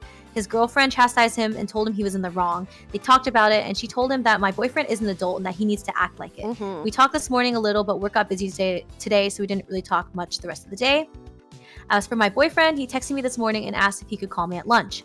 I said that was fine, and then I stepped out at lunch to take his call. I started talking first and told him that he cannot move in with me. I explained that we are not at that stage yet where I feel comfortable having him move in. I told him I would help him look for an apartment, help him pack and move, and help with anything else he needed, but I was firm on it. I'm glad. He was quiet for a while, and then he told me that he can't afford an apartment on his salary. That didn't make sense to me. As far as I knew, my boyfriend didn't have any outrageous debt and he has a good salary. He's an account manager and he told me a while back that he makes less than $75K. He also drives an older car, so no car payment. He got a scholarship to play baseball in college. So I asked him how he couldn't afford an apartment. He spent about 5 minutes talking about how he has other bills to pay and that eating out daily was getting expensive. Eating out daily. Oh my god. There you go. Ding. Yeah. My boyfriend does not cook. His job has a cafeteria, so he eats breakfast and lunch there and orders food every night for dinner. That was my only concern in the 5 months we've been dating. Okay, wait. Roni, he does not have two girlfriends. She told her coworker about the situation, and her coworker was like, "Oh, you're the asshole." But then her coworker's girlfriend was like, "No, she's not the asshole." Yeah. Yeah, so that's what was going on. Yeah. Mm-hmm. Yeah. Good on the coworker's girlfriend. Yeah. Honestly. Yeah. Let's see. He talked for a little bit more, and every time I asked him a question about it, the responses were vague. I even asked him if he has a lot of credit card debt or something, but things were just not adding up. Finally, though, he told me that he lied. Oh, bad lies. He only received a partial scholarship to play baseball, and he has an embarrassing amount of student loans. My boyfriend went to an expensive private college, so I can only guess how much that costs. Oh boy. I was pretty shocked, but things started to click into place. He talked a little bit more about how he really can't afford a higher rent payment than what he is paying now. I did ask how much and if he was paying on them now, but he said sort of. He maxed out the total for federal loans, but also has a lot of private loans. Oh no, not private loans. Oh god, yeah. And those are like have crazy interest. Yeah. Mhm. He's paying on the private ones currently, but not the federal ones. He said everything kind of came crushing down on him at once as the payment pause ends in October, and his friend wants him out of the townhouse. Give us back the pause! I know! Forgive our student loans. Like, damn. Dude, I know. We were so close. We were really close to that forgiveness. For real. And then, Angie. Okay. Yeah. I told him it was a lot to take in, but that it still wouldn't change my mind about him moving in. He said he understood, but he wanted me to come over for dinner tonight and talk more about everything and our relationship. He said he didn't want to lose me over this, but he did tell me he was hurt that I wasn't ready to take the next step. I told him we will talk later and hung up. Okay. Now I have a few hours before our dinner, but I'm on the fence on breaking up with him. I feel like I got some of the information, but not everything. I thought about it all afternoon and realized that I need to hear him out, but also see how he plans to move forward. He is not moving in with him. Maybe that's a typo, but part of the reason I felt so strongly against it is because I felt like he only wanted to move in because it would save him money and not because he cared for our relationship. Yes. Oh, that's valid. I make a comfortable salary and can pay my bills. I have student loans, but a reasonable amount, and I live within my means. I have no car loans or credit card debt. I worked hard for what I have, and I want a partner who wants to work towards a future together, not one where they rely solely on me to pay for them without putting in the same amount of effort. I cannot tell if my boyfriend wants to make this relationship work because he cares about us or if he just sees an easy option for his financial problems. I will hear him out tonight and make my decision then. I have not experienced any other red flags or behavior from him, but I am much more cautious now and will listen to what he says and how he speaks tonight. Ooh. Yeah. I think that's such a very mature and important take on a relationship is like just because you can doesn't mean you're ready. Yes, honestly, and she was very upfront about it. She communicated to him that she didn't think they were ready, And she's recognizing, you know, like maybe he wants to move in for all the wrong reasons, which is like definitely not like a good, that would not be a good time to move in with someone, you know? Yeah. And she has been very nice to him. She's like, I will do all this other stuff for you, but I just don't want you to move in with me. I think it's valid. Yeah. So there is one more update post on September 16th. So 18 days from the original post. Not sure if anyone's still looking at this, but I ended up breaking up with my boyfriend. Ah, she did! Yay! Without going into everything that was said, it basically came down to the simple fact that he did not want to move in to further our relationship. He only wanted to move in because he wanted to save money. Yes, clap, applause, let's go. And he hoped that I would help him. I love that. Yeah. Congratulations. Okay, he only wanted to move in because he wanted to save money, and he hoped that I would help him by letting him move in and lowering his bills and rent so he could pay off his debts. Oof. To be completely honest, the whole thing made me feel gross. I started to question why he was even dating me at that point. I knew it was over. My ex surprisingly took the breakup well, no fighting or begging me to change my mind. We went our separate ways, but neither one of us blocked the other on social media. Yesterday, my ex posted that he was in a new relationship and that they were moving in together. This was, what, 18 days from the original post? Yeah. What the actual fuck, huh? I really don't want to think about anything relating to our relationship, and I ended up blocking him on everything for peace of mind. So that's the final update. Oh my Not ready God. to start dating just yet, but spending time with my friends and family and hoping to enjoy the fall weather. Yeah, that Wow. literally did not take long at all. That was like a week, 2 weeks, 18 days from the original post. Oh my God, this story was posted 9 days ago. Oh my God. Wow. What the fuck? I feel sorry for his new girlfriend. Well, I mean, like, she probably Yeah. doesn't. Okay, the fact that they're moving in, they only started dating like probably like 5 days or something. Oh Yeah. Or Damn. something was going on the whole time on the side. Oh yeah, we don't know. We don't know. Thank you for the follow, Neko. Yeah. But yeah. So it's hard. It's hard for. I mean, I'm glad OP made the decision because the guy's obviously just using her for her money or something. No doubt about it. That is, yeah. Yeah, not really dating if it's only the last 5 days. So fair. So fair. I could not imagine moving in with someone like after like 2 weeks or whatever. Yeah, because I don't know. It's moving in is like a big. You know, this was actually something that came up on like a trip I was on with friends. Is like, there was like a debate about like what's a bigger life stage? Is it moving in together or getting married? Well, hopefully, I think moving in. I do think moving in because hopefully, if you're getting married, you've already lived together. Yeah, but it's like I think that the debate was like, oh, okay, but like getting married is like a permanent thing. That's why it's such a big life event. You can get divorced. Yeah, and then like, but then moving in is like a big step because you're actually like sharing the same space as said person. So hopefully people do live together before they get married because I feel like it's really important to see how you and another person can interact with each other when you're sharing the same space, sharing all the same items, you know? Yeah. Yeah. I know, like, in my family, like, my family is very much on the conservative side. Yeah. So, like, I definitely had, like, cousins and stuff who, like, moved in with their SOs, and I'm like, good on you. But really, though, all, for real. Yeah, they literally are like, oh my God, like, can you believe, like, they moved in together and they're not married? And I'm like, that's such an old, like... Yeah, that's an antiquated like way of thinking. way of thinking. My mom has never said anything, so I don't think she cares. And my brother literally lives with his girlfriend, so... Can't imagine that she would say something now. Yeah. So depends on people's like backgrounds and stuff. Yeah, actually, I think my mom is really happy that my brother lives with his girlfriend. Yeah, I do think that if you can't live together, you're probably not going to stay married. But oh, for sure. Yeah, because I think if she would rather one of us live with our partner so that we are like watched over or protected or whatever. Then like live alone because she's like a very paranoid person. Yeah. Okay, Tisha says my mom is conservative, but she's pro living together prior. Yeah, you learn so much. You learn so much about a person from living with them. So yeah, but my mom is pro living with your partner because she does not have to. She's not as scared. I know my parents are anti-pro living together, but that's just because they like talk about it all the time, like, you know, like blah blah blah blah blah. And I'm like, okay, whatever, you know, it's fine. You take your opinions, you keep them. Yeah, listen, but they my don't parents are have so to. hard to talk to.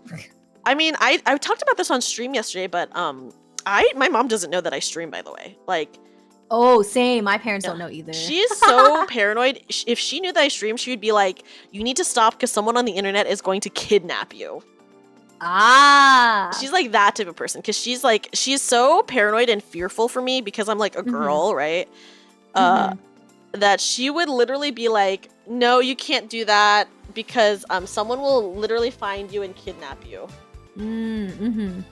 Yeah, I think my parents are like, if they found out I stream, like they probably would be like fine, but I think their concern is more like, oh, like is this productive to your career? Like, why don't you go get a better degree or something? You know? Oh, like, luckily, I think my mom felt that way previously, because I got like I majored in something that is like not, you know, like being a doctor or a scientist or whatever. So I'm pretty sure my mom felt like that previously, but now she's just happy that I have a job at all. That's good. Yeah. I mean, like not like good that your mom is happy about it now. Yeah. Yeah, I feel like my degree is pretty decent, but I definitely could be doing more. Like, you know, there's always like room to be doing more and stuff. I'm sure to them, And they think that. It's like the whole thing about being compared to your family, like your extended family, like, oh, you know, your cousin's like a freaking surgeon or whatever. Oh my God. Like, why aren't you a surgeon? I'm like, Yes. I don't know. I have a fear of skeletons. How about that?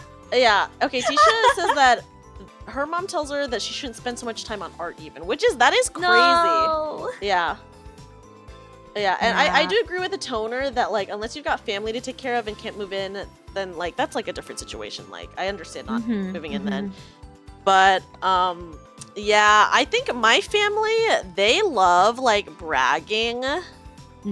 So I don't know if my mom feels pressured or whatever. I told her that her sisters are horrible. Sorry, my extended family, they're literally horrible people, and me and my brother are so mean to them and do not talk to them. Oh my gosh, I also do not like my extended family. Yeah, they're liars. They're dirty little liars. They're compulsive liars, and they're always trying to like compare themselves to us. And the thing is, me and my brother, they do not like us because they think that we think we're better than them. And it's true, we do think that actually. We do think that we're better than them. Alpha. Your alpha mentality is showing. Yeah. So me and my brother, we do think that we're better than them because we know that we are decent people versus these people. They literally have black hearts. Yeah. You know? It's true. Like, it's like the type of extended family that like they will say something to your face but then say something else when you're not there. And you know what? They and their parents, who are my mom's sisters, by the way, are so shit to my mom. That's why we're so mean to them, honestly. My mom is like she grew up in a culture where like family is everything, but me and my brother do not give a shit. So we're really mean. I have done some pretty mean things to my family just because they're horrible people. I remember I called my cousin out in a group chat once, and my mom was like, "Why did you do that? Like, you shouldn't have done that." And I was like, "Dude, I don't give a shit. I'm gonna call out whoever I want to call out." Let's go. Dude, I feel like it's so beneficial to have like someone like Dreamy in your life. You know, you need people that call people out for doing things that are stupid. Yeah, literally. Okay, and it was something that was like, okay, so when I graduated college, first of all, my mom so I have these two cousins who are sisters. And one of them has a son that's just a year younger than me. And my mom feels so indebted to their mom. Their mom is no longer with us, sadly, but because if it wasn't for their mom, then like my mom wouldn't have even be in America. So she feels really indebted to their mom. And so my mom will like literally send them birthday gifts, send them Christmas gifts. And she just sends them money, right? And I'm just like, okay, you need to stop fucking doing that. They suck as people. And so like when I graduated university, I sent them an invitation and they did not reply to it. So I'm not even saying that they didn't show up. They did not show up. They did not give me any gifts. They didn't even say congratulations. Yep. Dude, it's like people that are just reaping the benefits of your mom's like kindness and not even giving it back. Yeah, so they didn't even say congrats on graduating. So then when her son graduated a year afterwards, she put me and a bunch of people in a group text and she was like, oh, like, what about, my son is graduating, I'm gonna do a party, yada yada. So I straight up said in the group chat, I said, oh, well then when I graduated, why didn't you and your sister say anything to me? Did the invitation get lost or what? Yo! Oh my God. I'll just say it. I don't give a shit. I'll just like call them out. And they like did not know what to say to that. And of course my mom was mad at me because she was like, you're being mean. And I'm like, I don't give a shit. I'll be mean. Yeah, dude, that's yes. Let's go. You know, this kind of reminds me like this one time. Okay, this was like a while ago. Okay. But basically, my No. family, like, I don't really have like direct cousins. A lot of them are all excited because my mom was a only child, right? Oh, okay, yeah. Yeah. So all my cousins are like second cousins, right? Also, And Athano says we're very cute. Thank you. oh, thank you, Thank you. so much, And thank you for the follow. Welcome in. yay! Support Dreamy. Happy birthday, Dreamy. Thank you. Thank you. I'll sing you happy birthday later. Okay, I would like that. Okay, I was. I didn't think I was gonna commit to that. Okay, but yeah, basically, like, you know, like all the old like conservative people probably Yeah. post a lot on Facebook, and Oh yeah. basically, they posted something that I didn't really agree with, so I commented on it because, you know, me being, you know, me, I was like, well, actually, this. And it was like on a very heated topic at the time. It was like about like the whole like race situation. Like, it was bad. Yeah, I commented on it because I was like, that's stupid. You shouldn't be posting that. Yeah. And literally, like, she blew up at me. It was like this aunt who, like, I don't like really talk to her that much, but she is like one of the closer aunts to my mom. Ugh. And she went off on me. She was like, you're so disrespectful. Like, you know, I actually never cared about you. And like, you know, you can't be talking to me like this because I'm your senior. And like, you shouldn't have any rights to this because I'm right and you're wrong and you're younger. So you need to respect me. And I was like, whoa. Wow. Yo, whoa. And then she like went and called my mom and was like, you know, like, do this stuff. And I was like, oh my God. And then I was like frustrated because I was like, dude, like, I didn't even say anything. I didn't even say it in a mean way. I just said it in a respectable way. Like, hey, like, I don't think this is true because this, and this. Yeah. And then, yeah, like, I was really surprised because like my mom and I aren't really on the best terms, but she actually like took my side and she was like telling my aunt, she's like, dude, like, you can't, like, why are you doing, she's literally like way younger than you. You're like a freaking grown woman. You need to chill, bro. But then my mom also like silently chewed me out. She's like, why did you say that to her? You like set her off. And I was like, well, I don't know. I just thought I could. But yeah, like, I'm never speaking to her again. Blech. Yeah, horrible. She actually visited recently, and I was like, ew, I'm not gonna go say hi. Yeah, Ew. I would not say hi. Yeah, so I'm really mean to my extended family. I'll tell another quick story before we continue, but during Christmas. Oh, hold on, my VTube Studio froze because my dote thing. Oh my gosh, she's freezes. stuck. It's okay. Dreamy, wake up, Dreamy. I'm stuck. I don't know, the dote thing, I don't know why it freaks out VTube Studio so much. Okay, there it goes. Oh, are you back? Oh, you're back. Oh, you're Wait, frozen. Oh, you're back. I'm you're frozen? back. No, you're good. We're back. We're both back. We're back. Okay, so I will say here's something that I also did. Oh my gosh, honeydew, no need to apologize. No worries. Being old isn't about being mean. It's about telling them how it used to be with rotary phones and no internet. Oh my gosh. Listen, obviously there are chill old people, you know, but there's also a lot of not chill old people. Yeah, okay, here's what I did. Okay, on Christmas, this happened on Christmas Eve. I've told this story before. Okay, so my worst aunt, who I think is so disrespectful to my mom and has horrible kids, and her kids only love her because of her money. Let me just say, we were at her house for Christmas Eve. I'll go to their house for Christmas Eve. I'm gonna eat the food that they provide. I don't give a shit. Yeah, dude, get the food. Yeah, I'm getting the food. One year during Christmas Eve, I was at her house, and so she has like couches, but there's like a lot of us, right? So she also has this massage chair in her living room. And I was talking to her daughter's boyfriend. And he redid her kitchen for her, by the way, because he's like some sort of like construction contractor man. Oh, that's so nice. As a Christmas gift to my horrible aunt, I have multiple horrible aunts. He redid her kitchen for her. And so he's chill. I was just talking to him, and he was like talking about how he would use the massage chair or whatever, or like she would offer for him to use the massage chair after like working hard, etc., etc. So I was like, cool. So we eat dinner, whatever. Then we go and we're about to open gifts, right? And there's no seating, so I go and sit on the massage chair. And then my aunt comes in and she's like, you can't sit on there. When you guys were kids, everyone sat on my massage chair and broke it, yada yada. Like when we were like literally children, by the way. And then she was like, I don't let anyone sit in it. And I stood up and I was like, you're a liar. This dude told me that you let him use your massage chair. And then I started clapping and I said, liar, liar, liar. And then my brother, who is also such an instigator, he stood up too and he was also clapping and chanting liar, liar. So it's just me and my brother clapping and chanting liar to my aunt. And we were having a great time. God. It was just really funny to us. You know, we didn't even think anything of it. It was just really funny. And then, of course, my mom was really mad at us later. Dude, I could only imagine. Like, dude, your mom probably was furious. Like, yeah. Well, it was just you, like your family there though. Like, it wasn't like a huge like thing. But yeah. I guess I am pretty extra. I don't know. I just don't ever hold my tongue. So I feel like I've said this to Stelli'a in a group chat. But I don't know if you read it, Stelli'a. But I was like, I feel like my personality can be, I guess, kind of grating. So it's like either you like me, I remember this. Either you like me or you don't like me, you know? Because I'm just very upfront and forward, and maybe like for some people that's like too much for them, you know? I think it's definitely one of your charm points where it's like you have the charm to like say what you want and say what you're thinking without having to like beat around the bush about it or anything. Well, my IRL friends, I literally will say like literally whatever I want. And they're always like, okay, she can say it. And for some reason it works and is okay. But if anyone else were to say this, then it'd be like, okay, this person's like the biggest a-hole.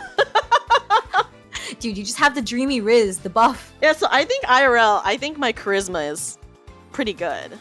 But I can understand where like it could be too much. Or okay, one time my one manager at one of my old jobs, she was like, oh, I thought about setting you up with my one friend. It turns out me and her one friend did end up dating briefly without her knowledge, by the way. Oh snap. Yeah. But it was like over with really quick. But she said, oh, I had considered setting you guys up because you guys like the same things. But I like decided against it because I think you're too honest for him. Oh, yeah, because it hurt his feelings. Yeah, because I'm just really straightforward and upfront and honest, you know, and not in an asshole way, you know, because there's a difference between being honest and being an asshole for sure. Yeah. You just have to. It's the delivery. It's about the delivery. Yeah. So I was like, oh, that's kind of funny. Also, hi, Nin. Welcome in. Oh my god, your name is so cute. Nintendorable. That's so cute. I love that. Yeah, I mean, personally for me, I would also really appreciate, like, people being really honest and upfront. I have given people outs before because I'm like, okay, hey, if you're not feeling it, then just, like, let me know. Because I'm so chill and I don't care. Yeah. You know, I would just rather know. I would just rather know the truth. I think it's, like, a very, very big, like, life skill that I think you have to pick up just from, like, experience. It's just, like, learning to be upfront with your feelings, or at least communicating how you're feeling. Because, like, it's, like, people can't read your mind. And, like, it's not fair to, like, be upset or expect something when you don't communicate what you want out of that person. So, yeah. I do think I'm very chill about it. Okay, so, for example, my manager's friend that I did date very briefly, I think we dated for like a month or so, and then he broke things off. And so I just went over to his apartment because he like ignored me for like a few days or whatever. So he was like, can we talk? And I was like, yeah, sure, I don't care. So I came over, and then he was like, I'm just having issues, yada yada. And I was like, okay, that's cool, dude. Like, everything's fine. And I was just acting totally normal and joking around and whatever. And then at some point he was like, oh, I'm like really surprised that like you didn't cry or something. And I was like, huh? Like, did you expect me to? But yeah, so I don't know. As long as like you're upfront with me, I'm so chill. Like, I didn't care. And he was like so shook because we were just like, I was so friendly, and I was like, yeah, I understand. Like, it's totally fine, you know, yada yada. And he was just like so surprised by that. Yeah, I think it's like not a very common thing. Like, I feel like you're very much like, I don't think I'll ever meet another Dreamy for the rest of my life. Not even in my dreams. Get it? I feel like I've like definitely through past experiences have like changed a lot as a person in like a good way, you know? So I'm thankful that I am the way I am now. And of course, like, Yeah. I feel like I'm a very confident person, but of course I am a human. So I have moments where I feel really low and stuff too, you know, so. Yeah. Or I even, think, yeah. oh, no, You go ahead, go ahead. No, you go. Or, I was gonna say, or even if I personally think I'm cool, I can also feel at the same time that like, oh, I shouldn't talk to this person that much because like I'm bothering them or they're busy or they don't like me or, you know. I think it's Yeah. something I've also like very, very recently realized about myself is that I have a very big tendency to overthink things. Mhm. So like if like for example at work, like I think like, oh my gosh, this person like hates me, like they're like they didn't talk to me or whatever. I'm like, Yeah. oh my god, like they hate me. Like what did I do? Like did I do something wrong? Like oh my god. And then Yeah. like I just find out like, oh yeah, sorry, I was like really tired this morning. I just didn't really feel like talking or whatever. And I'm like, oh. Oh That was it? yeah, I think I used to overthink a lot too. When it comes to work, I literally do not care if people like me or not. I feel like, Mm-hmm. okay, every job that I've had, as soon as I was mean, people liked me more, which was really funny. Because when you get a new job, you're like, oh, I'm gonna be like nice because you don't know people. But then once you like are at a job long enough and you don't give a shit, then people start liking me more, and I'd be like, It's because you're being more of yourself. I think Yeah. that's probably it. Like if you're like going in and you're like kind of putting up a front with who Mhm. you are, like people will kind of pick up on that. Like oh, like they're being a little reserved or they're Mhm. not as like honest or like you know how they're supposed to be. So like Yeah. I'm sure like once you opened up and like yeah, you're being more real with yourself. Like of course people will want to be around a Yeah. person who's more real. Ozzy says it's because you aren't being mean, you're just being real, and people love a real one. You know what? Honestly, True. so true. I wish more people were like very upfront. I said this at the beginning of the stream, but way back when I was like actively dating, there was like a dude that I had dated where I had given him like the out where we had good dates, but then I don't know, he just kind of like was weird. So then I was like, oh, if you're not feeling it, like we don't have to like hang out or talk again. And he kept being like, no, I want to hang out again. I want to see you again. But then just like never talked to me again after that. And I was like, dude, I literally gave you the out. Just like take it, you know? Yeah. Wow, how did we get here? I know, we took like This was such a detour. long dude. We took like such a huge detour. We're just like talking. That's fun. Yeah, we're chilling. We took a long detour earlier when we were talking about League. Oh yeah, we did. Yeah. But I think your straightforwardness is a charm point, Dreamy. Thank you, Stelli'a. I really do try to make a lot of friends because I'm an extrovert. I'm a huge extrovert. But fellow extrovert. Yeah. But I think we're extroverts in different ways. I'm probably very different ways. Yeah.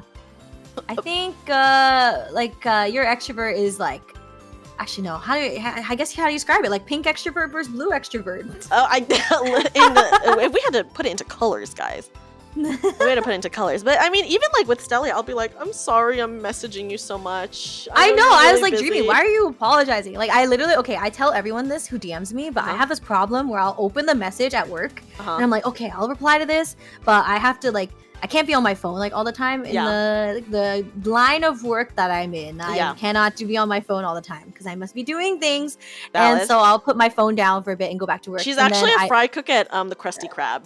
Dang, you got me. No, actually, I work at Weenie Hut Jr. Okay, I'll give you all discounts. Yeah. Yo, come through. But yeah, I just I will put my phone down, then I'll forget, and then the notification's gone. So, I'll definitely forget. Which is why, like, if I ever don't reply, just like ping me again or whatever. I'll reply.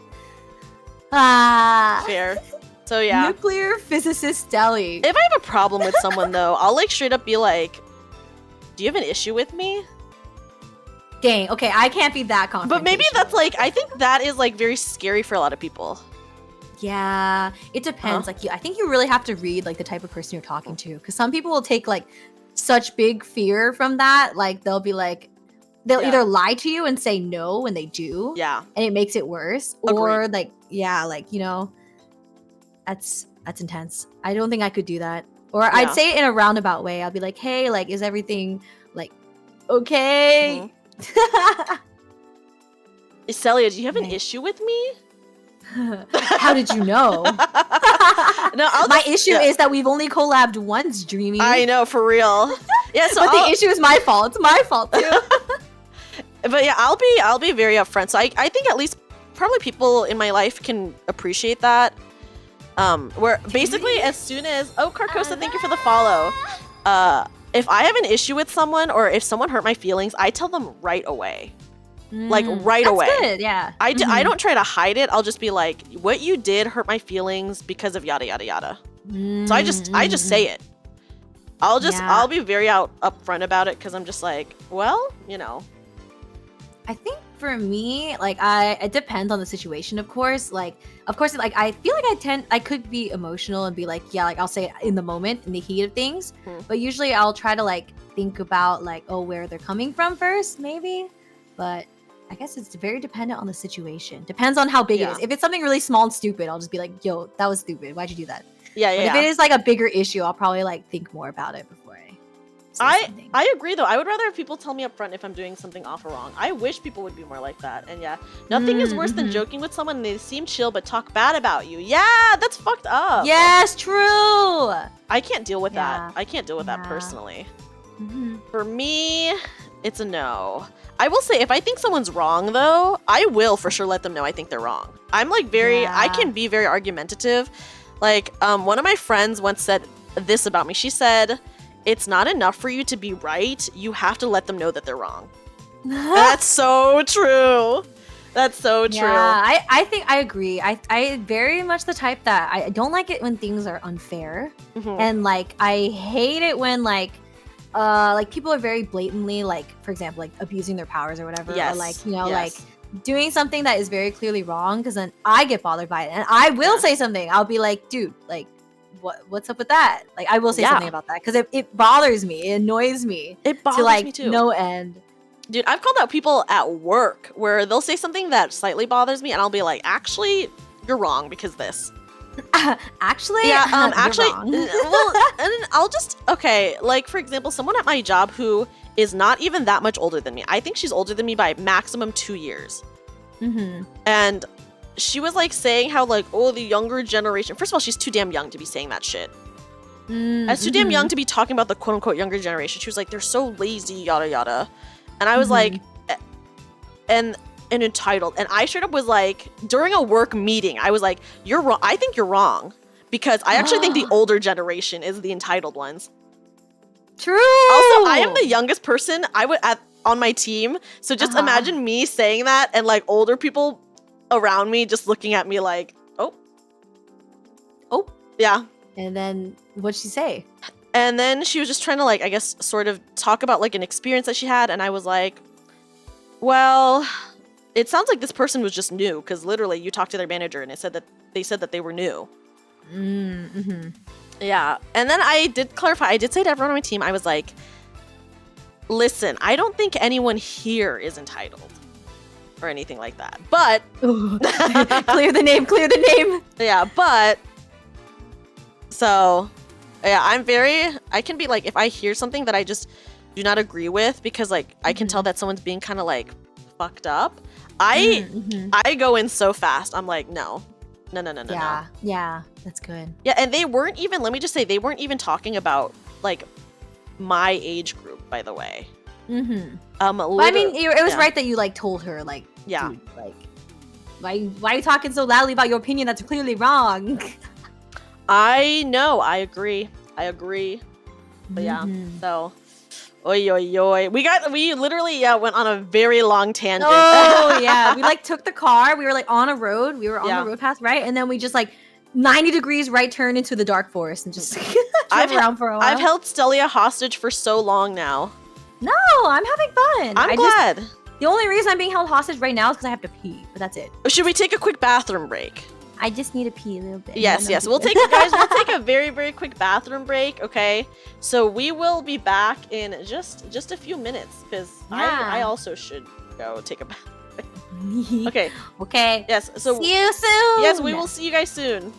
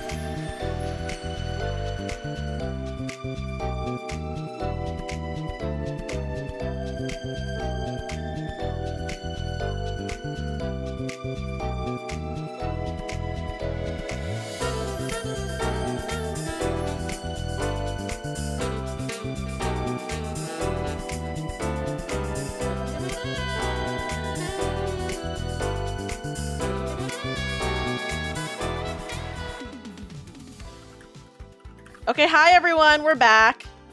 Hello. We're back and ready with our last 2 stories. Last like one story and then the coconut story. The coconut. I'm very excited for the coconut story. This Yeah. has been like teased the whole stream for 5 hours. Literally, we've been holding you hostage for 5 hours. You'll read us the Yeah. second sentence and then. Okay, yes. Have a good lurk, Sniper Bear. Okay, Sniper Bear already knows the coconut story, so he's not missing. Bye, Yeah. Sniper Bear. Okay, so this first story that we're gonna tell right before the coconut story is, am I the asshole for testing my girlfriend? I don't think anyone should be testing their partner. Testing? What kind of testing?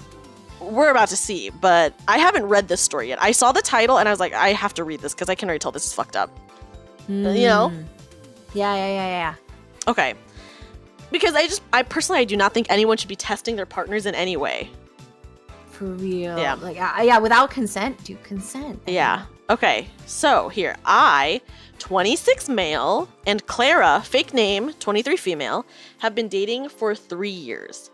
I've been cheated on in past relationships, particularly in high school, and I've had a tough time getting over it.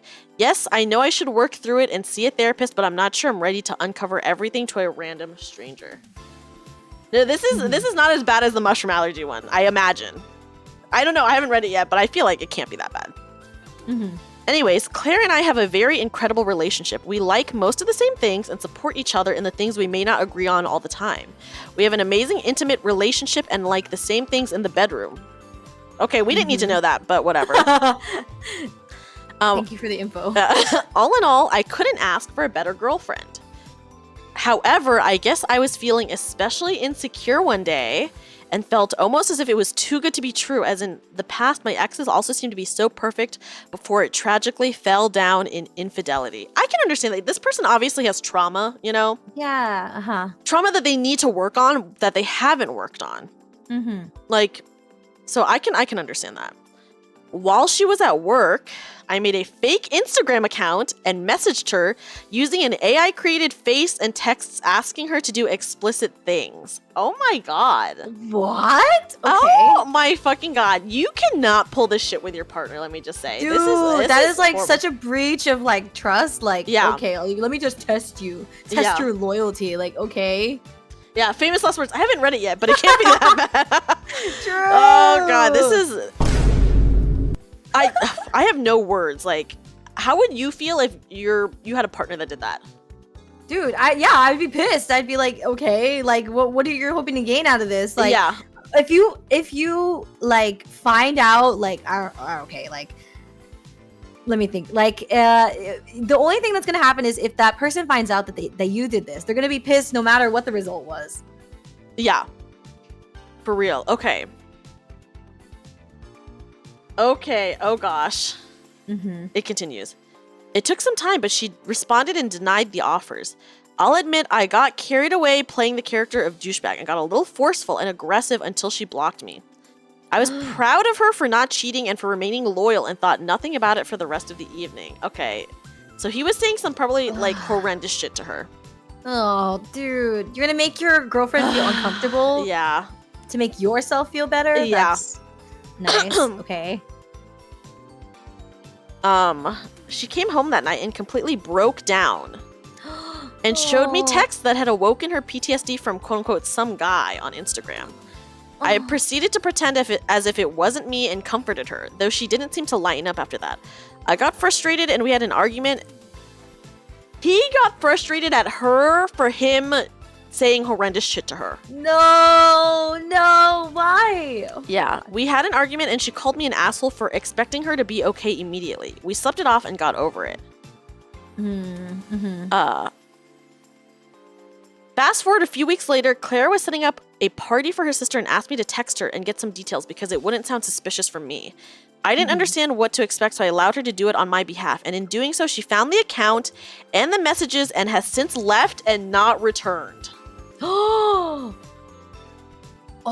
so she found the account, the messages from his account. From his phone, yeah, because she used his phone. So he didn't even delete that? Oh, he's so stupid. Oh my god. Okay. She won't return my calls and has since sent her brothers to come pick up her stuff, but they won't help me either. Wow. Yeah, honestly, I would be.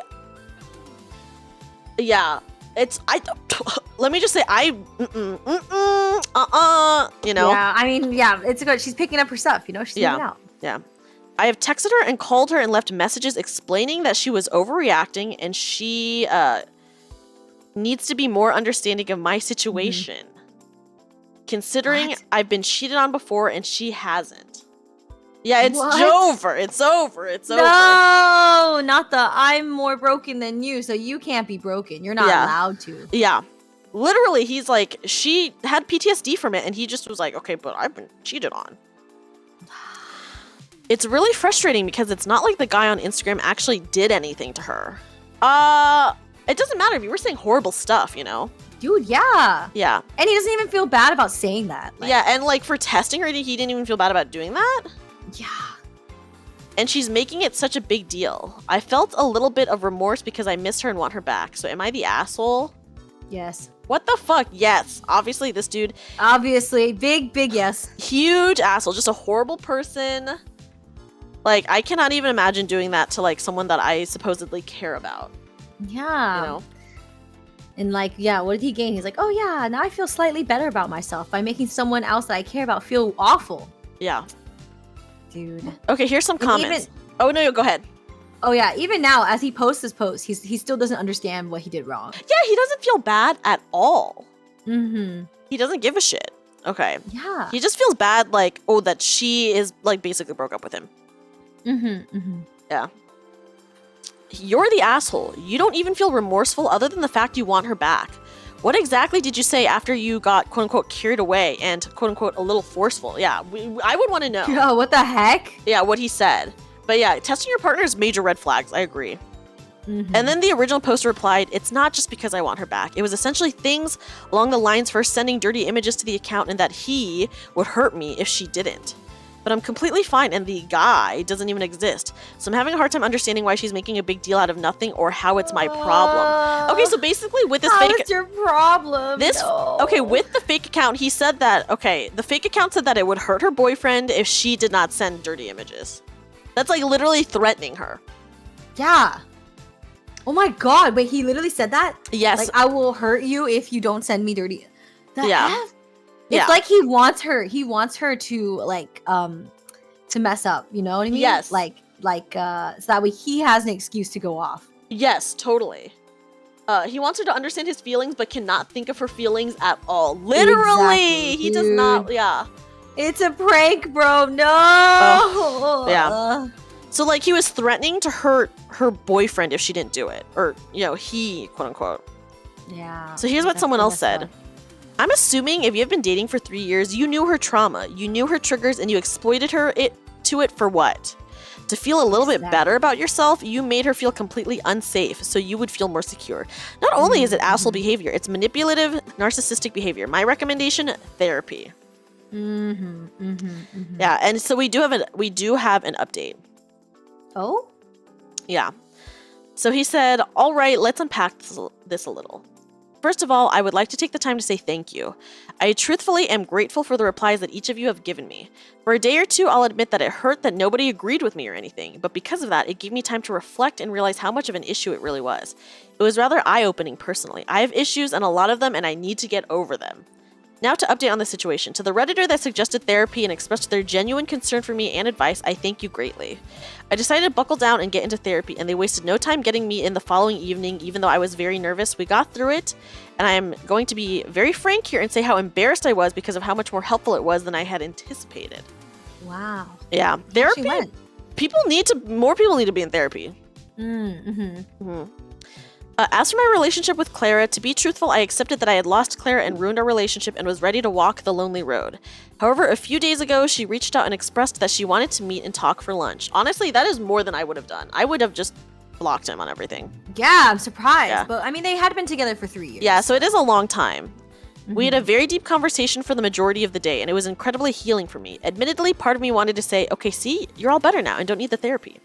But I knew that was the part of me that was scared. Also, admittedly, I had expected for Claire to tell me that she was moving on. Instead, she gave me a second chance that I feel I don't deserve, but would be stupid to pass up on. I decided to take a step further, despite the nervousness I have about it, and suggest couples counseling, which she loved the idea of. Okay, here's growth. Oh, yo, character development in our Reddit post? I know. I've expressed my concerns and she has understood. However, we both agree that this is really important and we want this to work. I'm so grateful for the incredible amount of grace that I've been given and will never make the mistake that I've made again. Thank you for your help. Wow. Okay. Let's go. Yeah. Well, okay. Before we continue and talk about this, here's a comment for people. Okay. So this person said, for those that didn't go through his comments, his forcefulness, quote unquote, is code for, I made threats through this persona that I would hurt her boyfriend if she didn't send me explicit images. He wasn't a douche. He was an absolute psychopath. Dude, for real. Yeah. Yeah. Okay. Well, I guess it's good that he's getting help through therapy, but yeah, that's pretty bad. Like, to threaten someone physically, like, that's already going over the line. The line was already crossed by testing her. Agreed. And then it just went like 400 steps further by like actually threatening physical harm. I know. Yeah. Clara, she's wild for taking him back, and like, maybe if he was like really good to her throughout all those 3 years, you know, then like I can see her wanting to give him a second chance, but that would be like a huge strike. Yeah. I think it definitely like if something, even the smallest thing happens again, like hopefully Claire can see that and like understand. You know? Yeah. So that was fucking. I did not think that when he said testing, I didn't think he meant in this horrendous way. Yeah, I was confused what testing meant, but I understand now. Yeah, I understand now, and we're like, about it. Yeah, he did really badly, and I'm happy he got therapy, and I'm happy that... Okay, I don't know how I feel about her getting back with him, but I am glad that at least they are going to also go to couples counseling together. Mm-hmm. Like, if she had to get back with him, then at least they're working on it. Mm-hmm. Yes. Yeah. Okay, I thought the same thing too, Azu. I thought testing was like, yeah, hey, girl, you want to send some pics? And not like, I will hunt you and your loved ones down unless you comply. Which is what he did. The heck? I'm surprised she like didn't immediately block. Like she kept talking to this person on the account. Like, if someone, if like, you know when those people send you weird, creepy DMs, you just block it? Yeah, you just block it immediately. Yeah. It is insane. I mean, maybe, obviously, she knows him much more than we could ever know him, you know? So, like, after dating for 3 years, she obviously knows him. But, like, if I was dating someone for 3 years and that shit happened, I would question things quite a bit. Like, for sure, I would leave. Especially because when she had PTSD from it and he was just like, it's not that big of a deal. And then they had an argument about it. Yeah, okay, like, to be honest, like Azu said, maybe he did open up immediately with the threat, and then that's why she got scared. Okay, yeah. That's possible. Maybe so, yeah. I'm glad he's getting the help he needs, though.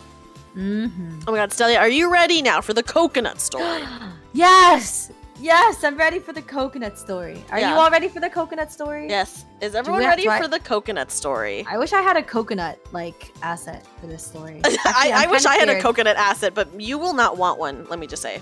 Oh, no. Yeah. Okay, guys, here is the coconut story that everyone is very vehemently saying you do not want a coconut.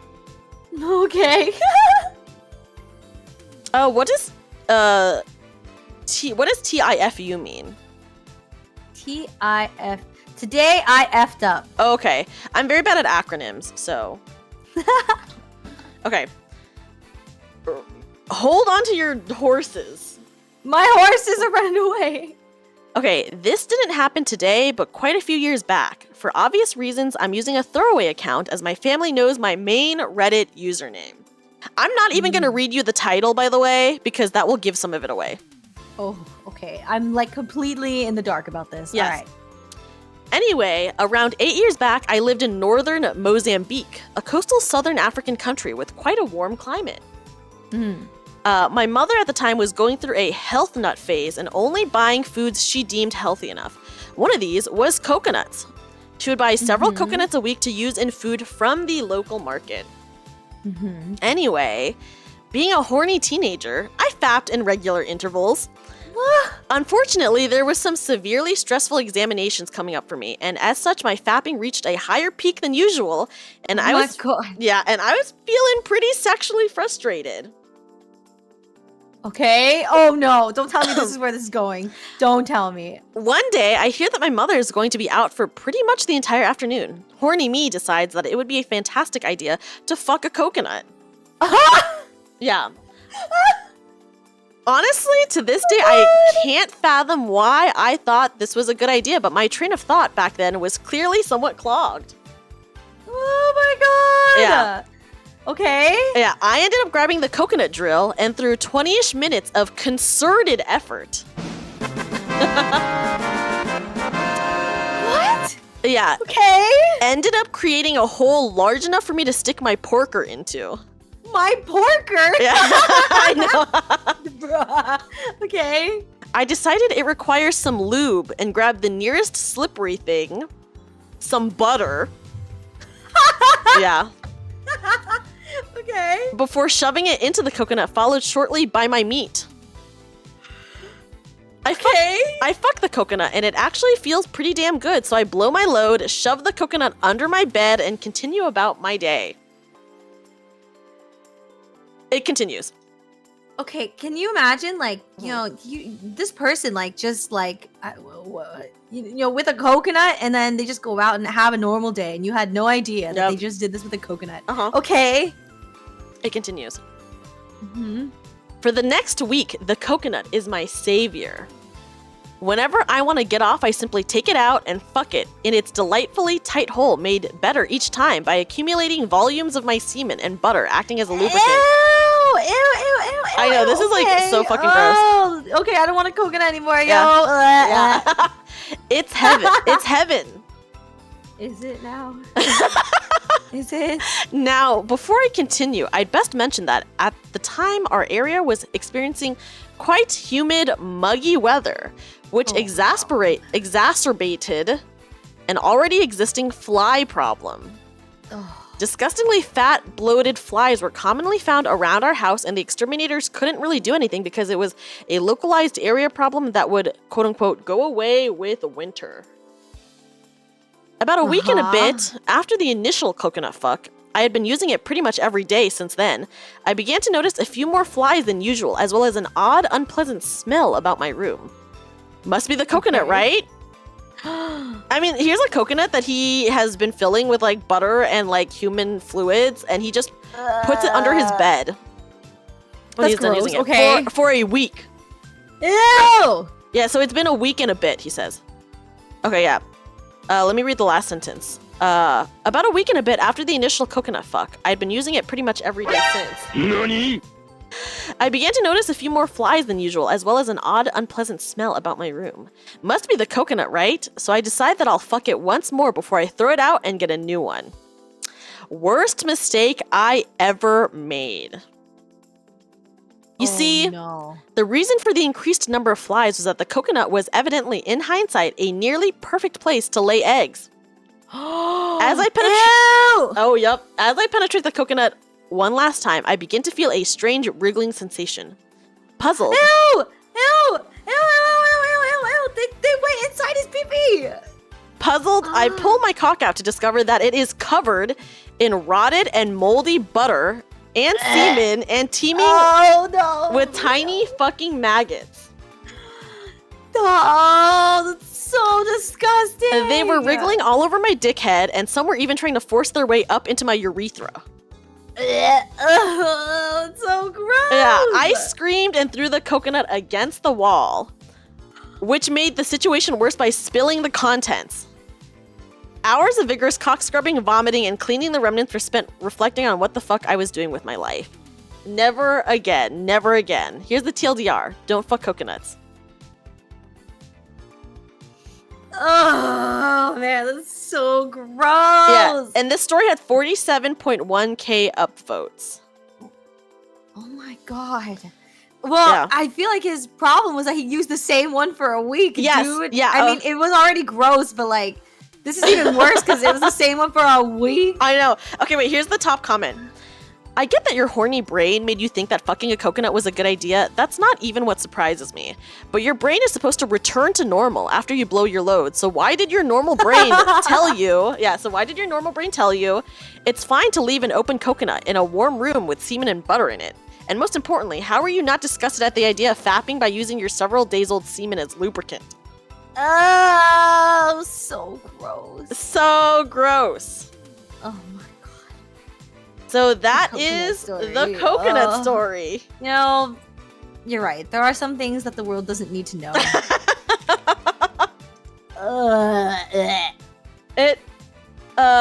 Yeah, the post-nut clarity was not enough for him, for sure. Was not enough. Dude. That's crazy. Do you think it's real? Like, do you think this is a real story? Yes, because it's so embarrassing to your own self that it has to be real, you know?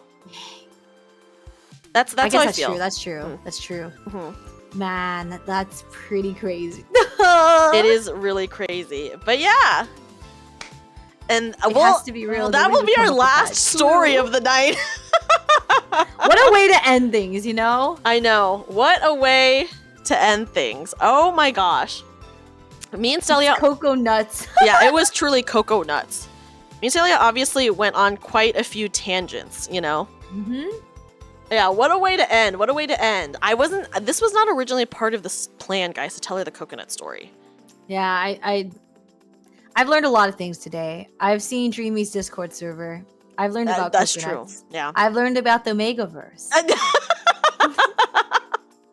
Stellia''s had quite a day. Yeah. Yeah. But it was a fun day. It was so fun, honestly. I could not have predicted that we would go on for freaking 5 hours.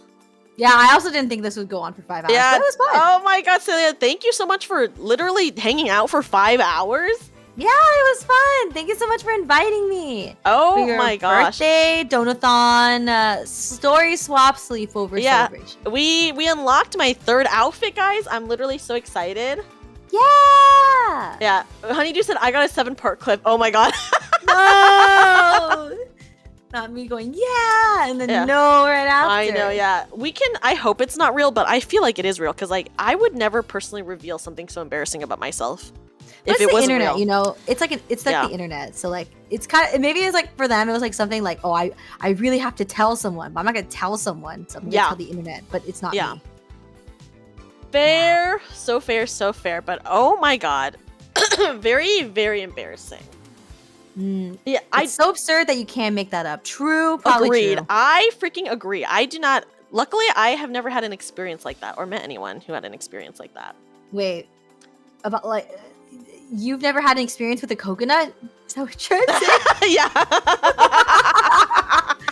I was like, thanks, Dreamy. I'm sure we all needed the clarification just in case we thought that about you.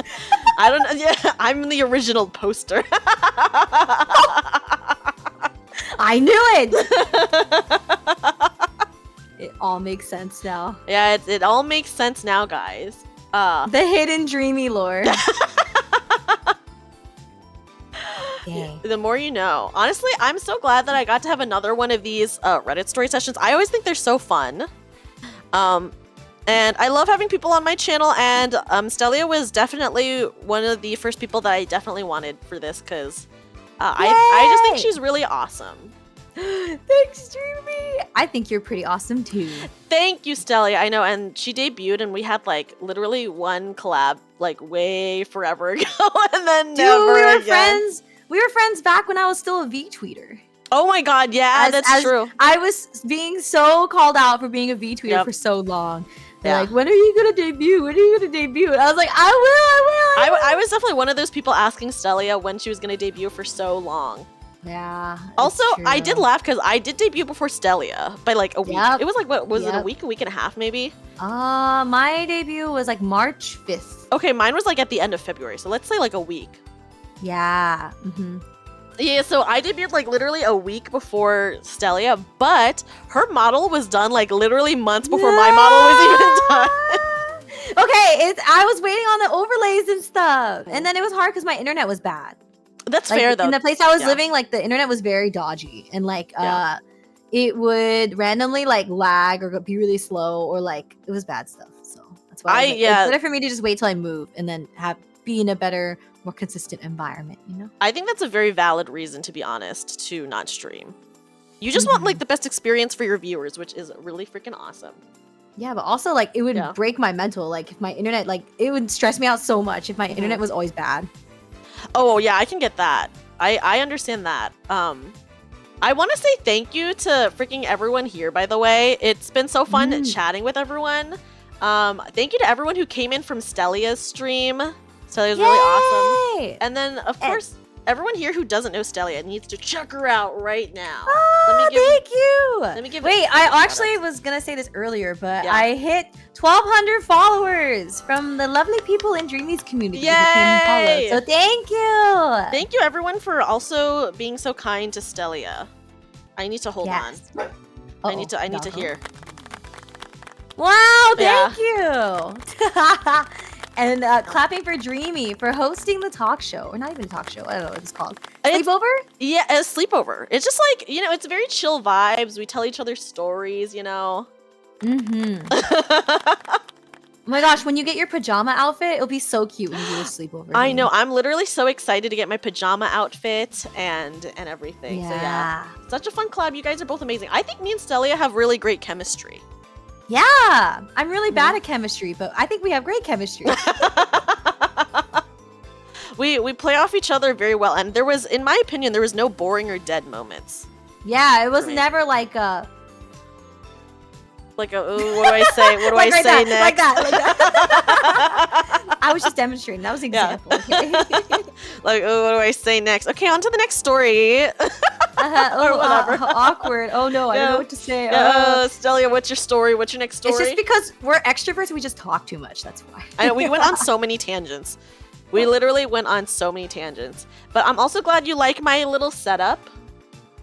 Yes, I love it so much. Wait, can I see the room? Like, I'm gonna move so I can see the room. Yeah. Look at the pillows on the couch. Oh, it's so cute. Yeah, so God. Oh, I didn't realize we were sitting on a couch. Yeah, we're sitting on a couch.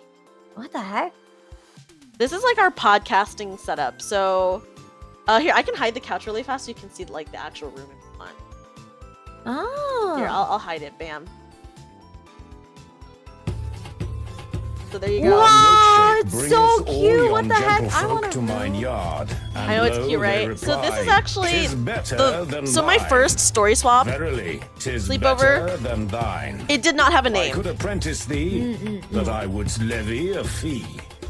So now you have a name and an entire logo for it. Yeah, so not only now, I have a name now, I have a logo for it, I have like a room setup for it. So before, I had just quickly like made a like room setup on Canva, I think.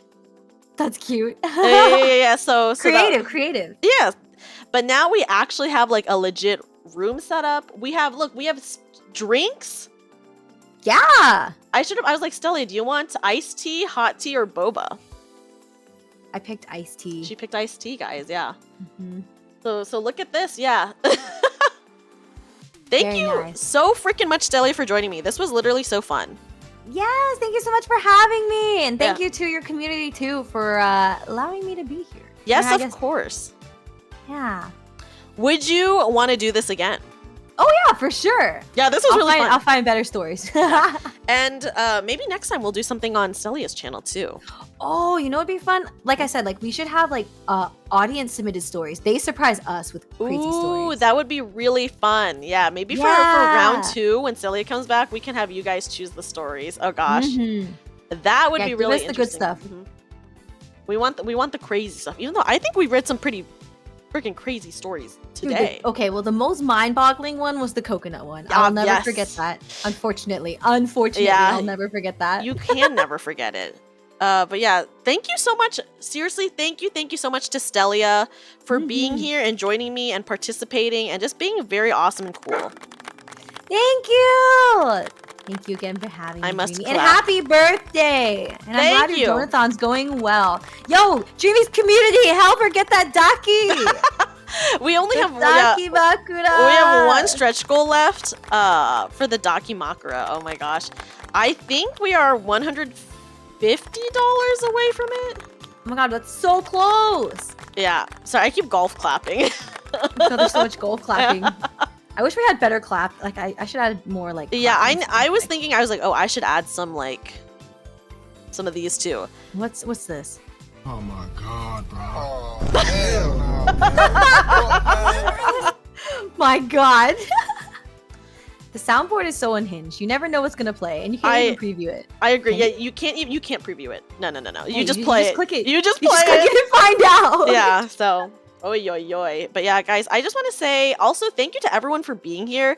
Everyone who is lurking or chatting, I just want to say major thank you to all of you guys for hanging out with us, for sharing in our intense cringe at some of these stories. Oh, I know. Yeah. Space. It's like secondhand cringe. You Yeah, know? for real, secondhand cringe. So thank you for chatting with us and hanging out with us, and I hope you guys had an awesome time, as good of a time as we did, because we had a great time.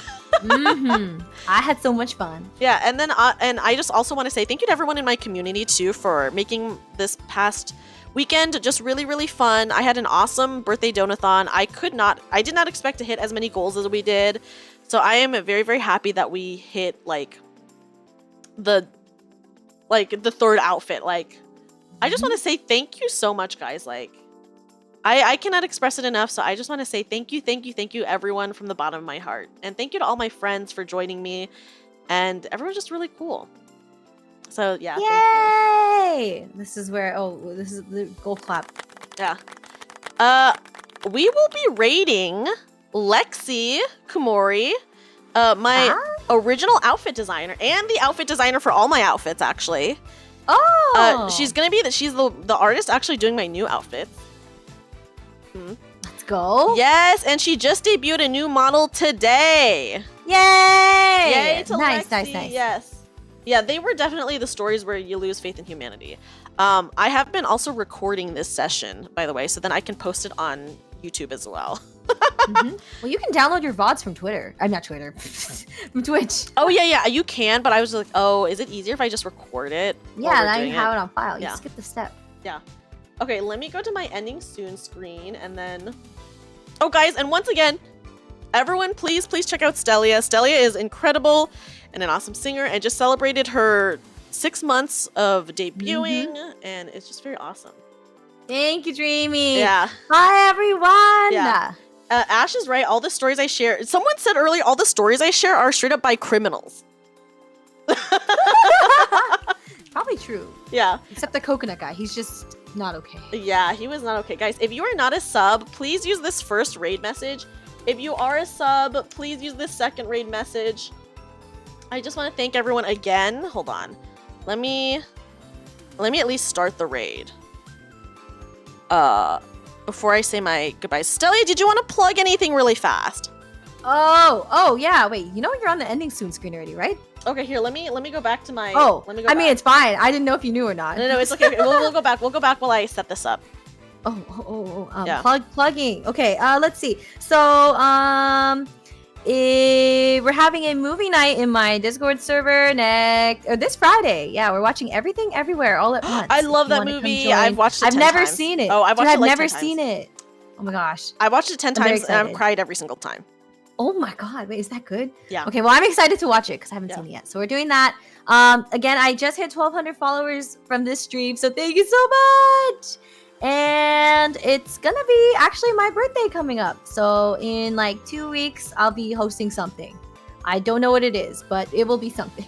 Another karaoke stream. Yeah, maybe a birthday concert. I think that would be fun. That'd be really cool. That would be fun. Stellia''s a very good Mhm. singer, so. Oh, thank you. I don't Yeah, know. Yeah, like my first karaoke could be improved. I had my first karaoke what was that, Friday? Friday. On Friday. Yeah. And I didn't even realize the delay was so bad. Like my chat was like, oh, this is normal. This is fine. I was like, chat! I'm like shaking you all by the shoulder. Like, why? The delay is so bad. But yes, guys, please give Stelli'a a check out. Thank you so much, Stelli'a, for being here. Once again, we're going to be rating Lexi, who very appropriately is going to be doing my new outfits, you know? Yay! So I'm very excited. Please use the raid message. I would really appreciate if everyone could stick around for the raids at least. So I will raid us in just a few seconds. Thank you again, everybody.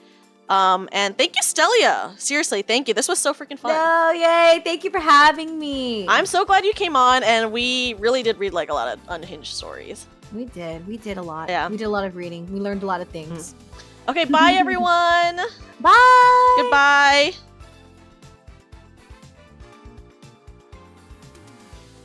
And we rated.